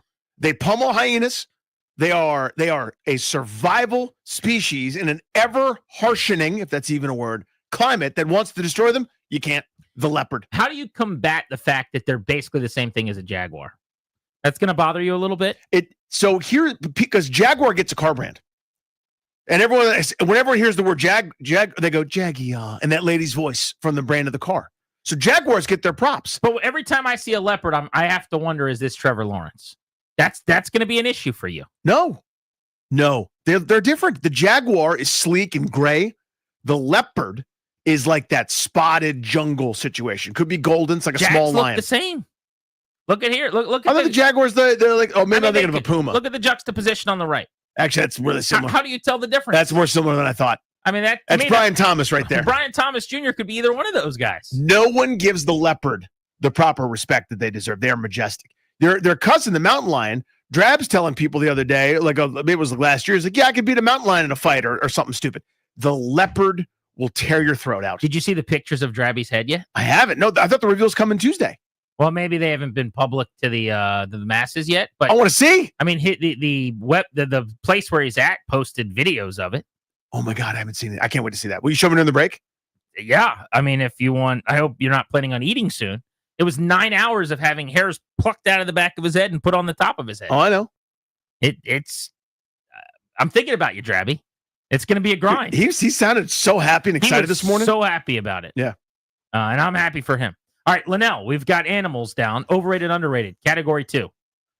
Interesting answers for the first one. Overrated, underrated. Category 2. This should be good for you, Grant. Sports stadiums. Size. Danny, I'm going to let you go first. Fenway Park. Overrated. Oh, that's mine. Settle down. Fenway Park, everyone acts now like it's such an institution. You need to remember, Sully from Southie, the Red Sox organization did RFPs, requests for proposals, to fix Fenway Park or to build a new stadium altogether. Then they finally won and said, we reversed the curse there. You got to keep Fenway Park. They've done a couple things to modernize it. I went to the World Series at Fenway Park.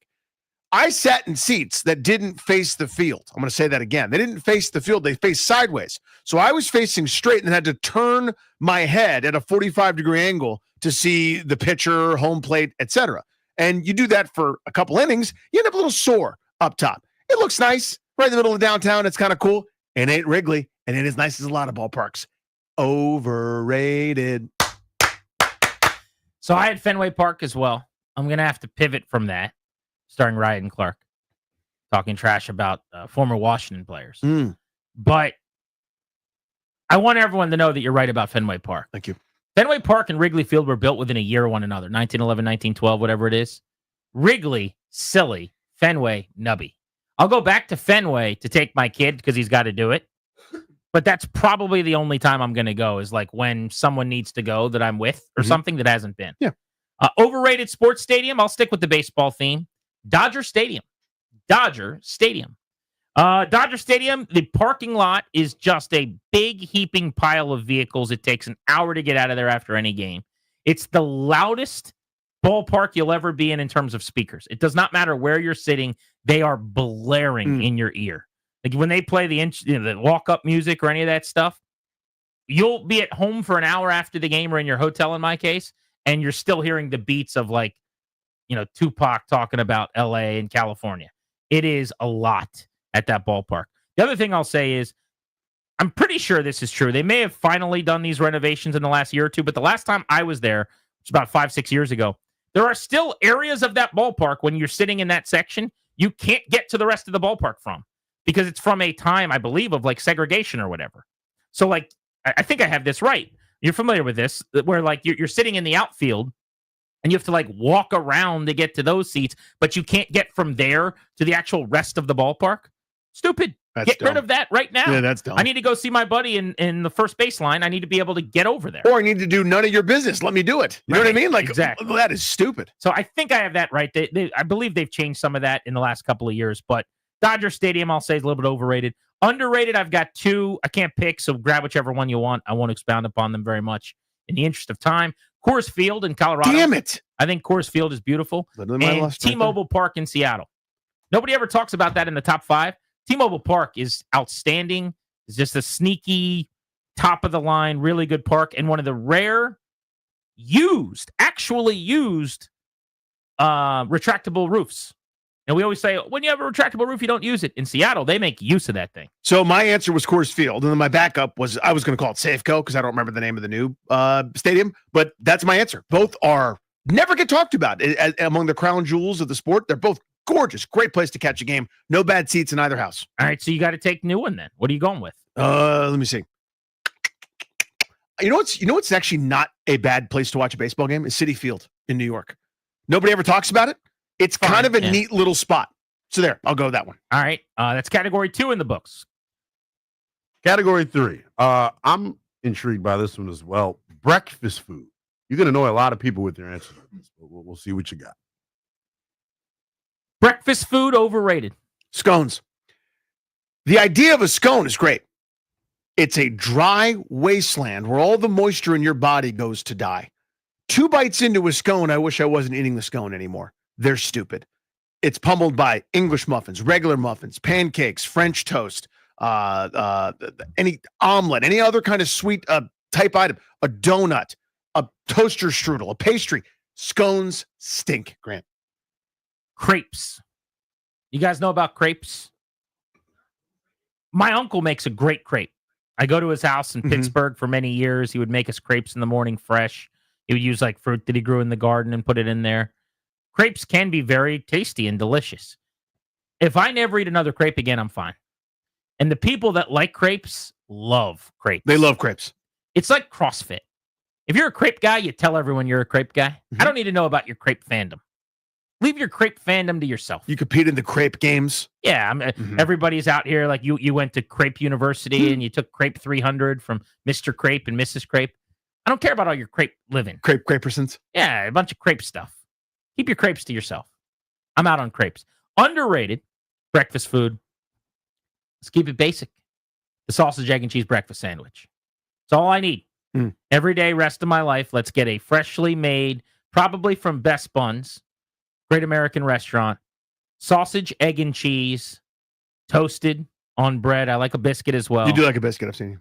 Just give me a breakfast sandwich with sausage. Here is the entire world super quick.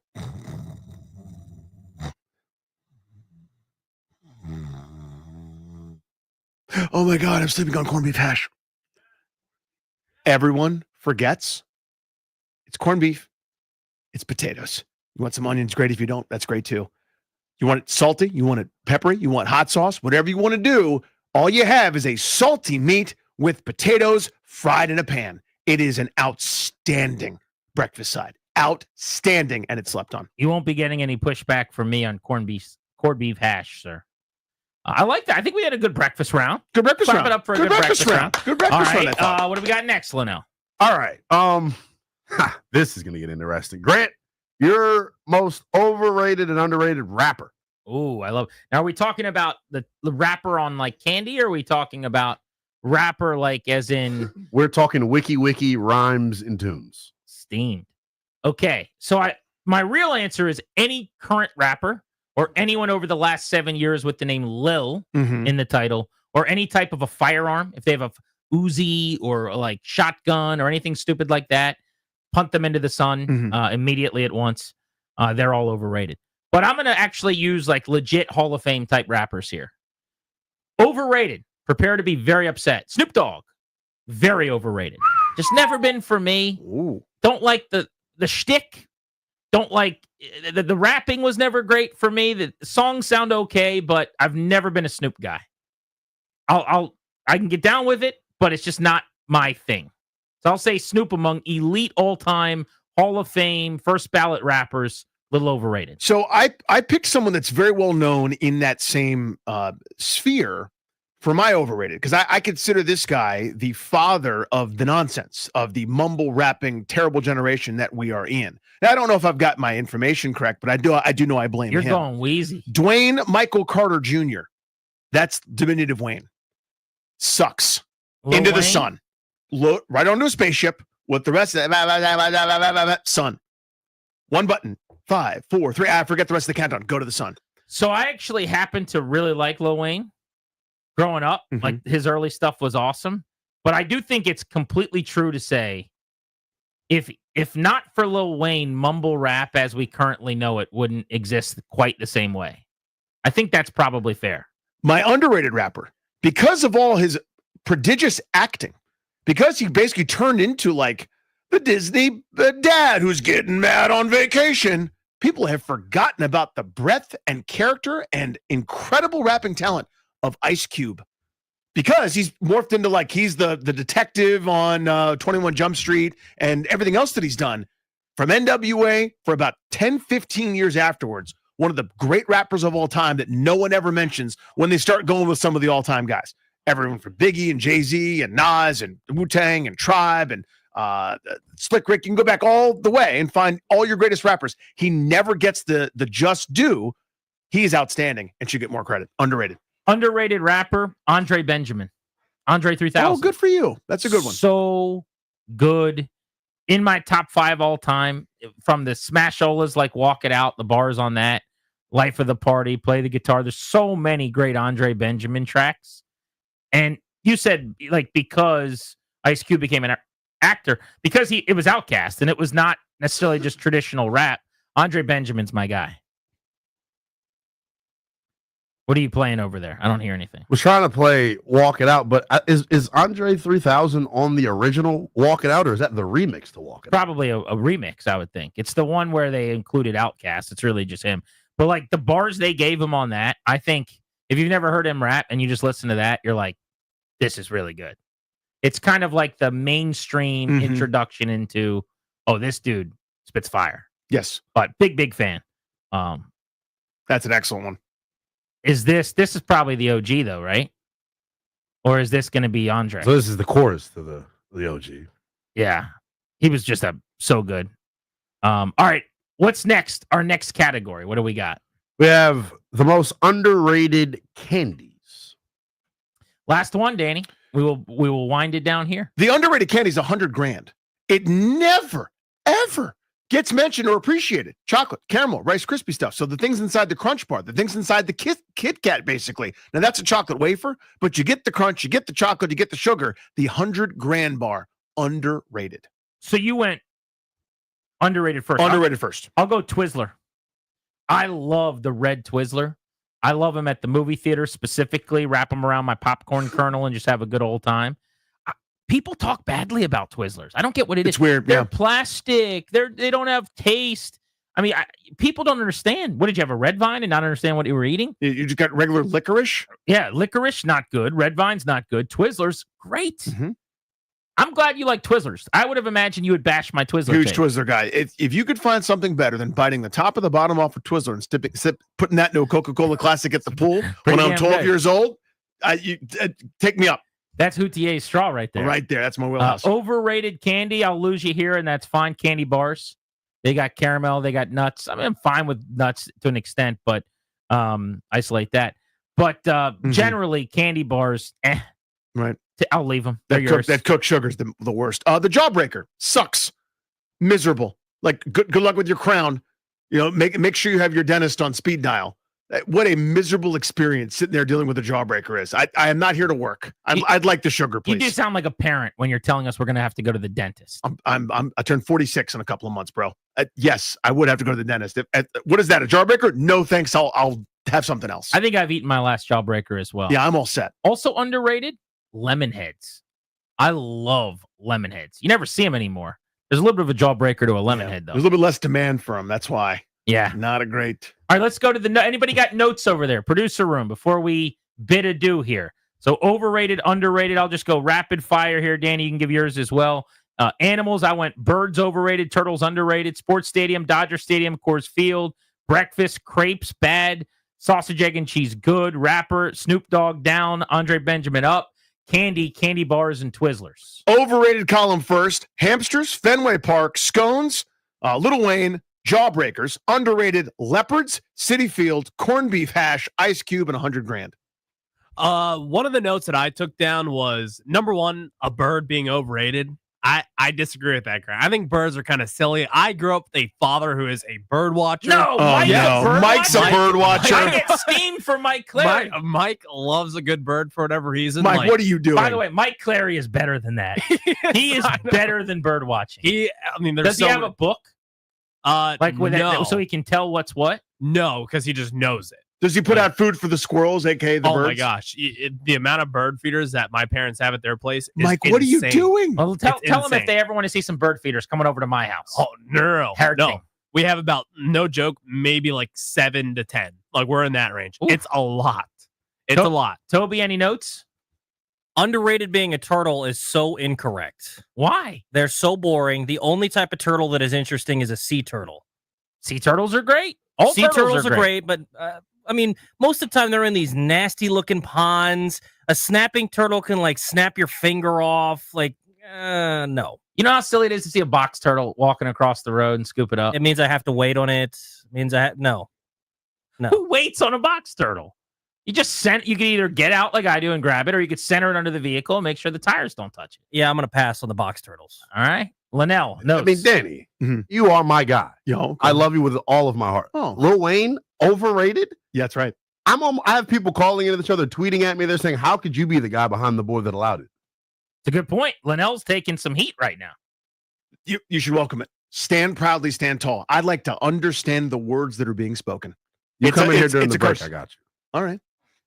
Listen, he may not be the best at it. Acknowledge Linnell this, because I do like him. I'm going to meet you guys in the middle here. But acknowledge he was the first guy where he's like, if I don't clearly say any words and it just sounds like a sound, then it's actually still rap. Where he's like, and it just, whatever that is. Like someone doing a Shaggy impression. Stuff. From Scooby-Doo. I have no defense of the mumble rap. Another note that I took down was actually Danny saying scones were overrated. That Scones- bothered you. That bothered me Big because scone guy. I'm a scone guy. I love a good scone because this is what you do. You dunk it in your coffee, and then all of a sudden it's like moist bread, and we all love moist bread because everyone loves French toast, and no one wants to give any grief to French toast because it's just soggy bread. This guy wants to put his bread in coffee. That's the grossest thing I've ever heard. First of all, it's not bread anymore. Again, it's a brick that you can use to hold a door open with.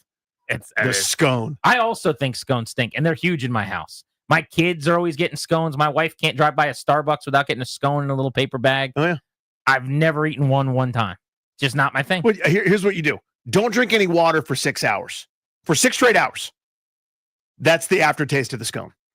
That's what it is. You're taking up all the moisture anywhere. All right, good notes, gentlemen. Good notes, boys. Jaden Daniels is stronger, it looks like, than he was last year. The arms are getting bigger. Let's talk about that next on The Fan.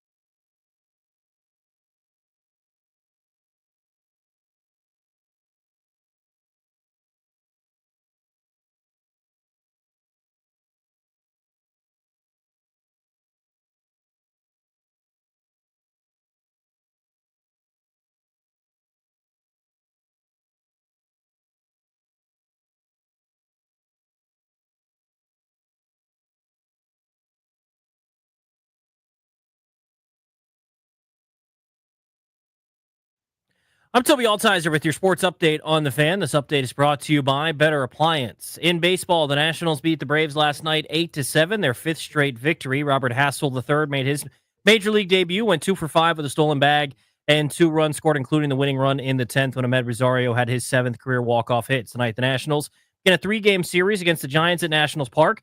6:45 first pitch right here on the Fan. Mackenzie Gore leading the league in strikeouts. He takes the hill for the Nationals. He's 2-4 with a 3.67 ERA.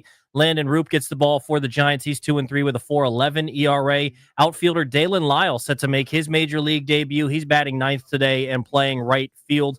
Jacob Young goes to the 10-day injured list with a shoulder injury. Appliances on the fritz or need a handyman to fix the odds and ends in your home? Contact Better Appliance for all your appliance and handyman needs. Serving Maryland and D.C., family owned and operated, betterappliance.com. That's BETTAR appliance.com. From the Crop Metcalf 5-Star Sports Desk, I'm Toby Altizer on the Fan.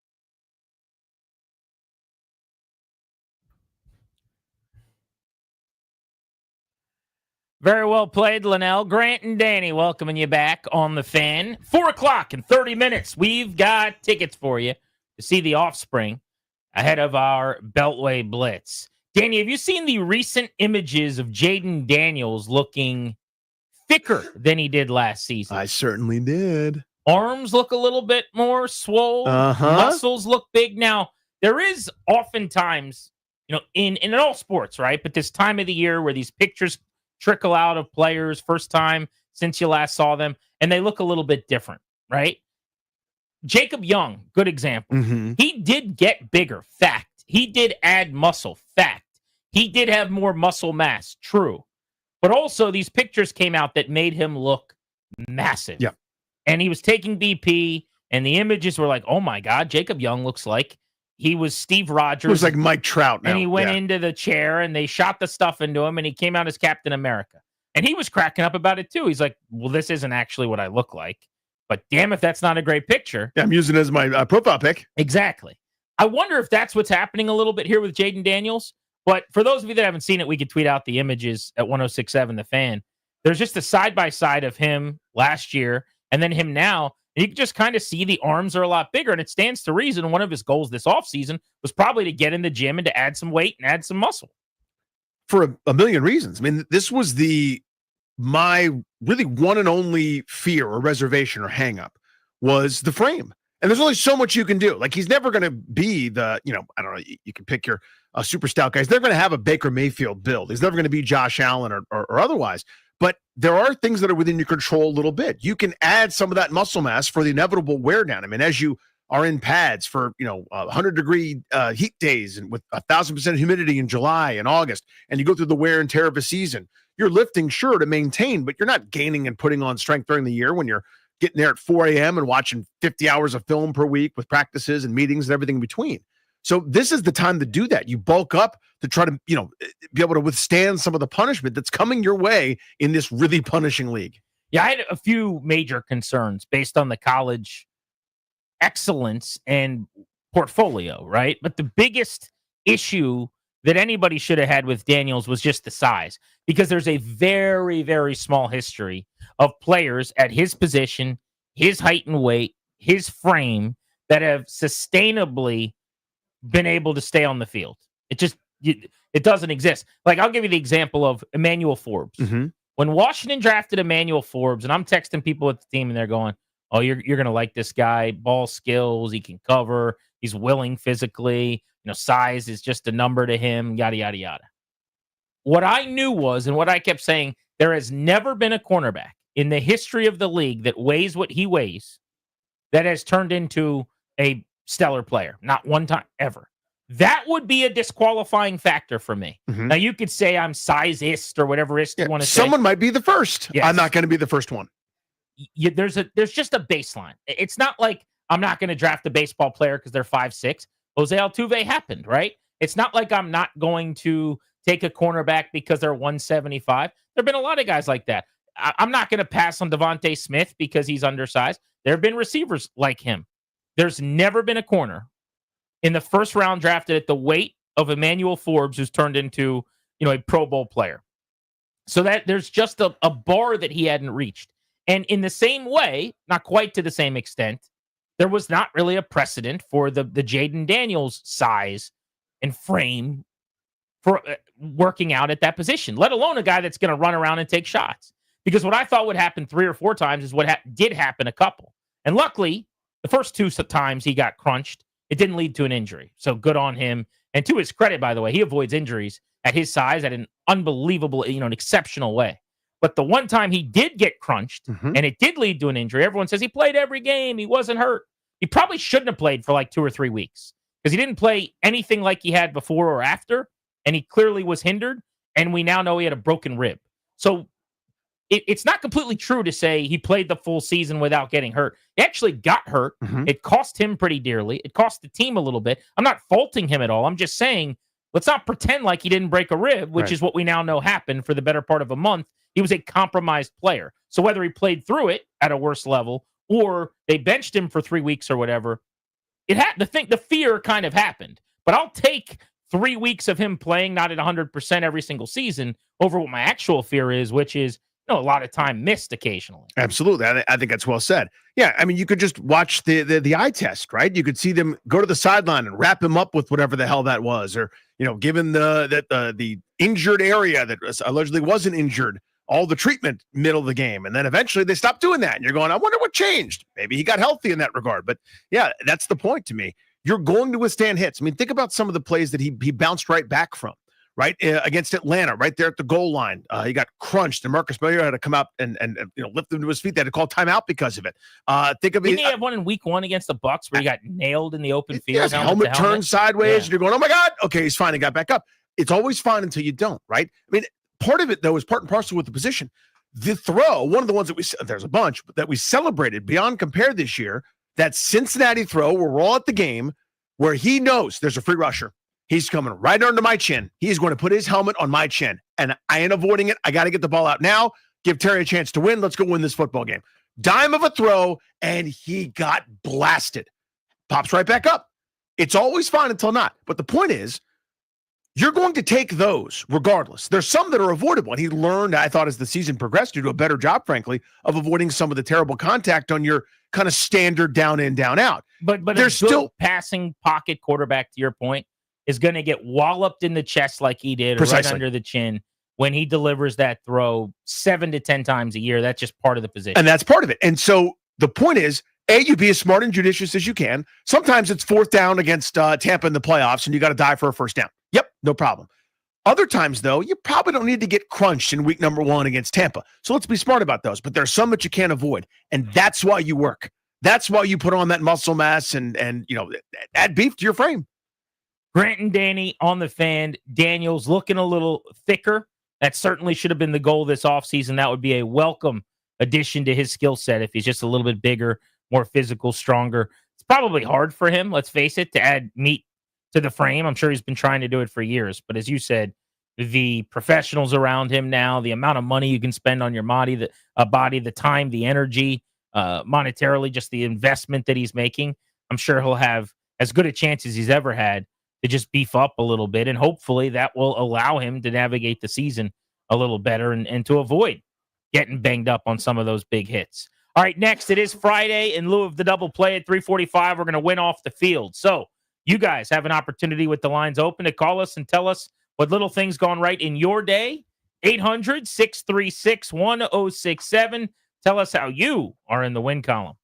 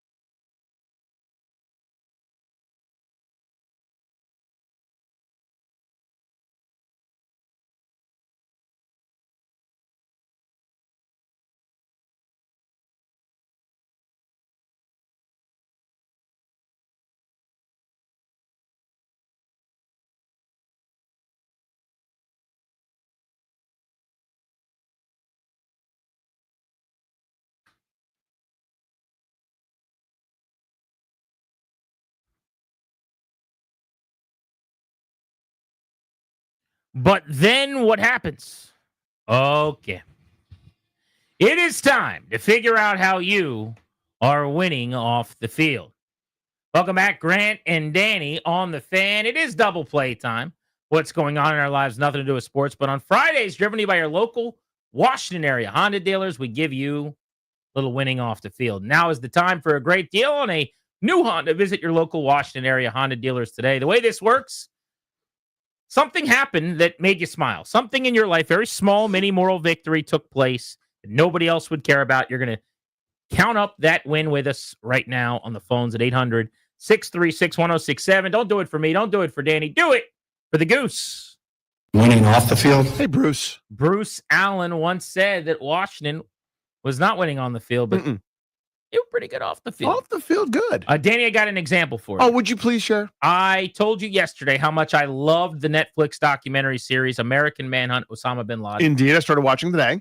It's magnificent. Yes, it is. So far, how do you like it? It's perfect. One of the best things I've watched in a long, long time. I had more people reach out and ask me after the fact, hey, what was the documentary called? Like, I think we're pushing some numbies. Not that I'm getting anything for that. Yeah, we get a big kickback. It does seem like I've said a lot of times to watch something and nobody's asked me any questions about it. Mhm. Yesterday, I got a lot of people like, hey, I'm going to watch that. Where am I looking for it? So I like that. But the reason your boy's in the win column, Okay. I got a retweet yesterday on my tweet about how great the documentary series was Mhm. from a member of SEAL Team 6. Okay. Who is in the documentary because he is the guy who shot and killed Osama bin Laden. The guy who killed one of the most evil terrorists in the history of the world with the same finger that once pulled the trigger. Kind of weird. We're talking about murder, but you get the point. He killed bin Laden, and then he used that same finger to click retweet on my tweet to say, I thought the documentary was pretty good too. Yeah, when they talked about how you killed bin Laden, Yeah, the story that I lived, they did a pretty good justice in that documentary. that guy retweeted this guy. That's pretty dope. Best retweet. I've gotten some cool retweets. I'll say that. Uh-huh. This one is the only one ever from the only person out of the 7 billion on the planet who killed the most sought-after evildoer in the history of my lifetime. Therefore, I am. Winning off the field. Mine's far more trivial, but that's kind of what the whole point of this thing is, right? Go ahead and top that. I'm not. I'm going to under it. Here's the That's sound. probably the right way You know to what I go. mean? I'm going to go, this is lesser. You hear the sound. I'm familiar with the sound. You know what it is? I'll do one more sound effect for you. I'm going to drop the gift card. It's not a gift card. What is it? It's a VIP card. I'm going to drop it from about 5 inches above the surface of the earth. 10 inches. That's 20 inches worth of drop. You hear the weight. Poopatella. That's what I did. It's almost become a Friday thing for the boys. I bring in pizza and arancini balls for the boys. Back-to-back weeks. Now, I got to say, I'm guilty of this. Danny's guilty of this. Mm-hmm. I don't know if Mike knew what he was getting into when he gave us these VIP cards. He said use them. He did. I mean, we are not the junkies. The junkies, like, every day they get 3 things like this, whatever this card is. Yeah. Their life is just, I'm not going there. And then someone calls them and says, hey, I've got parking, I've got free tickets, and also we'll give you a massage before and after. And they're like, all right, I guess I'll go. Okay. And then they'll like complain the whole time about how bad the massage was. You know what I'm saying? Yeah, I do. Yeah. That's like the junkies playbook. Yep. And they're my guys. I love them, but that's what it is. But that's kind of the playbook. So like this is our junkies thing the first time. And we're kind of blowing it because we are going hard in the paint. I've called Danny 4 times in the last 2 weeks. It's been a Pupatella every single time. I mean, it's unbelievable. Now, the first week we did it like 3 times. I'm not too ashamed to admit that. Yeah. We've slowed down a little bit. Like, there's been twice where my wife just called me and she's like, I'm picking up Pupatella. And I look in my wallet and she just grabbed my card. Yep. And she's just taking it to a friend's house to go have a lunch or something. Yep. We are going to take advantage of these cards. And I feel badly. A little bit. He gave them to us.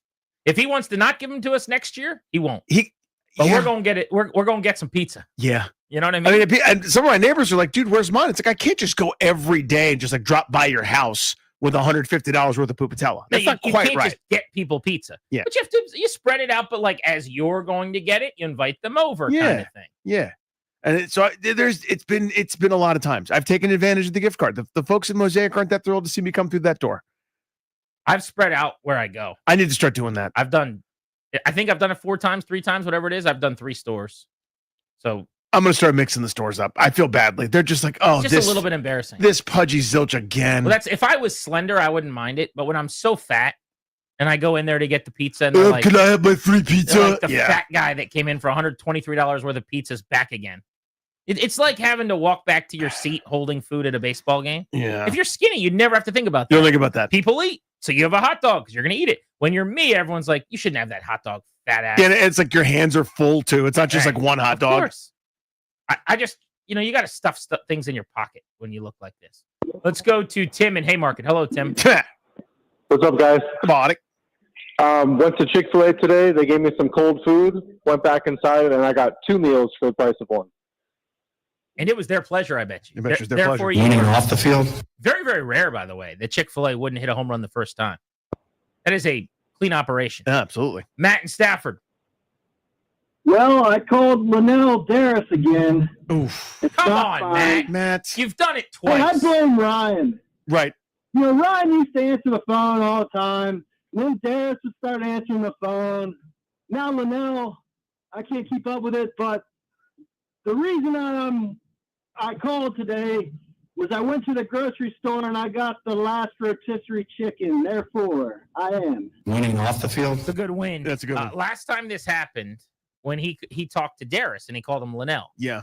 And he texted me and he goes, dude, he's like, I'm so embarrassed. And I'm like, why? And he's like, I just called Darris Linnell. I could tell he was super bothered by it. I don't think he was bothered that he got compared to Linnell. I think in Darris's mind, hey, dude, you listen to the show all the Like, time. come on, man. I'm here every single day. Please know who I am. Yeah, Linnell's on air, has a very distinct voice. Right. Yeah, And very so different. I told him at the time, Matt in Stafford, I said, dude, it would never be Linnell. Linnell is on air. And Yeah, I was like, that could never I was happen. like, he doesn't produce our show. He's never going to answer the phone when you call into our show. He's like, so it's always going to be Darris. And I was like, yes, Keanu Reeves, that's correct. And then today, because of me, maybe, Yeah. he thought you were Darris. Well, the whole thing started when Ryan got promoted to the C-suite of corporate. Right. Because that's the domino that falls. That initial familiar voice is Yes. now it's a rotating cast. I get it. It's true. Mm-hmm. Clary used to operate he was the switchboard operator. Yeah, now he's corporate overlord, a spy. Right. He's in the union. Like this is a deep cut people won't know. But like when you do TV, you're not allowed to touch your own microphone and stuff. Mm-hmm. There's so many weird rules. And I'm like, hey, and they're like, no, we got to get someone in to like call someone in from another room. You're like, that's And they practical. have to call in. That makes sense. Like Clary's corporate thing, he's not allowed to touch the phone. Can't touch it. He just has to sit there and stare at the computer and tell you to get on the Like screen. it'll bleep. It's like someone's calling, and he Right. doesn't care about that. That's his old life. Mm-hmm. Let's go to Tom in Kensington. What's up, Tom? Hey, guys. Thanks for having me on. Hey, Tom. Went to the grocery store to pick up some milk for my toddler, and as one does, I decided to go in the chip aisle. And, guys, I found something that has eluded me for years, and this is the Superior Barbecue Fritos, not to be confused with the honey barbecue Fritos, barbecue ones. I was so excited that I decided to pair it with some hell of a good dip, the French onion kind, also Superior. Of course you did. Therefore, I am. Winning off the field. Have a day, Tom. So it's not the flavor twist. He's talking about the old school barbecue Fritos. You never find those, I feel like. You missed the hell of a good dip part, which is kind of the most important part.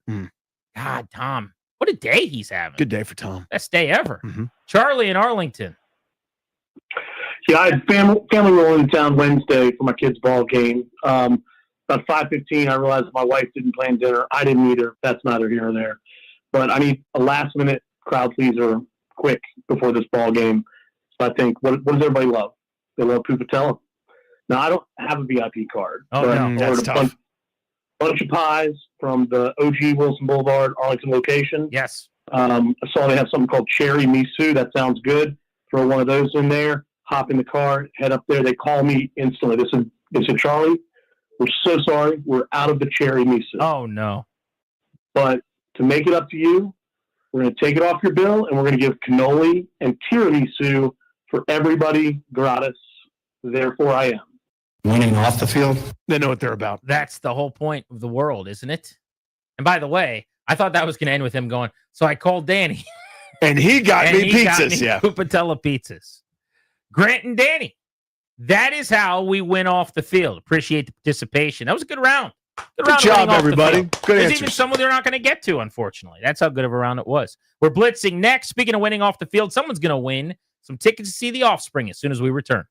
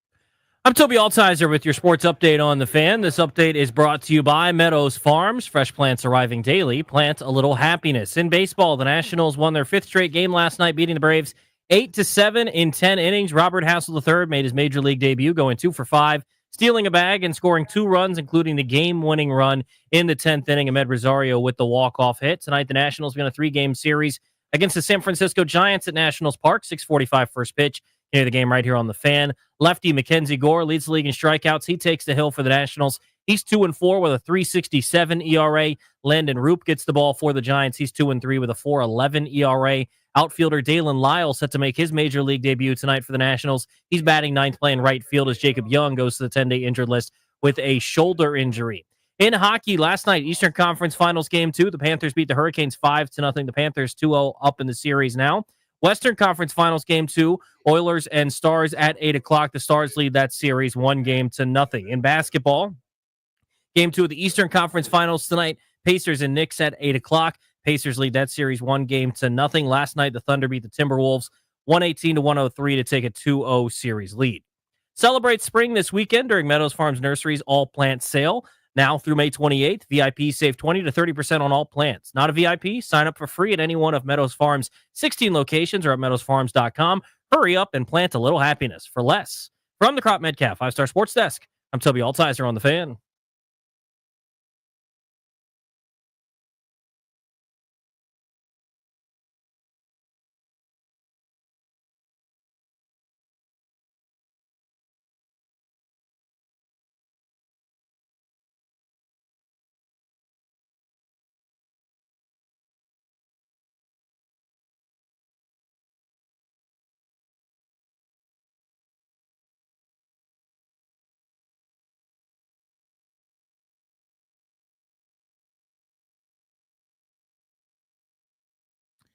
As promised, right now, let's give away tickets to see The Offspring, Jimmy Eat World, and Newfound Glory.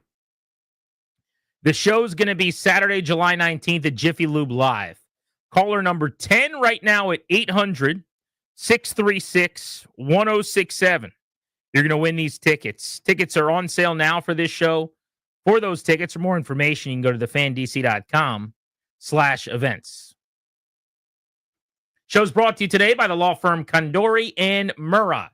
They will put together a medical power of attorney, schedule a free consultation with their attorneys right now at kmlawyers.com. Be sure to tell them we sent you. That's kmlawyers.com. Our Beltway Blitz on the NFL, the Commanders, and the Nationals starts with our buddy, the voice of Nats baseball on the Fan, Dave Jagler. Jags, quite a night last night for Robert Hassel, the much-anticipated debut, 5 years in the making. First Nat ever with 2 hits, a stolen base. He also scored twice, game-winning run, had a 3rd hit taken away. Not too bad, eh? Yeah, and he did a great post-game interview with Craig Heist. I mean, he had the perfect big league debut. Seriously, he was awesome, and it was great to see. It's tough to see Dylan Cruz go down, but we talked in spring training how you had the starting group of outfielders, and you felt like you had a great second unit going down to AAA. Well, that second unit's being called on because of a couple of guys banged up in the starting 3. So great job for Hassel last night. First pitch in the big leagues, delivers a hit, gets a stolen base 2 pitches later, and then ends up scoring a winning run in a dramatic walk-off win. So all in all, pretty much a perfect day for him. Jags, overall, the Nationals bullpen still has the worst ERA in the National League, and all the numbers aren't particularly kind to them. But that doesn't tell the story. Lately, it's been, I don't want to say good, but certainly not the worst, right? Yesterday, I thought there was a big, nice step forward for them to win a division game, keep them right there, give them a chance to win. What do you make of this bullpen as currently constructed? Danny, I think it's perfectly fair to say the last 2 weeks it has been good. And I think the difference has been the emergence of a couple of young pitchers. Cole Henry, who's given up runs in 1 big league outing out of his whatever it is, 15 or 16. And Jackson Rutledge, who ended up pitching a great 10th inning, stranding the free runner. The Nationals have really struggled in extra inning games the last couple of years because they haven't been able to put down the opposing team with that free runner already being in a jam. And, Ferrer's kind of backed off the 8th inning. He's been more of a fireman role, might come into the 7th, pitch into the 8th, was warming up in the 5th and the 6th last night. Lopez has kind of settled into that 8th inning role, faced the heart of the lineup twice in that series against Atlanta and did well. And you've got Finnegan at the back end. So unfortunately, the 2 guys who were let go, Sims and Poche, they were struggling. The guys they've been replaced with are doing well. So as a group, the bullpen has been much better, and games where the Nationals are leading, they're putting into the win column, which is a very good thing. Cole Henry, former second-round pick, looked like a dominant minor league starter before he was befelled by injuries. And in his case, he had thoracic outlet, had a rib removed, but it's a great story. You mentioned he's allowed runs in 1 of 15 appearances. Everyone's mentioned that. Nobody's talking about the fact he's gone 7 straight outings without giving up a hit at this point. And 8 of his 9 appearances this month in May, all scoreless, have been hitless. So he's been dynamite out of the bullpen. How about the debut again tonight now in the outfield among the Nats prospects in their system? We get another one. Dalen Lyle gets the call, Jags. Yeah, really excited about this one. I mean, he opened my eyes in spring training. The only time I'd seen him before in person was the previous spring training, and that was for like one batter when he fell over the fence when we were doing the game at Fenway Park South over there in Fort Myers, and he fell over the wall and almost broke his back in the bullpen. Well, I mean, he just opened some eyes in spring training. Just talking to him in the clubhouse, I love what he called himself. He said, I'm a scoreboard changer, which I thought that was a really great thing to say because he thinks he's a 5-tool guy. He's got the speed. He's got the hit tool. Maybe not the biggest power yet, but he's got some pop, at least for doubles and triples, and he feels like he's an improved defensive player in the outfield. So, Hassel one night, Lyle tonight. You're seeing the future, with obviously what James Wood is doing and, Dylan being down, but there's a strong group of outfielders, and we're getting to see them all right now. Jags, preview this series with the Giants. Good club here coming to town. Yeah, I mean, you got to get their starters. I mean, they are a very good back end of the bullpen, very strong. They have one of the top bullpen ERAs here. But I mean, the way the Nationals are playing, they've been jumping on starters early. We were clamoring for this. Yeah, they would kind of go scoreless the first 5-6 innings, maybe jump into it late. I mean, they've been putting up crooked numbers seemingly every ball game in the first inning or two. So they've got to jump on Landon Roop tonight. You're going to miss Verlander, who's hurt. Logan Webb's not pitching in the series, so I like the Nationals' chances. And guys, it's a big weekend here. We're looking forward to tomorrow. Jason Worth, Howie Kendrick are going to be here. They're going to be on the radio broadcast with us, part of the 20th anniversary. And if you have tickets tomorrow, get there early. They're doing a Q&A in the ballpark before the game. So we've got excitement with the present, looking back at some of the great moments in the past. The weather's going to be good. It should be an awesome weekend here.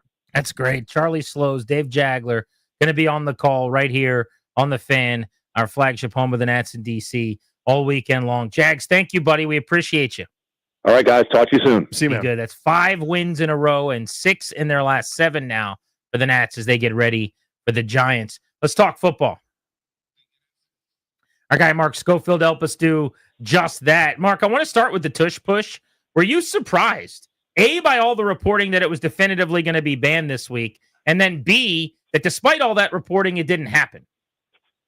Well, guys, great to be with you. Yeah, I was surprised by both of those. One, it seemed like all the reporting headed into that meeting that we had in Minneapolis was this play was going to be thrown out. They were going to ban it. They were going to get rid of it. And then we have this complete 180 where suddenly, the tush push is back. You had 10 teams like the Ravens, teams like the Lions, teams like the Patriots that voted in favor of actually keeping the play. I don't know what Jason Kelsey said when Jeffrey Lurie brought him into that meeting. It must have been pretty emotional. There's reporting that actually got a little heated at times when they were talking about it. But tush push lives on for one more season. But, yeah, I was absolutely surprised at the reporting that came out before it and at the end result of the vote. Yeah, they got close, but 10 teams are cowardly, I guess, or felt bad or were swayed by some sort of weird stump speech. We're close to getting rid of something that should always be gotten rid of in my mind, Mark, not that I'm leading the witness here, but assisting runners. This is more, Jalen Hurts doing quarterback sneaks without anybody pushing him would be great at it. He squats 1,000,000 pounds. The line's really good. They'll have an 85+ success rate the way the rest of the league does.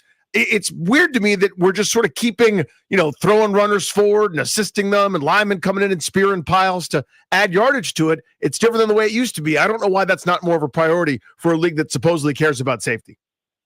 Yeah, it is strange that given all of the safety concerns, given the way the rule has been handled in the past, given how, like you said, it's not like you can run up and physically throw a runner over the line of scrimmage or something like that, but we're now treating the tush push differently. And you're absolutely right. You were talking about in Jalen Hurts, a quarterback that can squat the entire gym, an offensive line that's extremely good. If these were straight quarterback sneaks, they still would be very good at it as well. So I don't know exactly what happened in that meeting, but it must have been something extremely persuasive, given all the reporting that enough teams weren't swayed. Now, maybe this means that those 10 teams that voted against the ban, they've got an idea that, hey, maybe we can finally do this too. Maybe we'll be very good at it. Maybe we'll see, all 32 teams suddenly very good at the tush push this season. Who knows?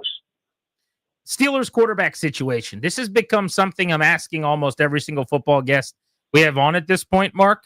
I don't know how much you've written about this for SB Nation even in the last few days, but you got Aaron Rodgers, who's too busy for football, but he's on a 3-hour podcast with Joe Rogan.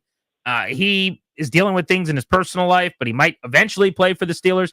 Should they want Aaron Rodgers to be their quarterback? And I don't mean in terms of whatever takes he has. I just mean, is it better for Pittsburgh if he sits the season out and they lose some football games and then draft their guy, rather than if he were to play and they go 10-7 and lose in round 1 again or something like that? Yeah, I think that's probably the better question in this whole Aaron Rodgers saga. Not so much will he, won't he, where will he play, where won't he play, is should any team, we'll go with the Pittsburgh Steelers because they seem to be linked to him the most, want Aaron Rodgers at this point in his career with what he can and cannot do on the football field? And I think from where I sit, from what we've seen from Rodgers these past couple of years, obviously he was out 2 seasons ago, but last year in particular, he's not the quarterback you really want to go all in for. Now, we don't know what the next quarterback rookie class will look like. Obviously, what we just saw was some question marks after Cameron Ward. We had Sanders fall, Jackson Dart in the first round. You never know what the next quarterback class is going to look like. But on paper, with Arch Manning, with some of the other quarterbacks that are in this class that we expect to take steps forward next year in the college season, it looks like a better quarterback class. So, yes, Pittsburgh can eventually sign Aaron Rodgers. They can go 9-8 or 10-7, like you said. They can get bounced by the Bills or whomever in the first round, and then you're shut out in the next quarterback class. It might almost be better for them if, as you said, Rodgers decides to do something else, or they go in a different direction. They get through the season however they can at the quarterback position and are in a much better position to take a QB in next year's draft. Not necessarily talking about an elite contender here, Mark, but just in your mind, give me a team where you go, you know what, I kind of like this group. Whether or not, again, that means 14 wins and home field advantage. Give me somebody you think is going to be much improved, or a group that you kind of found yourself vibing with this offseason, to some team that makes you kind of go, you know what, I kind of like what they're doing. Did we lose Mark?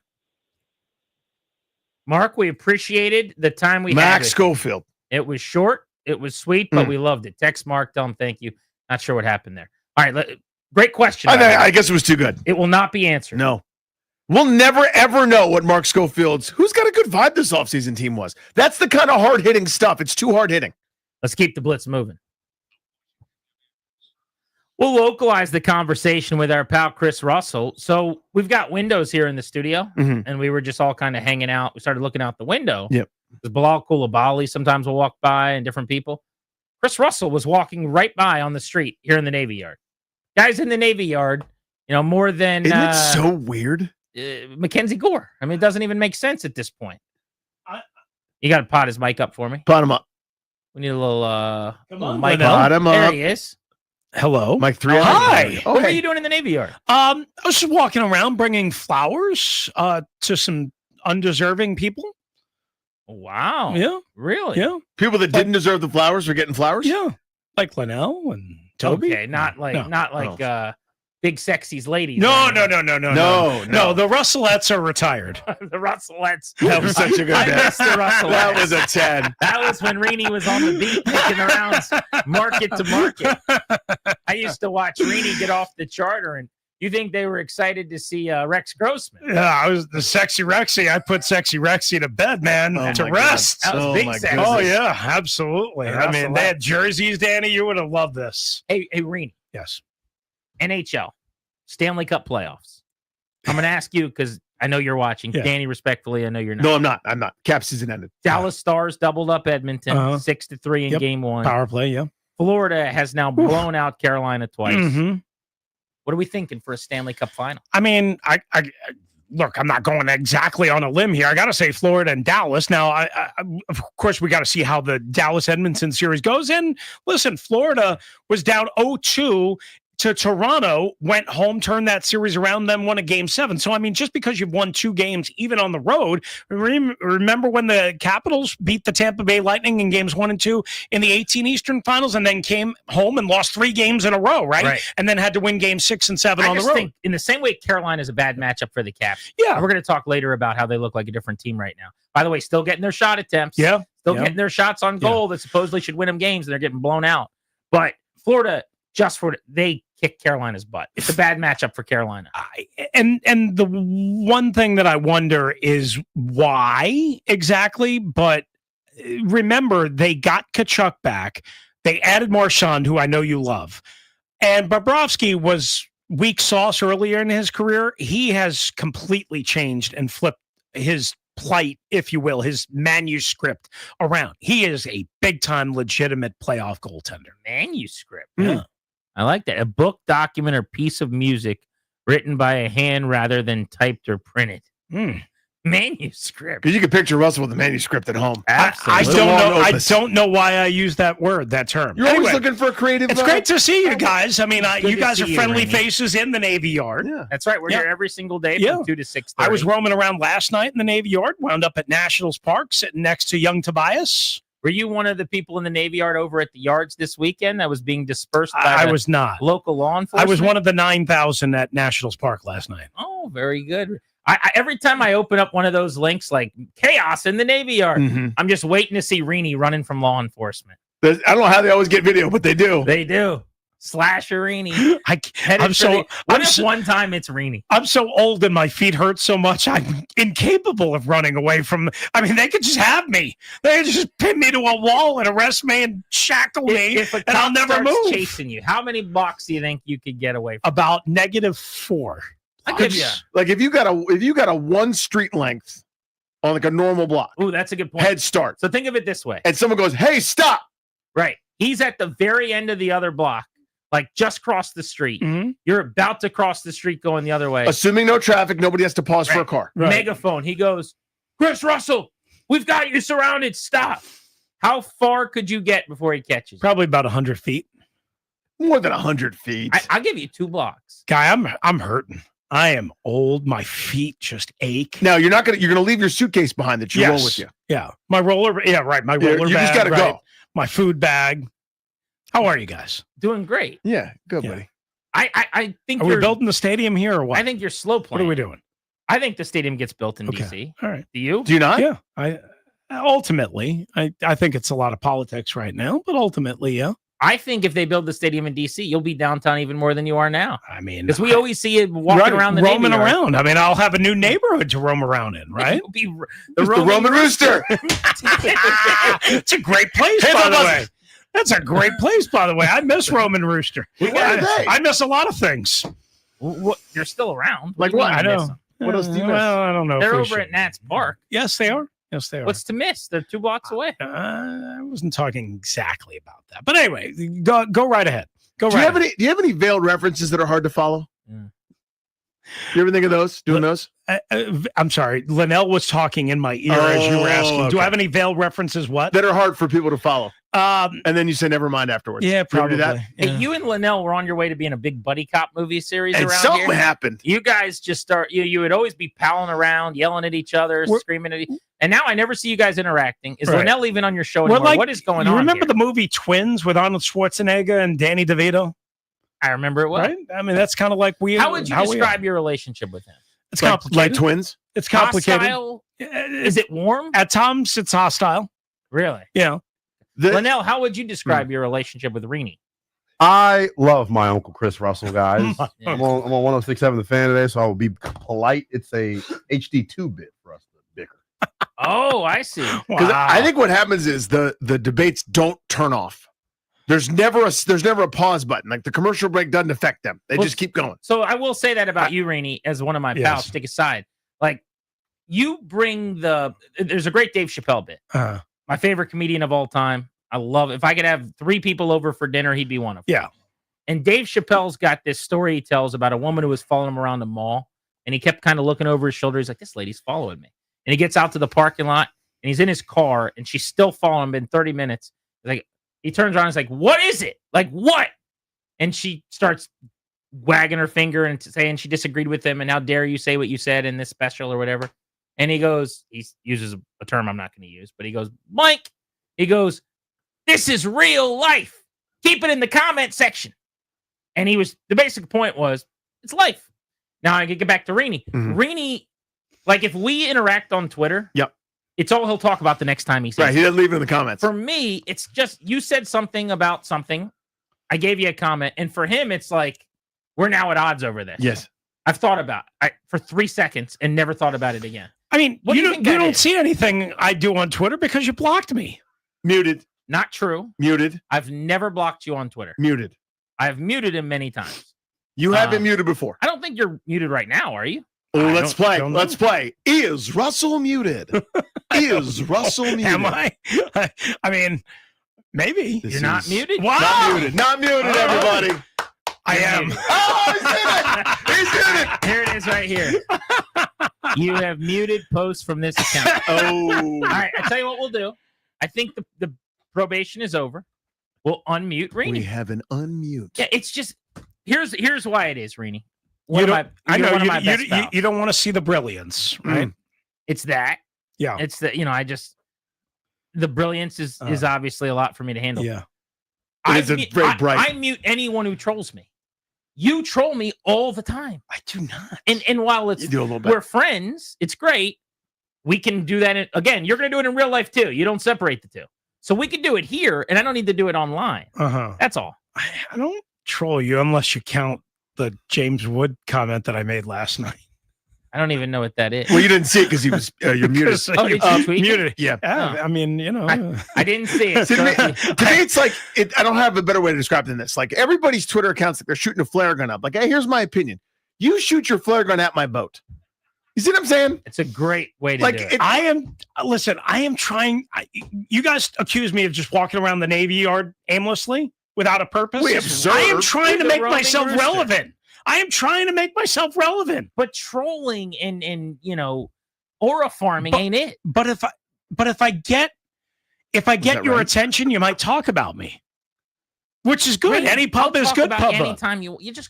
We're best pals. Just I know. call me. I know. Just call into the show sometime. Okay. Have a reasonable take. You Or don't have just to- show up, right? You don't have to, or just waddle over You just here from. go in Bilal's alley out there. Yeah. Yeah.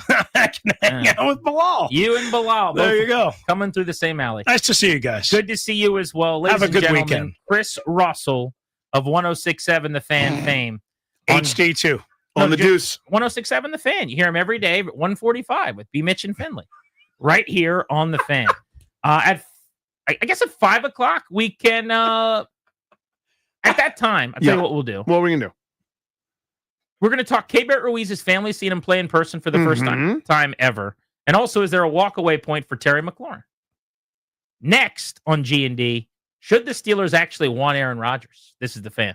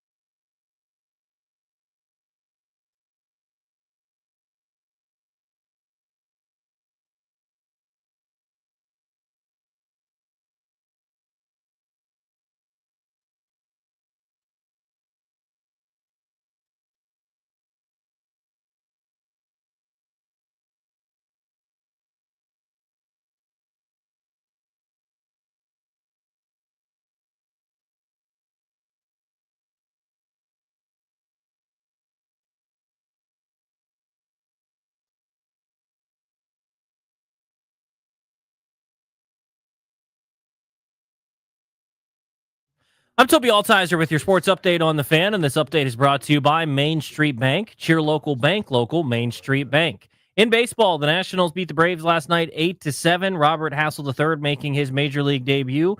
He scored the winning run in the 10th inning to give the Nationals their 5th straight win. They now begin a 3-game series against the San Francisco Giants at 6:45 tonight. You can hear the game right here on the Fan.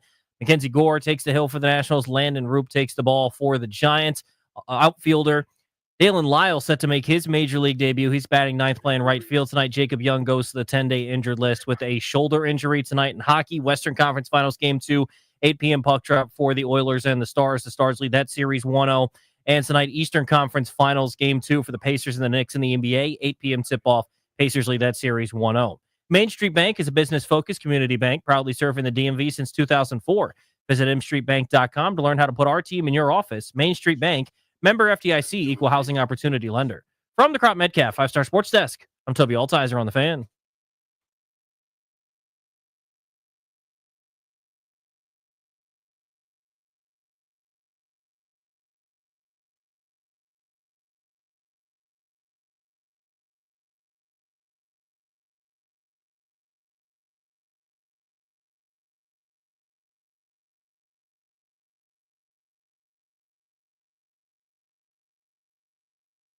With Danny, I'm Grant. This is the Fan. Thanks to Chris Russell and the crew for the Beltway Blitz. Dave Jagler, Mark Schofield stopped by. Brought this up at the end of the segment, Danny, and it actually came up in the Blitz. I haven't heard this angle very often on the Aaron Rodgers conversation, so I'm curious what you think about it. Everybody looks at Rodgers to the Steelers from the perspective of, is he going to choose to play, and is he going to choose Pittsburgh? My question, and I don't think enough people are asking this, is should the Steelers want Aaron Rodgers? He is, and I don't say this disagreeing with any of his takes, okay? I'm not going through one by one what his theories are and thoughts are. It's not important. Yeah, I really don't care. I don't hire players based on any of that stuff, to be frank. But he is a lightning rod. He is divisive at this point in some way. He is one of those guys when he comes in, you have a press conference that's going to cut in both directions where there's going to be people really upset when you sign him. Now, that doesn't mean you shouldn't, but on top of that, I think you've got to figure out what kind of player is he. And if he's still really good and he's an MVP caliber quarterback like he was in Green Bay, you win 3 MVP awards, 4 MVP awards. He went back-to-back. Yeah, at least 3. If he was still that player, I'll sign him. People can have whatever opinion they want to on a 4-time MVP. And good luck. Like him or don't. He was not good last year. Right. That's the huge part of it. He's better than Mason Rudolph, but he wasn't good last year. Is the juice still worth the squeeze? And the last part should be, if you're the Steelers, what is the end game this year with Rodgers? Are you going to win a Super Bowl? I don't think so. Do you? Are you an AFC championship game at that point? If he gets you to 10 wins and into the playoffs, but probably not good enough to make a run. And with Rudolph, you're a 7-ish win team, let's say. Shouldn't they just be 7 wins? Not continue the Tomlin never loses has a losing record streak that doesn't matter at all, and then be in a better spot to finally get their quarterback next year? They don't do that. And now I'm not saying I tend to agree with you. The way that I view it is I go, they're perpetually in the middle. They're the Atlanta Hawks of the NFL. They're the St. Louis Cardinals of the NFL. Now, those teams, historically, and Pittsburgh certainly would be like this, they just don't do the rebuild. They don't do the we're starting fresh, starting over, knocking it down and try to build it from the studs. They've been competitive too consistently for too long. They are what Mike Tomlin has done, frankly, I think is, at times both underrated and overrated. It's underrated because people don't realize how hard it is in this league of parity to never have a slip up, never have losing seasons. And it's overrated because it hasn't translated into much. They're 10-7 pretty much every year and have been close to that for the better part of 10 years almost at this stage. So it's a great program. He's such an awesome coach. Like, he takes what they've given him and gets the most out of it every single year. They had a year a couple years ago where they were outscored. Their offense was absolutely dreadful on stilts, and they were winning games with a block punt here and a defensive fumble recovery late there, and just found a way to eke into the playoffs at 10-7. He does that, seems like every year. It's incredible. They should tear the Band-Aid off and start over, but they just don't have that in their DNA. So they're sitting there going, well, this is the best way for us maybe to get a little bit better, and we'll take our chances and see what happens. I've always been impressed by Tomlin. I think he's a really good coach. He's always been one of those coaches that I would really want to play for if I could choose to be in the NFL and play for somebody. But after a lot of years of not winning in the playoffs, which is where we are now, it does get to a point where you say, how important is it that you never have a losing season? It's kind of an irrelevant statistic. I mean, it's a badge of honor that I'm sure they wear because we're winners and we're not losers. Mm-hmm. They have not won a playoff game since 2016. They have been one and done against Jacksonville, Cleveland, Kansas City, Buffalo, and Baltimore in the years 17, 20, 21, 23, and 24, respectively. They are 0 for their last 6 in the playoffs. And a lot of that comes back to quarterback play, in my opinion. And the only way they're going to get to a point where they're winning again in the postseason and having a chance to win a Super Bowl is with a quarterback. Tomlin cannot get them there. We've seen what Tomlin's excellence can get them. It can take an okay, flawed team and make them 10-win good. It can take a pretty good 9-10 win team and get you to 12 wins, which is kind of been the high water mark. I think they had one 13-win season for him, but they've had 4 or 5 12-win seasons along the way with him. Really good coach, 630 win percentage in his career. But you don't win titles with good coaches. You win titles with good coaches who have great quarterbacks. And they are never in a position to draft a great quarterback. And they're never in a position financially, it doesn't seem like, to bring one in via free agency. There's one way to do it for them. They have to be picking high enough. So they either trade 2 drafts worth of picks to go up the board 20 spots or something, or you just bottom out one year. And for them, bottoming out might mean 7 wins, and it's a lot easier to move up from 12 than it is from 23 or something. Maybe it should be this year. This was Tomlin at the owners' meetings talking about the future at quarterback and Rodgers. He's a free agent. As you guys know, he came to visit last Friday. We had a really productive day. He's been in this thing a long time. I've been in this thing a long time. But there's no substitute for, intimacy and spending time together and getting to know one another in a non-competitive environment. And so that was really good. But I don't have any new updates in terms of where the process is. We'll see where it leads us. How unsettling is it to not have this situation? I'm really comfortable with being unsettled this time of year, to be quite honest with you. It's about talent acquisition. We got 2 main means of acquiring talent, free agency and the draft. We multitask. We do both. Those needs that we fulfill in free agency, we do so there, and when we don't, we fulfill it in the draft. And so I've just learned over the years that this time of year, although day to day could be somewhat uncomfortable, it is a process. It's super hot. Super hot. How hot is it? Is it very? So hot. Like incredibly? Linnell just asked a good question. How hot is it? No, he didn't ask that. Okay. He asked, why does Tomlin catch all the heat for the quarterback fiasco of the last several years and not the front office? Mm-hmm. I actually think it's a great question. It is. It's very astute. So, number one, I would say Kevin Colbert was the GM throughout the majority of the time without a QB. And then Omar Khan took over, who's now the general manager. They have made a change at GM, not because Casey wasn't good, but just because Khan hasn't been there the whole time. He's going to get a little bit less heat. But also, I think the Steelers, in my mind, I'll just speak for myself, that is a coach-centric organization. That's Andy Reid, Kansas City. That's Bill Belichick, New England. When you've been there for 18 years, I mean, did anyone know what Kevin Colbert looked like? Can you picture his face right now? No. I can, because I sat next to him on a flight one time. That's the extent of that. Even Omar Khan, I think I could recognize in a lineup, maybe? Right? I can figure that one out. But is he in a calling the shots? Is he in a meeting telling Mike Tomlin, thanks for your input? I don't think so. I view it as Mike Tomlin is running that show. And I think that's why he gets the heat. I think that's all true. There's the one thing I would add is I do think he's got a bit more influence than your average Bear in terms of as a head coach. So maybe there's one grain more in the, if you're putting the marbles in the who's more to blame for the quarterback thing. But still, by and large, the front office is picking these sorts of things. And there's an organizational culture, and he's got input into that. So you don't view it as Tomlin as Rivera running the show there? I do. Well, I think he's 18 years later. Yeah. You think he's answering to Omar Khan? I do not. Well, I think he's got a lot of influence. I'll put it that way. But So who is the de facto president football ops? You think it's Tomlin? I do. yeah, I suppose. But I feel like, but he's the guy that answers all the questions. He's the guy that's out front. Totally. So I guess maybe that's why, and that's the reasoning there. But yeah, I mean, when changes needed to be made, it took a while sometimes, but they finally were able to like move some assistant coaches and move on from a couple different guys here and there. And it took a long time to do that. So maybe you're right. Maybe it is Tomlin's outsized influence that maybe is why he catches someone trapped. Grant and Danny on the Fan.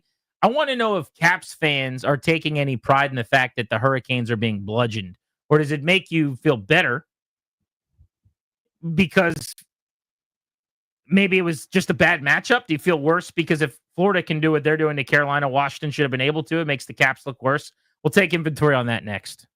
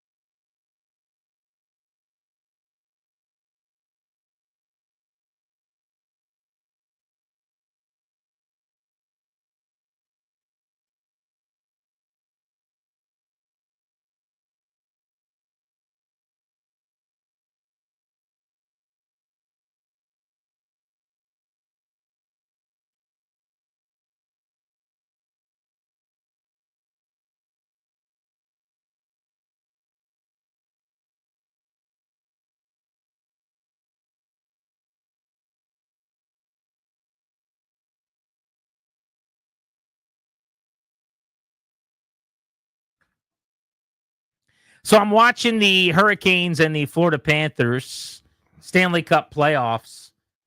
Florida just blowing out Carolina last night. Carolina early in the game was doing some of the stuff it normally does. It was getting its shot attempts and the shots on goal and all the stuff we heard. Was such a problem for Washington. And it's back-to-back games now where the Panthers have manhandled the Canes. By the way, in their building. The place where when Washington went, it was just a house of horrors. And it felt like the Caps could play 10 games there and nothing would ever go their way. Yeah. How many games would it take for you to get one win? So I got to thinking about this, and I want to pose this question to you, and this can be our Grant and Danny poll of the day today, presented by Metropolitan Moving and Storage. Metropolitan Moving and Storage, local, long-distance, residential, commercial, 3 decades of best-in-class service and experience.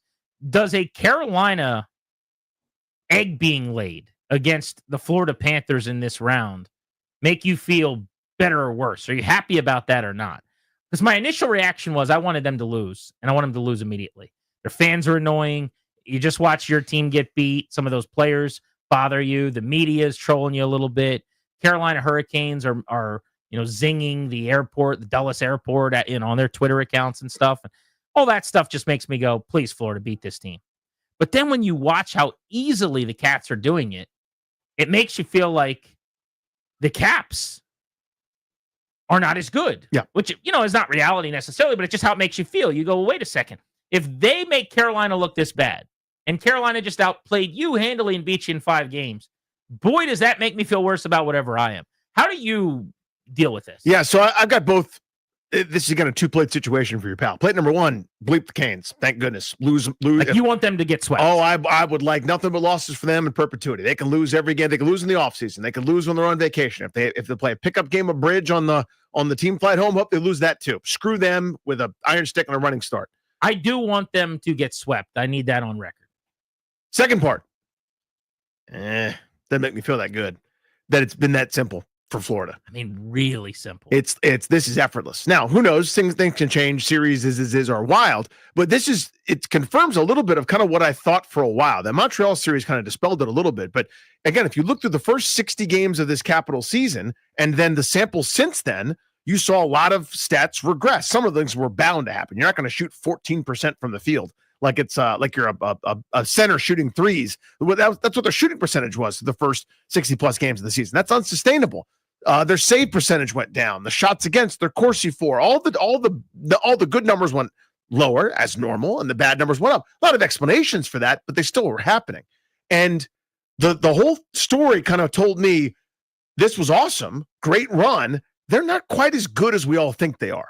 And that Carolina matchup, paralyzing them, kind of reinforced that. And now that Carolina's getting waxed out of the postseason by a Florida team that looks poised to win a cup, makes you think the Caps may be a bit further away.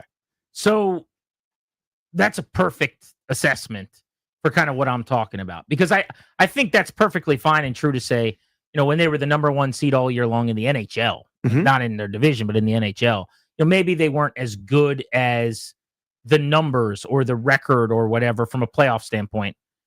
But what you just said is what annoys me. No, I'm not upset at you. No, I understand. But they've opened the door for this, which is people to incorrectly now question the quality of this operation this year, or to talk about how far away they are. When my take, and it doesn't mean it's right, but we're just coming at it from completely different perspectives. I find it annoying when after the playoffs you go, oh, you're so far away, whatever. I just think it's a matchup league. What Chris Patrick, the GM of the Capitals, was referencing when he came on with us. All 4 of the top 4 teams in the NHL, by the way.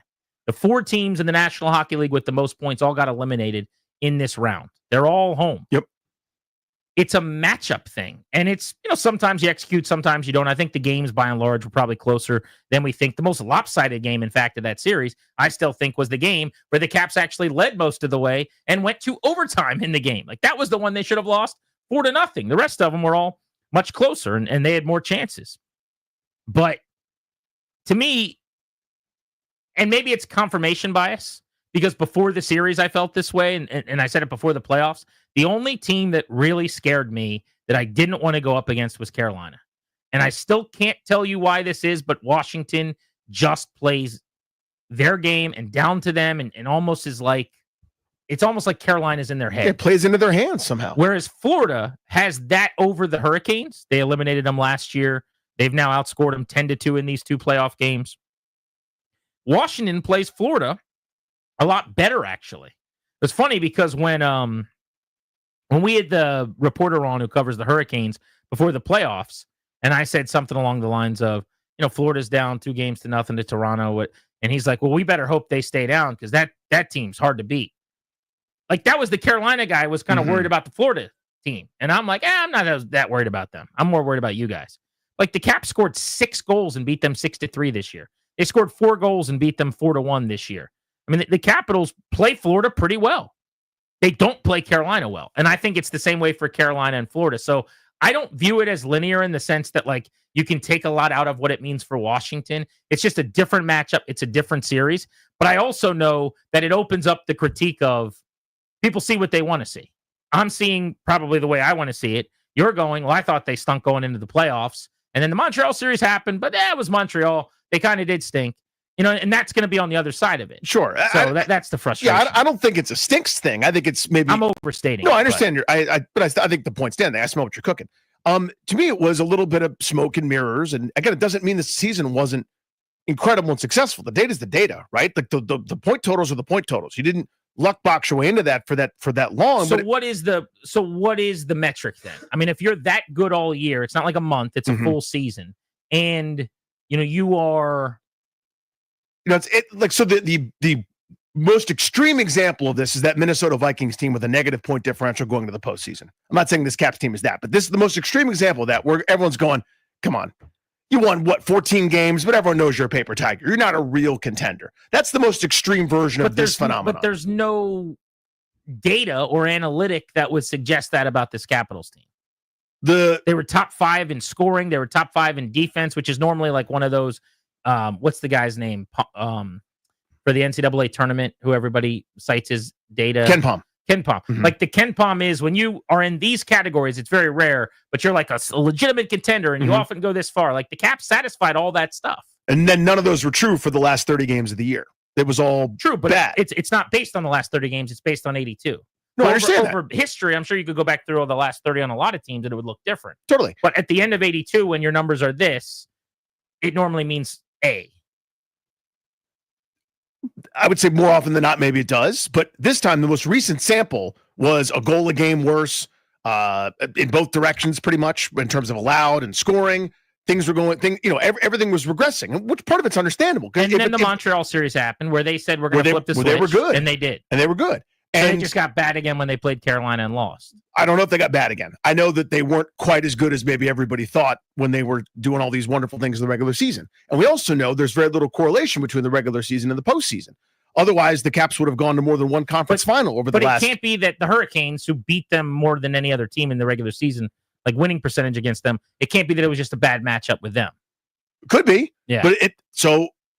But who knows? We'll never know what happened if they played Florida. But Florida's now going to the 3 Stanley Cup finals in a row. Yeah. Carolina has been to 3 conference finals, I think, in the last 6 years, more than the Caps have in 20 years. So there's some correlation there beyond just, that's a bad matchup. Maybe it could just be a bad matchup. Maybe they would have beaten every other team in the postseason that wasn't Carolina. That just happened to be what we got. I guess. It's always so hard to extrapolate. I mean, I have no earthly idea how it would have played out. I mean, would they have missed Martin Ferravari as bad in a Florida series? I don't know. Would they have missed Martin Ferravari as bad in a Toronto series? I don't know. I only know they missed him really bad in this series.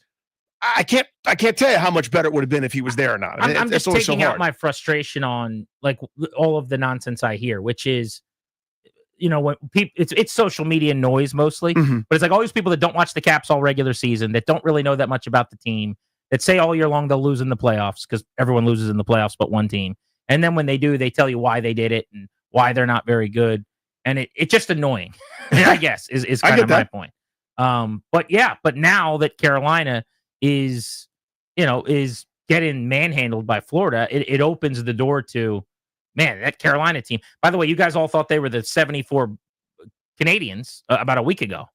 Now they're getting blown out, and it's like, oh, well, they actually weren't good. So the same people that told me how they were this insurmountable, unbreakable force, the best team that's ever lived, the 85 Bears on crack mixed with the 2000 Ravens on steroids, now they suck, and the Capitals are so bad that they lost to them. So it's just one of those where if you don't win the championship, you were awful, I guess, in hockey. That's just what I've experienced for 20 plus years from all the experts online. Grant and Danny on the Fin. Next hour, we're going to get into the NFL and the Commanders' defense. Who's the most underrated player on Washington's defense? But first, I want to talk to you about the Terry McLaurin contract and when it could come. You're listening to G&D.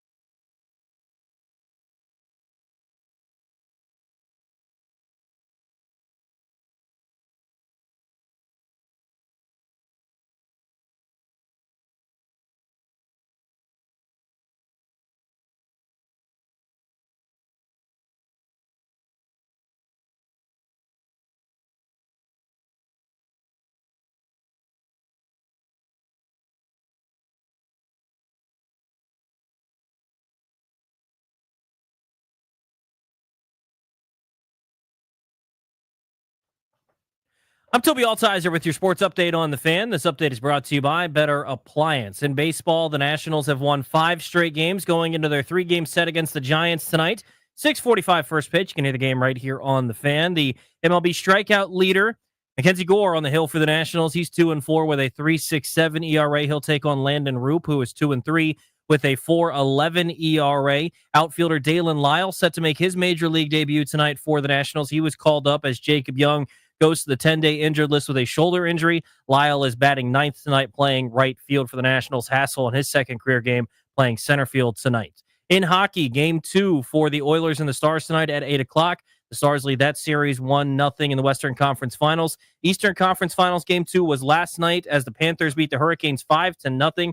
The Panthers take a 2-0 series lead in that one. In basketball, Eastern Conference Finals Game 2 tonight. A thriller in Game 1 between the Pacers and the Knicks. The Pacers won in overtime by 3.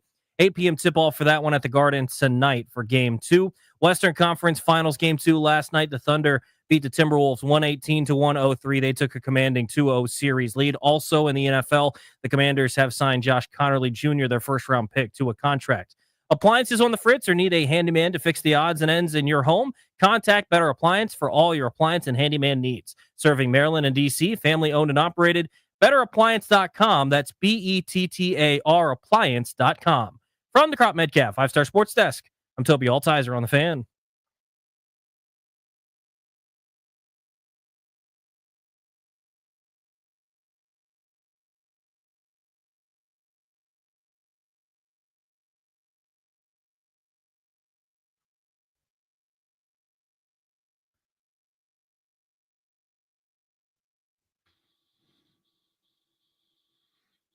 Condori and Murad sponsor this program. Welcome back to Grant and Danny.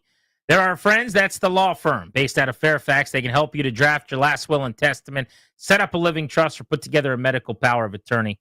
Schedule a consultation with their team today at kmlawyers.com. They can handle you wherever you're at in the DMV. That's kmlawyers.com. They will take good care of you and let them know you're with us, you're a listener to this show, and you get a nice discount. Danny, you wanted to talk about a possible walkaway point for Terry McLaurin. So here's the question. We always do these sorts of things, and it probably does get worked out. He's such a core member of this team, is cut across a couple different regimes to this point. It's been hyper-productive last year, best year of his career. Here's my question. What if Terry McLaurin's camp goes, CeeDee Lamb, who we've been just as productive as if you average over the last couple of seasons because he's had some injuries, or DK Metcalf just got X, or Amon-Ra St. Brown just got Y, or look at what T. Higgins just signed for, et cetera, et cetera, et cetera.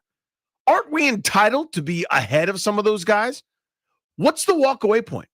What's the point where you would say, if you're the team, you know what, Terry, we actually can't do that. We'd like to have you. I don't think there's any ill will at this stage. And again, I'm guessing that it works out. But it's not just you get to write an infinite check. It's not just we go, okay, the entire salary cap is yours. At what point would you be able to say, you know what, Terry, we can't do that? That's something I'm curious about. I always wonder what that kind of thing is. Because, again, I would imagine everybody's got goodwill here, and the player, the agent, the org, Josh Harris, Adam Peters, Lance Newmark, and everybody, calmer heads will prevail. But what's the walk-away point where you would say, you know what, Terry, we got to go in a different direction? We could take calls on that right now at 800-636-1067, 800-636-1067. I've unofficially, just quick look at the list here, got him about 17th in AAV in the NFL right now at $23.2 million. Yeah, just behind Nico Collins, Michael Pittman, DJ Moore, slotted behind those guys. Deebo Samuel, his own teammate, $23.8 million per year. Yeah. Makes a little bit more than him, so he's now the second highest paid wide receiver, in quotes, because Deebo's kind of a dual offensive piece and a weapon.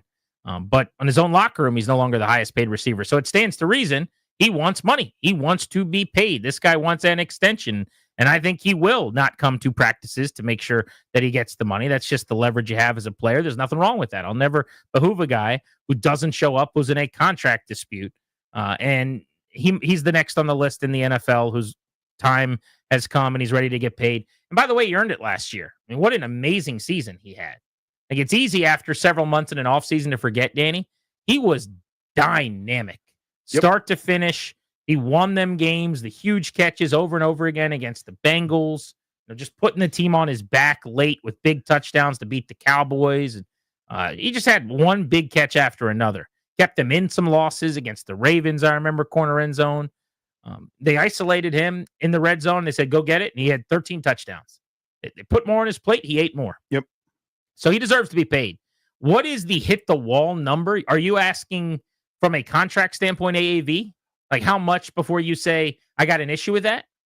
That's part of it. I mean, there's got to be a point in any negotiation, right? Like, let's say you and I are the most valuable employees this station has ever had, and they love us, and we want to keep us for a long time. I like this. Isn't this great? And we go in there and we go, let's give us $30 million a piece. They'd go, well, that's too much, right? That's too high. Even though we think you're great and we love you so much and you've done everything right here. There's got to be a point where you say no. And I wonder what that is. That whether that's years, whether it's guaranteed, whether it's we can do it as simple as AAV because that's how simpletons like myself can boil down contracts and sort of transit what NFL contracts are. What other way would there even be to do it? Right? I mean, the overall number doesn't matter. I mean, so the annual average value, is it the guaranteed number? Could be. I mean, if people want to get sophisticated. But yeah, I mean, so if I'm a McLaurin and Company, for example, I'll go, over the last 3 years, I've put up around 3,300 yards. T. Higgins, who I'm 1,000 yards more than in terms of productivity, just got paid $28+ million AAV. I need to be slotted over that. Is that the best thing for the team right now? All right, so two things. Number one, I would say to Terry McLaurin in this hypothetical, if I'm Adam Peters, you're right. That is what T. Higgins got. And he's 26 years old, and you're about to be 30. So he got a longer contract, maybe than I'd like to give you. And he got a lot of money because his best days are probably still ahead of him. Prime of the career in that 26 to 30 range at the wide receiver position, probably. But I'm going to play along here. So prefaced with this, I don't think this is reality. I think they're going to get a deal done pretty easily. He wants to be here. They want him here. It just hasn't happened yet because it's not the time of the year where they get these things done, which is right around training camp. And I have no reservations about a Terry McLaurin contract happening. I think it'll be the easiest thing for them to pull off. But just because you've asked, I'm going to answer the question and play along. What number would he demand that I would say no to? $35 million is too much. He wouldn't ask for that. So Jamar Chase makes 40. Okay. Justin Jefferson makes 35. Mm-hmm. CeeDee Lamb makes 34. If he said, I want to be paid like CeeDee Lamb, 34 mil. No, not doing that. Over like a 3-year deal, probably, right? That's what we're talking about. Maybe a 4-year deal where the first 2.5 are guaranteed or something. I'm not doing 34. I think he's entitled to $30 million a year. Look at the guys that make $30 million right now. It's Tyreek Hill, who had a down year last year and is as old as McLaurin.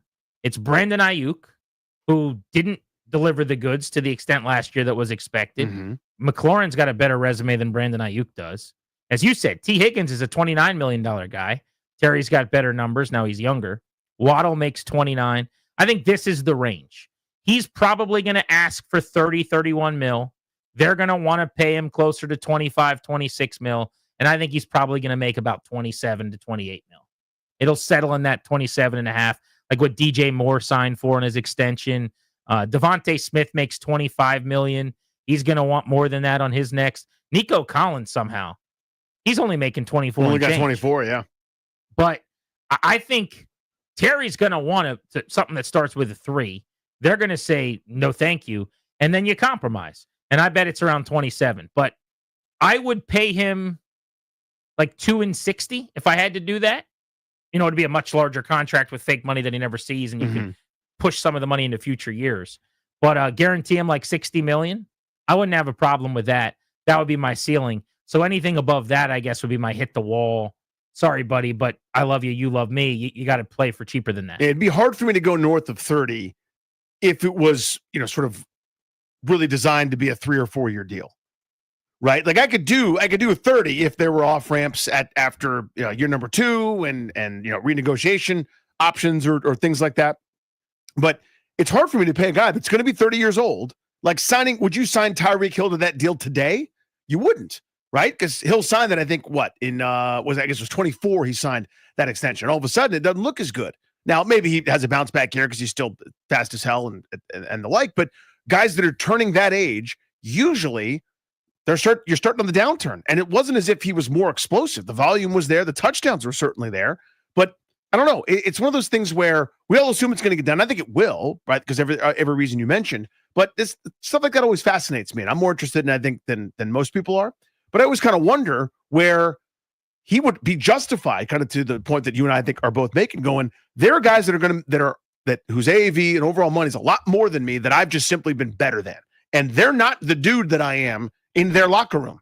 I'm here. I am the success story. I am the example. I am the person. When you have a young player that comes to the team, you go follow around 17, do what he does, and you'll have a great chance to make this club, right? That's worth something to you. So I wonder what the walkaway point is. That's all. That's my question. Let's go to Joel in Falls Church on Grant and Danny. What's up, Joel? How are you? I'm good, guys. How are you guys doing? Good, buddy. Well. Happy long weekend. You too. So, to the point Danny just made, he's the face of the franchise. Obviously, Jaden's going to take that this year if he hasn't already. And so I say it's franchise tag money. So what's the average of the top 5 guys? McLaurin's a clear wide receiver 1, not the best in the league, but deserves his kudos, his flowers. He's our guy. Pay him a little bit more because he's our guy. What's the average of the top 5 guys? That's what Terry gets.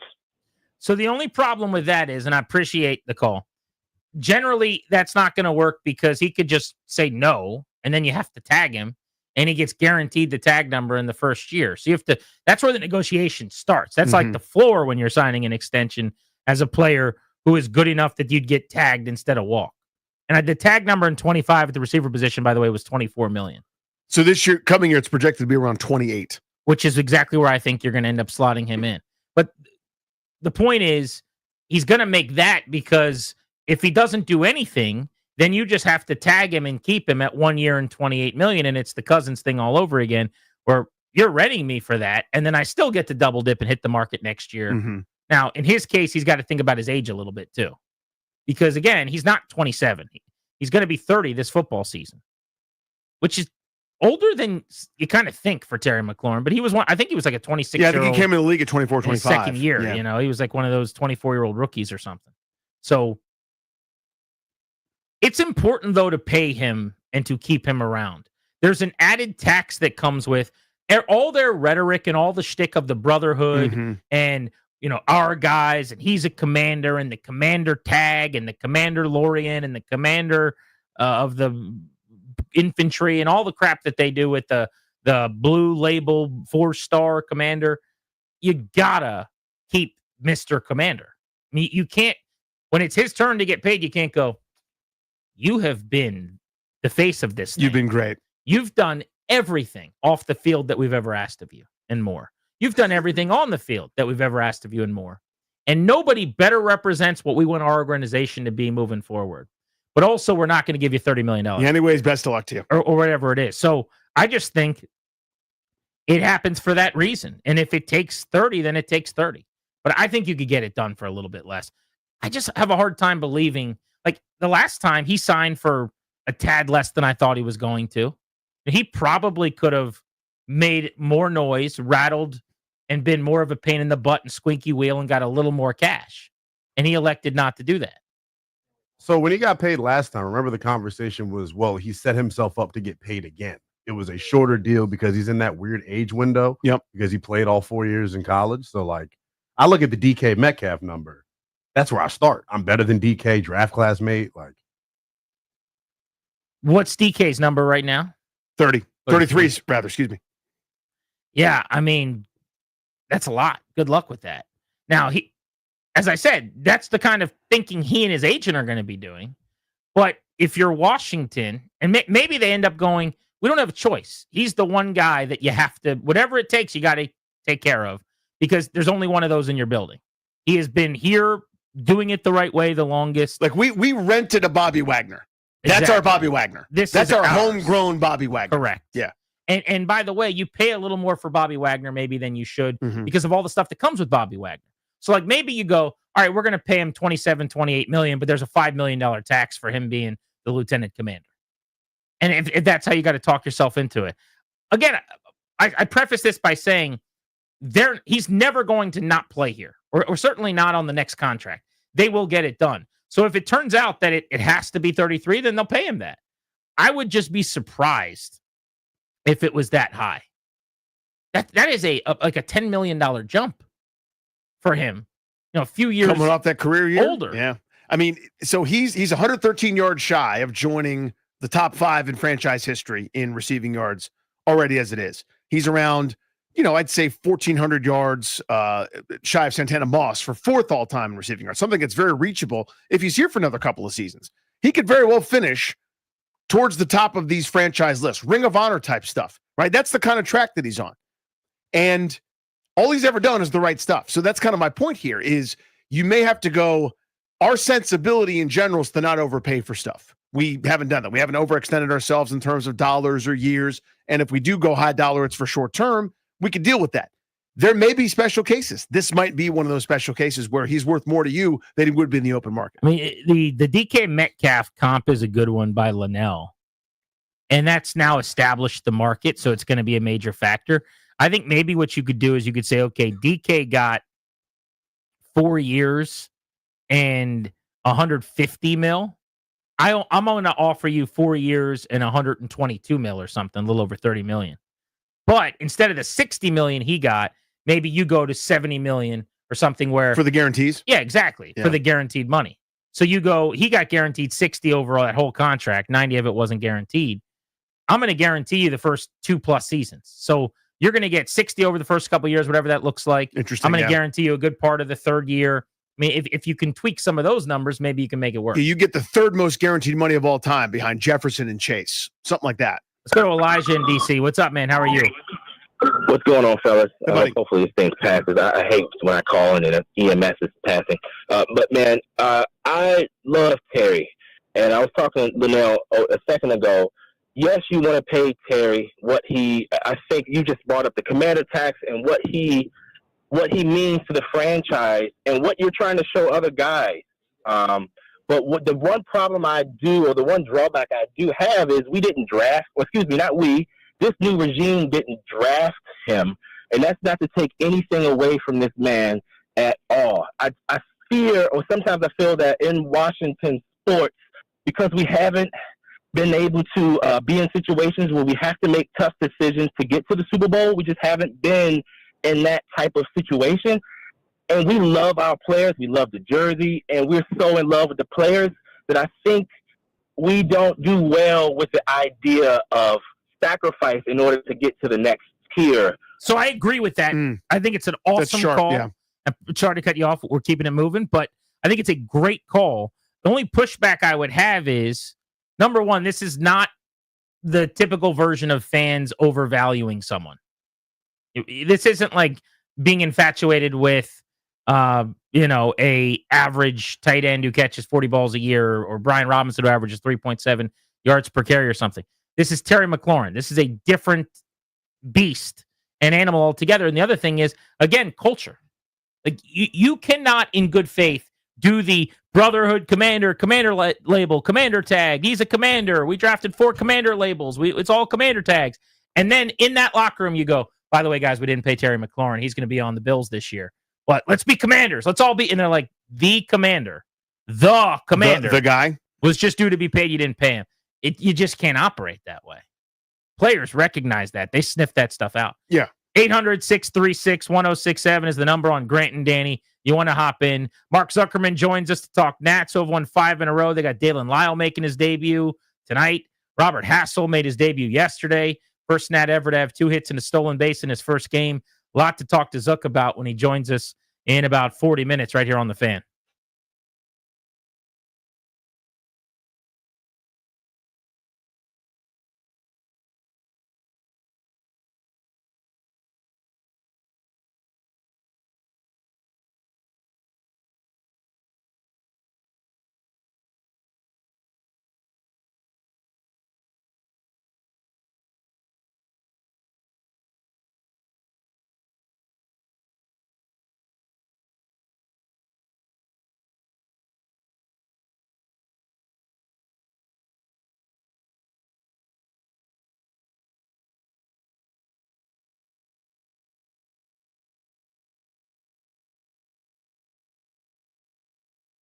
Guys, it's Grant. FanDuel is the best place to find all your favorite player props right now. You can make the smarter play with new performance trends thanks to some of the changes at FanDuel. If you want to see if a player is hitting the over consistently, or you want to see how often they've got triple doubles, or if they're flirting with one in that moment, you can get the latest stats inside the app, see who's heating up, see who's performing well and who isn't without leaving the app. You want the game stats as they're going on, they got them for you. Once the game starts, things get interesting. You get smarter with the numbers. You can combine live prop bets and a same game parlay for a chance to win big. If you don't have FanDuel, it's not too late to get in on the action. $200 coming your way. Win a $5 bet. You got to bet 5 and win. Get 200 in bonus bets. FanDuel.com/GP. FanDuel.com/GP. Must be 21 in Virginia. First online real money wager only. $5 deposit required. Bonus issued. Non-withdrawable bonus bet expires in a week. Restrictions apply. Terms, sportsbook.fanduel.com. Gambling problem, 1-800-GAMBLER.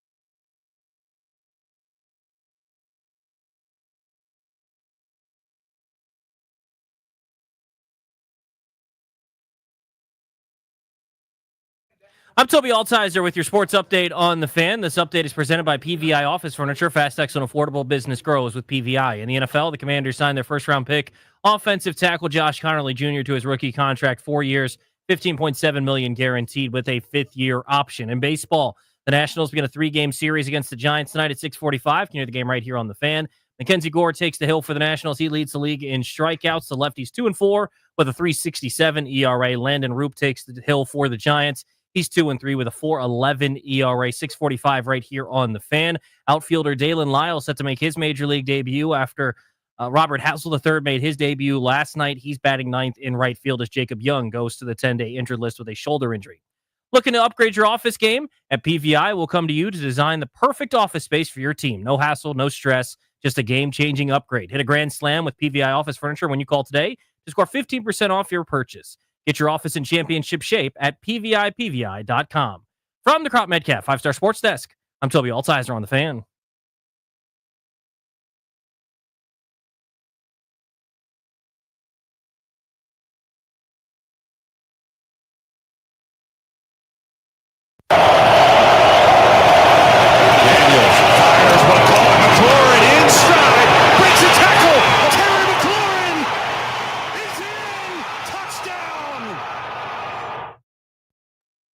NFC Championship game, Kevin Burkhardt on the call via Fox. Terry McLaurin balled out for Washington. That was one of the big plays he made. There were a bunch of them last season where he caught the ball on the fly, made defenders miss, and ended up running 40-plus yards into the end zone. For the season, 82 catches for 1,000 yards and 13 touchdowns for McLaurin, averaged 13.4 yards per reception. A massive improvement last year from 1 year earlier. The catches and the yards were fairly comparable, but yards per catch was up. Touchdowns went from 4 to 13. Success rate went from 49 to 58 at the receiver position. Yards per game went from about 58 to 65. Everything was up. Even the catch percentage, substantial, from 60% of throws his way to 70%. It's amazing what happens with a good quarterback and a competent offensive coordinator, huh? Boy, there was some correlation. Things get a little easier and better for you at wide receiver. But the question is, Danny is curious and has been thinking about this. Like, what is the walk-away number? What is the walk-away point in a conversation with McLaurin? And I guess my answer is there isn't one. I mean, I would not pay him top-of-the-line money at wide receiver, but at the same time, he's not going to be asking for that. So I want to ask you a question because we didn't get to this last segment. It's my opinion that this, while a reasonable exercise, and I understand why you asked the question, is irrelevant because he wants to be here. They want to pay him. And I think there is no chance that they don't pay him. Like, there's no such thing as zero chance or 100% of anything in the NFL. Sure. But I would say the chances of him not being a Commander on a new contract are less than 5%. Do you agree with that? I would say somewhere in that number, yeah. I mean, something would go haywire for that to occur. So then I guess I'm wondering where the interest in this comes from. It's my own fascination with things. I don't know why I'm fascinated with this kind of stuff. Like, how I always do those hypotheticals, like, how much money for that? And you go $1,000. I'm like, you really would turn down $981? And I go, what, $944? Whatever that is, I'm fascinated with it. Most people don't care, and they just carry on living their lives. I love it for some reason. And this is the ultimate marriage. This is, you want this? I want this. Great. Let's get it done. Right. Goodwill, nothing but goodwill. But at some point, he would have a case to walk in and say, I am more productive than Metcalf, Ayuk, Higgins, Waddle, Moore, Devontae Smith, Calvin Ridley, all people who are paid a lot more than me. I would like to be way, way, way, way, way up higher in these AAV standings and the guaranteed money standings.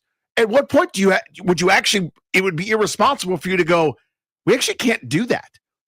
There is a walk-away point at some point where this unbelievably valuable, really good player would be asking for too much. And I wonder what that number is. I don't think it's realistic that he would do that, by the way. Simply saying that number exists, and I'm always fascinated to find it. And most people, as you correctly pointed out, just don't care about that sort of thing. So I want to go back to the Metcalf point because I've thought a lot about that because I think it was a good one that Lionel brought up with what DK made and how if he's making that, Terry can ask for more. Terry McLaurin's going to turn 30 in September. DK Metcalf will be 27 until December. They're in the same draft class. They're 2.5 years apart. I mean, you're talking about 3 football years of age difference. That's a big, big deal. So that would be, while a pain in the butt for Terry and the agent to combat because he doesn't play old, he doesn't play like he's 30. That is a thing. Hey, DK got this. The 27-year-old? Yeah, he did. Well, I'm better than him. Okay, he's also going to have 2 more years probably of whatever level you guys both play at. And that's just one guy who happens to be in his draft class. He's basically 2 years older than the dudes in his own draft class. So that is something that will possibly lead to him getting less. I mean, it did last time, right? They all got similar amounts. Debo's in his draft class, by the way, too. If you think about Debo in the same vein, he makes a little bit more in terms of AAV than McLaurin does, and he's nowhere near as productive. He's actually basically the same age. He's a little bit younger, but they're both 29 years old. They both turn 30. In Debo's case, he'll turn 30 after the season. Terry turns 30 in September. So this is like his age 30 season, whereas Debo's is next year. But they're both at least 29. So he's like 1 year older than Debo. But I just think his age does present an ability for the team to go, we're knocking it down a little bit from that. And this year was an unbelievably productive year from a touchdown perspective. But you're still talking about a guy that didn't get 1,100 yards. And again, I'm not knocking him. I'm simply saying from terms of that elite status, whatever the hell you want to call it, this was a career high where you had more touchdowns than any other 2 years of your career combined. That's a little bit flukish. That's a little bit over the top in terms of what's repeatable. He'll try to get paid on the touchdowns. I'm not paying him on the touchdowns. The touchdown thing was a correction for sure, but your career average is probably around 5 a year. Yeah, the only other blip was his rookie year where he was 7. It's 4, 5, 5, 4. There's a common theme there, right? It's 38 divided by 6. Quick math. Six and a quarter. I mean, so you average about half of what you had this season, and that's where you're generally going to be is 5 or 6 touchdowns. But to your point, I mean, this is where when you start talking about this, and this is what Adam Peters has to deal with. That's why I don't like arbitration. I try to avoid it. Yeah. But now I got to talk about sweet little Terry, and I'm picking nits, and I'm trying to find things. But he is a lock to go catch me 75, 80 balls. He is a lock to play 16, 17 games. I mean, he has not missed a game in 4 years. That is true. He missed a couple his second year. He missed a couple his first year. I think he missed 4 games in the first 2 years. Remember, there was a time where he was banged up, but still played through it. It was a foot thing coming out of training camp and preseason stuff. Absolutely. But he Everybody's played, banged yeah. up. But he has not missed a game in 4 years. It really hasn't affected his play all that much in 4 years. But he has not had 1,200 yards ever. 1,200 is not a crazy, like, Jamar Chase is going for 17, 1,800, right? Justin Jefferson gets off the bus, yawns, wakes up. He's going for 1,550. And then the question is, how many more than that on the other side? Like, so this is a volume fed, let's force him the football because he's our best guy, wide receiver that deserves all the love he gets. But it's 80 grabs to get me to 1,050 or 1,100. You know, this is 12 and a half, 13 yards per catch over the last 2 seasons. Over his career, it's closer to 14, but like last 4 years, it's right around 13 and a half per catch. So just with that math, to get to 1,300 yards over like a 3-year span of what he averages, it's going to take close to 100 catches. It's going to take 96, 97 catches. I mean, he's never had, he had 1 year where he had 85. So he's not going to claim or want to be paid like an elite wide receiver, but he played like a top 10er last year. I think he's probably top 15 pretty confidently. I could put that in pen. I'll put top 10 in pencil. I'll put top 10 of 15 in Sharpie. That's where he is right now. Yeah. And I think that's all fair. But again, it's the complication of what he means to you, what he's meant to you, what he'll continue to mean as you're establishing this program. 1 year does not a program make. It's a great start. It was awesome. I had fun too. We all did. But you sort of need to continue to keep the train on the tracks. And kind of your point that I think you made that's a very, very good one is, what example are you setting if you don't pay him? The other thing is Jaden doesn't make money yet.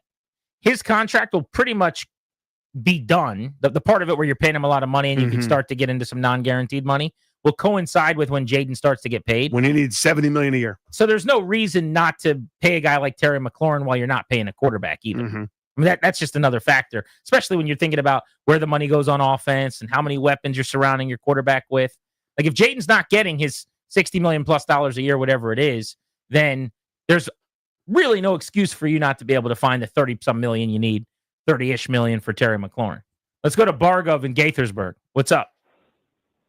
Yo, what's up, guys? Hey, buddy. I'll present the emotionless, shrewd hedge fund perspective on this. Perhaps, look, sometimes it's better to go out when you're on top, as opposed to wait for the fall down. So maybe with Terry here, we've gotten the best years from him. We offer him a price. If he wants something more than what we think is affordable or prudent economically, then, maybe we just move on. It's sad. I truly believe he's the heart and soul of the team, so it's kind of a weird contradiction, but sometimes you just gotta maybe sell high. And I know we're not trading as a sell high, but is he really top? Is he top 20? Is he top 15? I don't know. I don't think he's top 10. Probably closer to 20 than 10. So where does that leave us? That's all I gotta say. Appreciate you. And right now, the second he may be top 10 for the sake of argument, will he be next year? Because now you're signing up for how many more years of it, right? Well, I think he had a top 10 season last year. I think it was the first time he did. Which is not a knock. That's just my observation. Yeah. But I would not call him a top 10 wide receiver moving forward. I don't think that, Commanders fans may get bothered by that. I don't think that's a knock. I don't either. This is always such a hard thing. A really good player, more valuable to us than he would be to Philadelphia or Dallas or Minnesota or some of the places where they've got or Cincinnati where they got superstars. He's our dude. Love that guy. Yeah, he ain't AJ Brown. And by the way, it's not an insult. No, it isn't. People get butthurt about that all the time. Yes, they do. He's the best. I love him. He had such a good year. Mm-hmm. And he squeezed every dropout last year. That's right. Everything that he had, you got. Faders turned up to 100 across the board. He gave you, that was max capacity Terry McLaurin. Now, he might be able to put up more numbers with more targets, more catches, more yards, better usage, or, scheme it up a little cleaner, or maybe with better weapons around him, Debo taking attention away from him or something. But I don't know that there were a lot of plays he left on the field with a drop or a misplay or something like that. Max in Stafford, what's up? Hey, guys. Grant, you brought up a point about the TDs and the yards, and you got to go back and look at who was throwing him the ball. Who was the number two? Who was beside him that can take some heat off of him? And most importantly, who was throwing him the ball? That's why he doesn't have the yards. That's why he doesn't have the extra TDs that he should have as a number one receiver. That's a big part of it. Honestly, I think so. We addressed that. Everything from the offensive coordinators that he was under to the quarterbacking situation. There was one year where Sam Howell, it wasn't for lack of slinging the ball around, right? I mean, they were throwing it a whole bunch. I'm not telling you Sam Howell's good. I've got evidence that says he's not. But it's still, you got 100, I think it was 130 targets that year for him. You know what I'm saying? There is never going to be a time, no matter who Terry McLaurin's playing with, and this is my personal opinion where I'm going to get into trouble, where he would put up a year like Jamar Chase just did, where he would ever do a CeeDee Lamb 1,700-yard bit, or he would do what Malik Neighbors would do with the same targets from a quarterback, or maybe even Brian Thomas, who just had 1,300 yards and 10 touchdowns this year. So for me, I think there's some merit to what he's saying. The better the quarterback play, the easier your job gets. Yeah, we just saw it. Absolutely. But I don't subscribe to that theory when it comes specifically to yards. There's a benefit to being on bad teams with counting stats too. And I don't care who your quarterback is. When your team's not very good, or your defense is bad, or when you're chasing games, you think when the Vikings were 14-3, Justin Jefferson was getting numbers because they were down 20 in games? They weren't.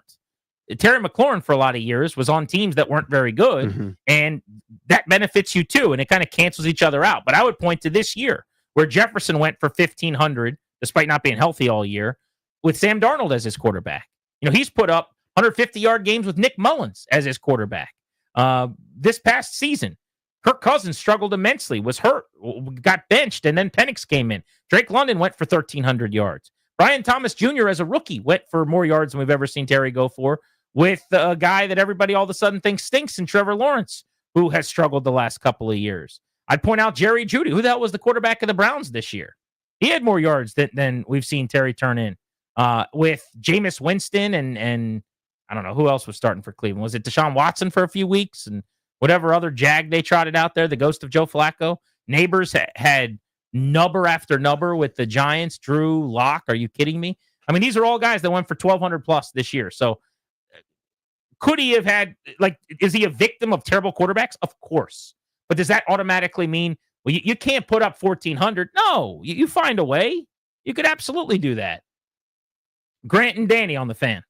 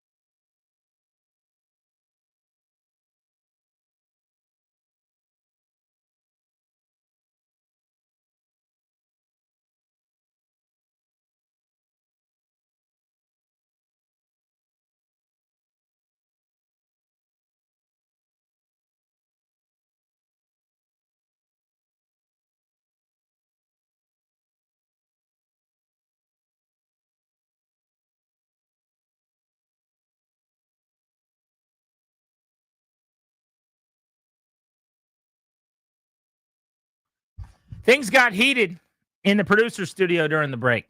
I don't know who was yelling at whom about what. It's very loud. But it was a lot. There's lots of yelling. Yeah.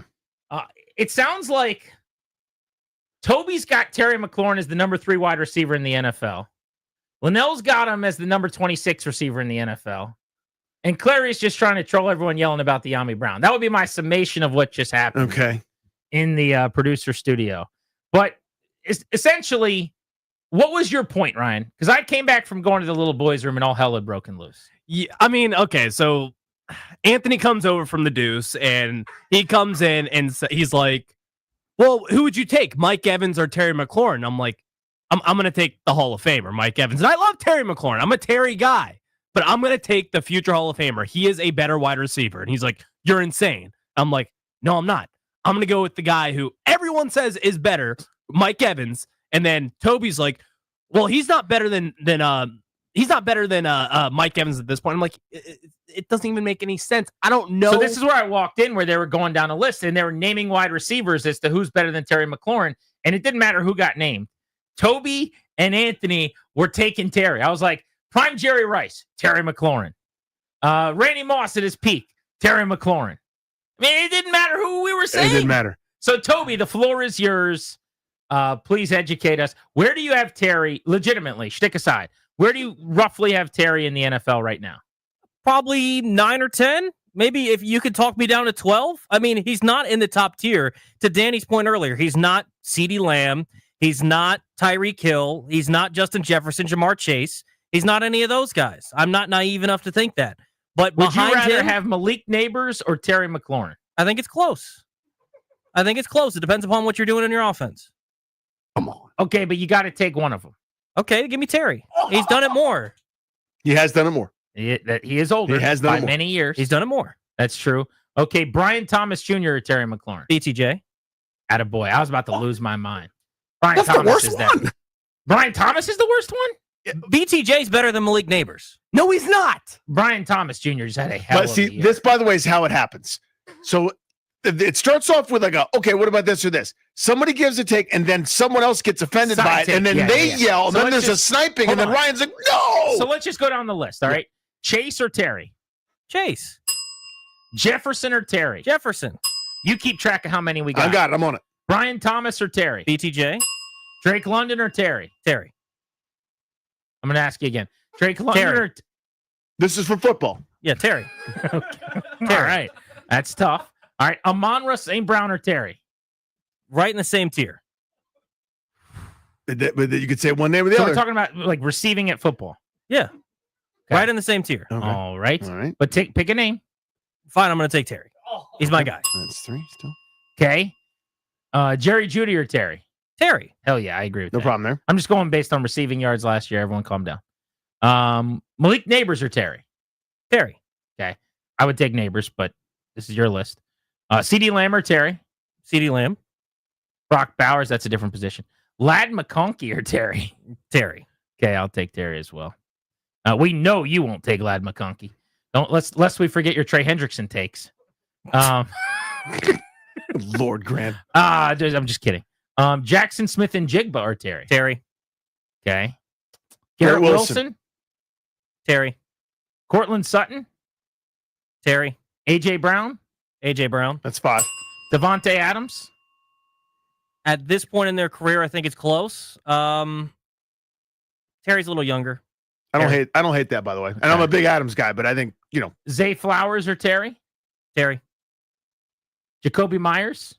Terry. Calvin Ridley? Terry. Nico Collins? Terry.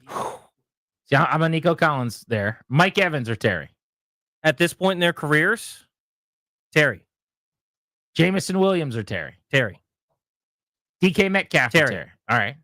So we'll cut it off there. So you got him as the number 6 receiver. But there's in more. the There's NFL. Puka Nacua, Tyreek Hill, T. Higgins. You didn't name like I a just went through Tyree, last No, I year's know, I know, receiver. like a T. Higgins, those sorts of guys. I Okay, can have so a good discussion. Tyreek Hill or Terry? Tyreek. T. Higgins. I think they're in similar tier, different player. You pick one. Terry. Okay. Puka Nacua or Terry? Terry. So now you got him 7. He's 7th overall. I'm telling you, in the that's why I Tobias said he was the back half of the top 10. So I probably would have him 12 to 14 ish. You got him 7. But I like the idea of coming back from the restroom, and if there was food, it would have been all over the walls. Just Everybody's a melee. yelling at everybody about something slightly different. So what happens is one argument starts, then there's a side argument. It's the best.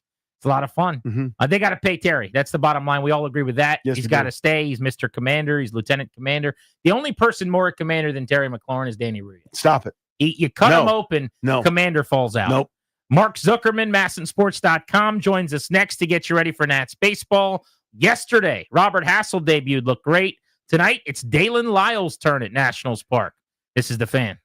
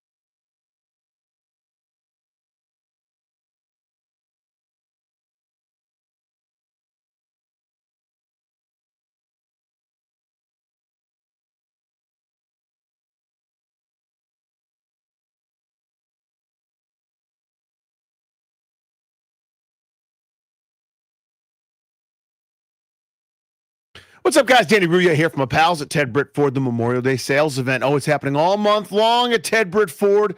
How about a new F-150 XLT from Ted Britt Ford, your F-150 headquarters? How about almost $13,000 off the MSRP, plus no payments for 90 days, or up to $18,000 off a tough new 2024 Bronco Raptor, also no payments for 90 days. New Explorers, close to $5,000 off the MSRP. The MSRP getting smacked around with no payments for 90 days. Or you do what your pal did. I got myself a charged up vehicle. That's right. I got a Mustang Mach-E. You can get a 2025 Mach-E over $25,000 off the MSRP, plus super low 3.9% APR for 72 months and a little Ford Power Promise. That includes a new home charger to charge up your electric vehicle with installation covered by my crew over at Ted Britt Ford. I love these guys. Multiple vehicles over the years from Ted Britt Ford. They are quite simply the best at this. Been in business for more than 60 years. Go see them in Fairfax and Chantilly and tell them Danny sent you.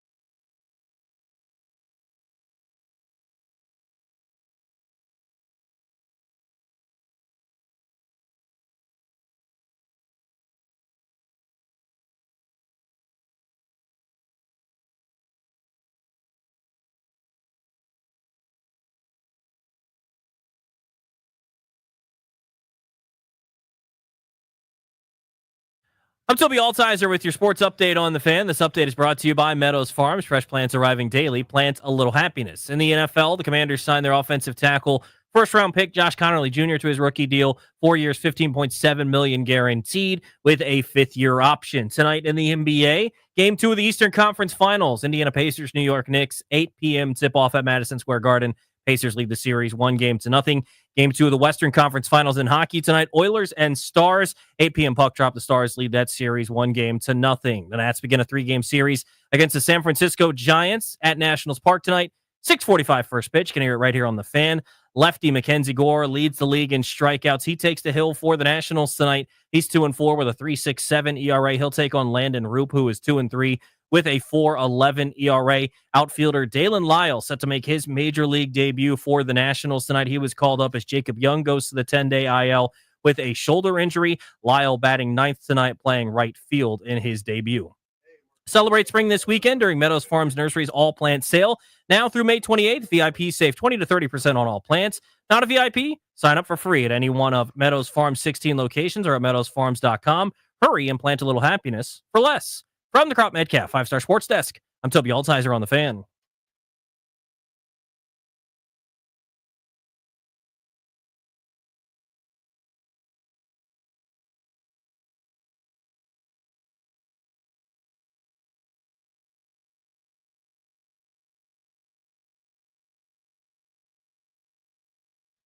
Stretch run of Grant and Danny Nats baseball tonight. They play at 6:45. They're looking for a sixth straight win, 7 out of their last 8.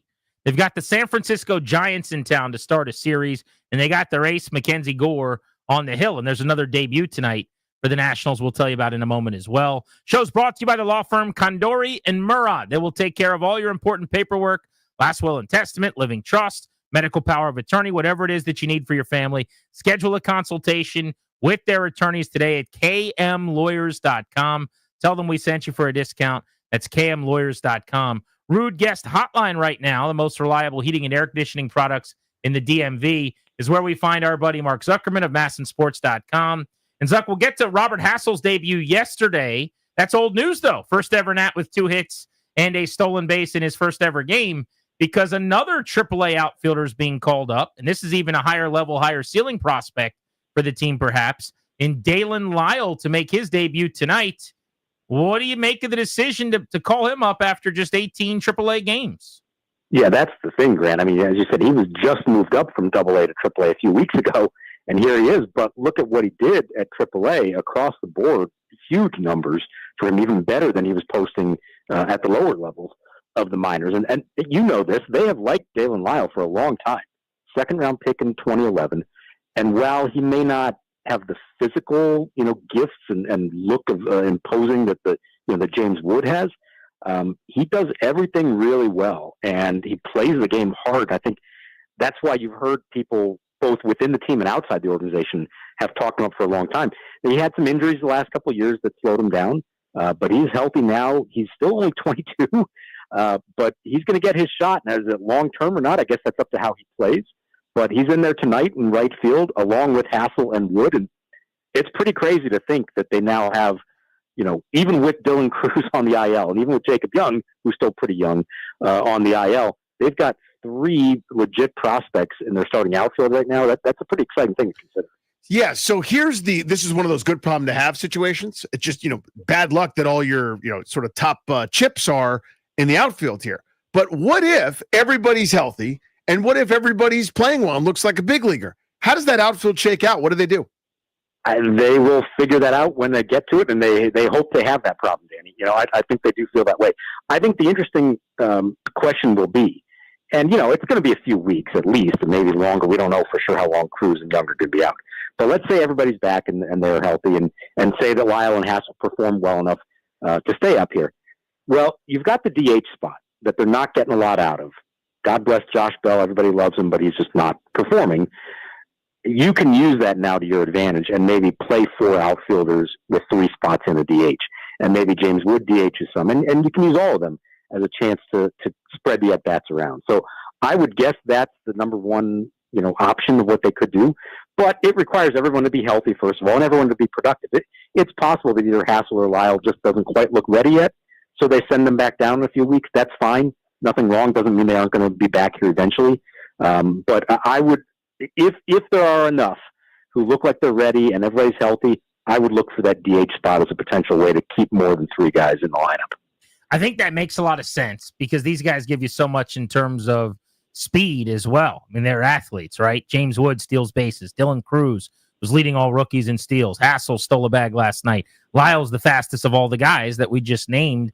He can run. He's got 9 steals at AAA. So there's some, extra bonus to having all those guys in the lineup if one's DHing, even if it's not traditional power necessarily. But your thoughts on this? A lot of people just point to, well, James Wood is DH'd a bunch as it is, and they pull him out as for defensive replacements, which I hate when they do both of those things regularly anyway, because I think it sends the wrong message, and it's made people very comfortable with the idea that you could just DH him, which I think is, 1, overrating any issues he's going to have defensively, and 2, not what you should be doing with your 22-year-old superstar. But I want to kind of pose that to you. When people say DH Wood, I go, absolutely not. My idea would be, if you want to do that once a week to get him off his feet because he's going to play 160 games or something, cool, no problem. The same way you should do that with Cruz after he comes back, or if you want to do that with Hassel or whatever, that's fine. But the idea that James Wood should be DHing semi-regularly or even pulled late in games for like Alex Call, who's not really any better defensively in my opinion anyway, that annoys me. Tag, you're it. Yeah, I'll just repeat everything you just said. I agree with you. It's perfectly fine to do it on occasion, but to have him be like the primary backup DH, I guess if you want to call it that, or the guy who is always going to be the choice for that when everyone else is out there instead. I don't love that. Maybe that's where he ends up later in his career, but it's way too soon to be pigeonholing him like that.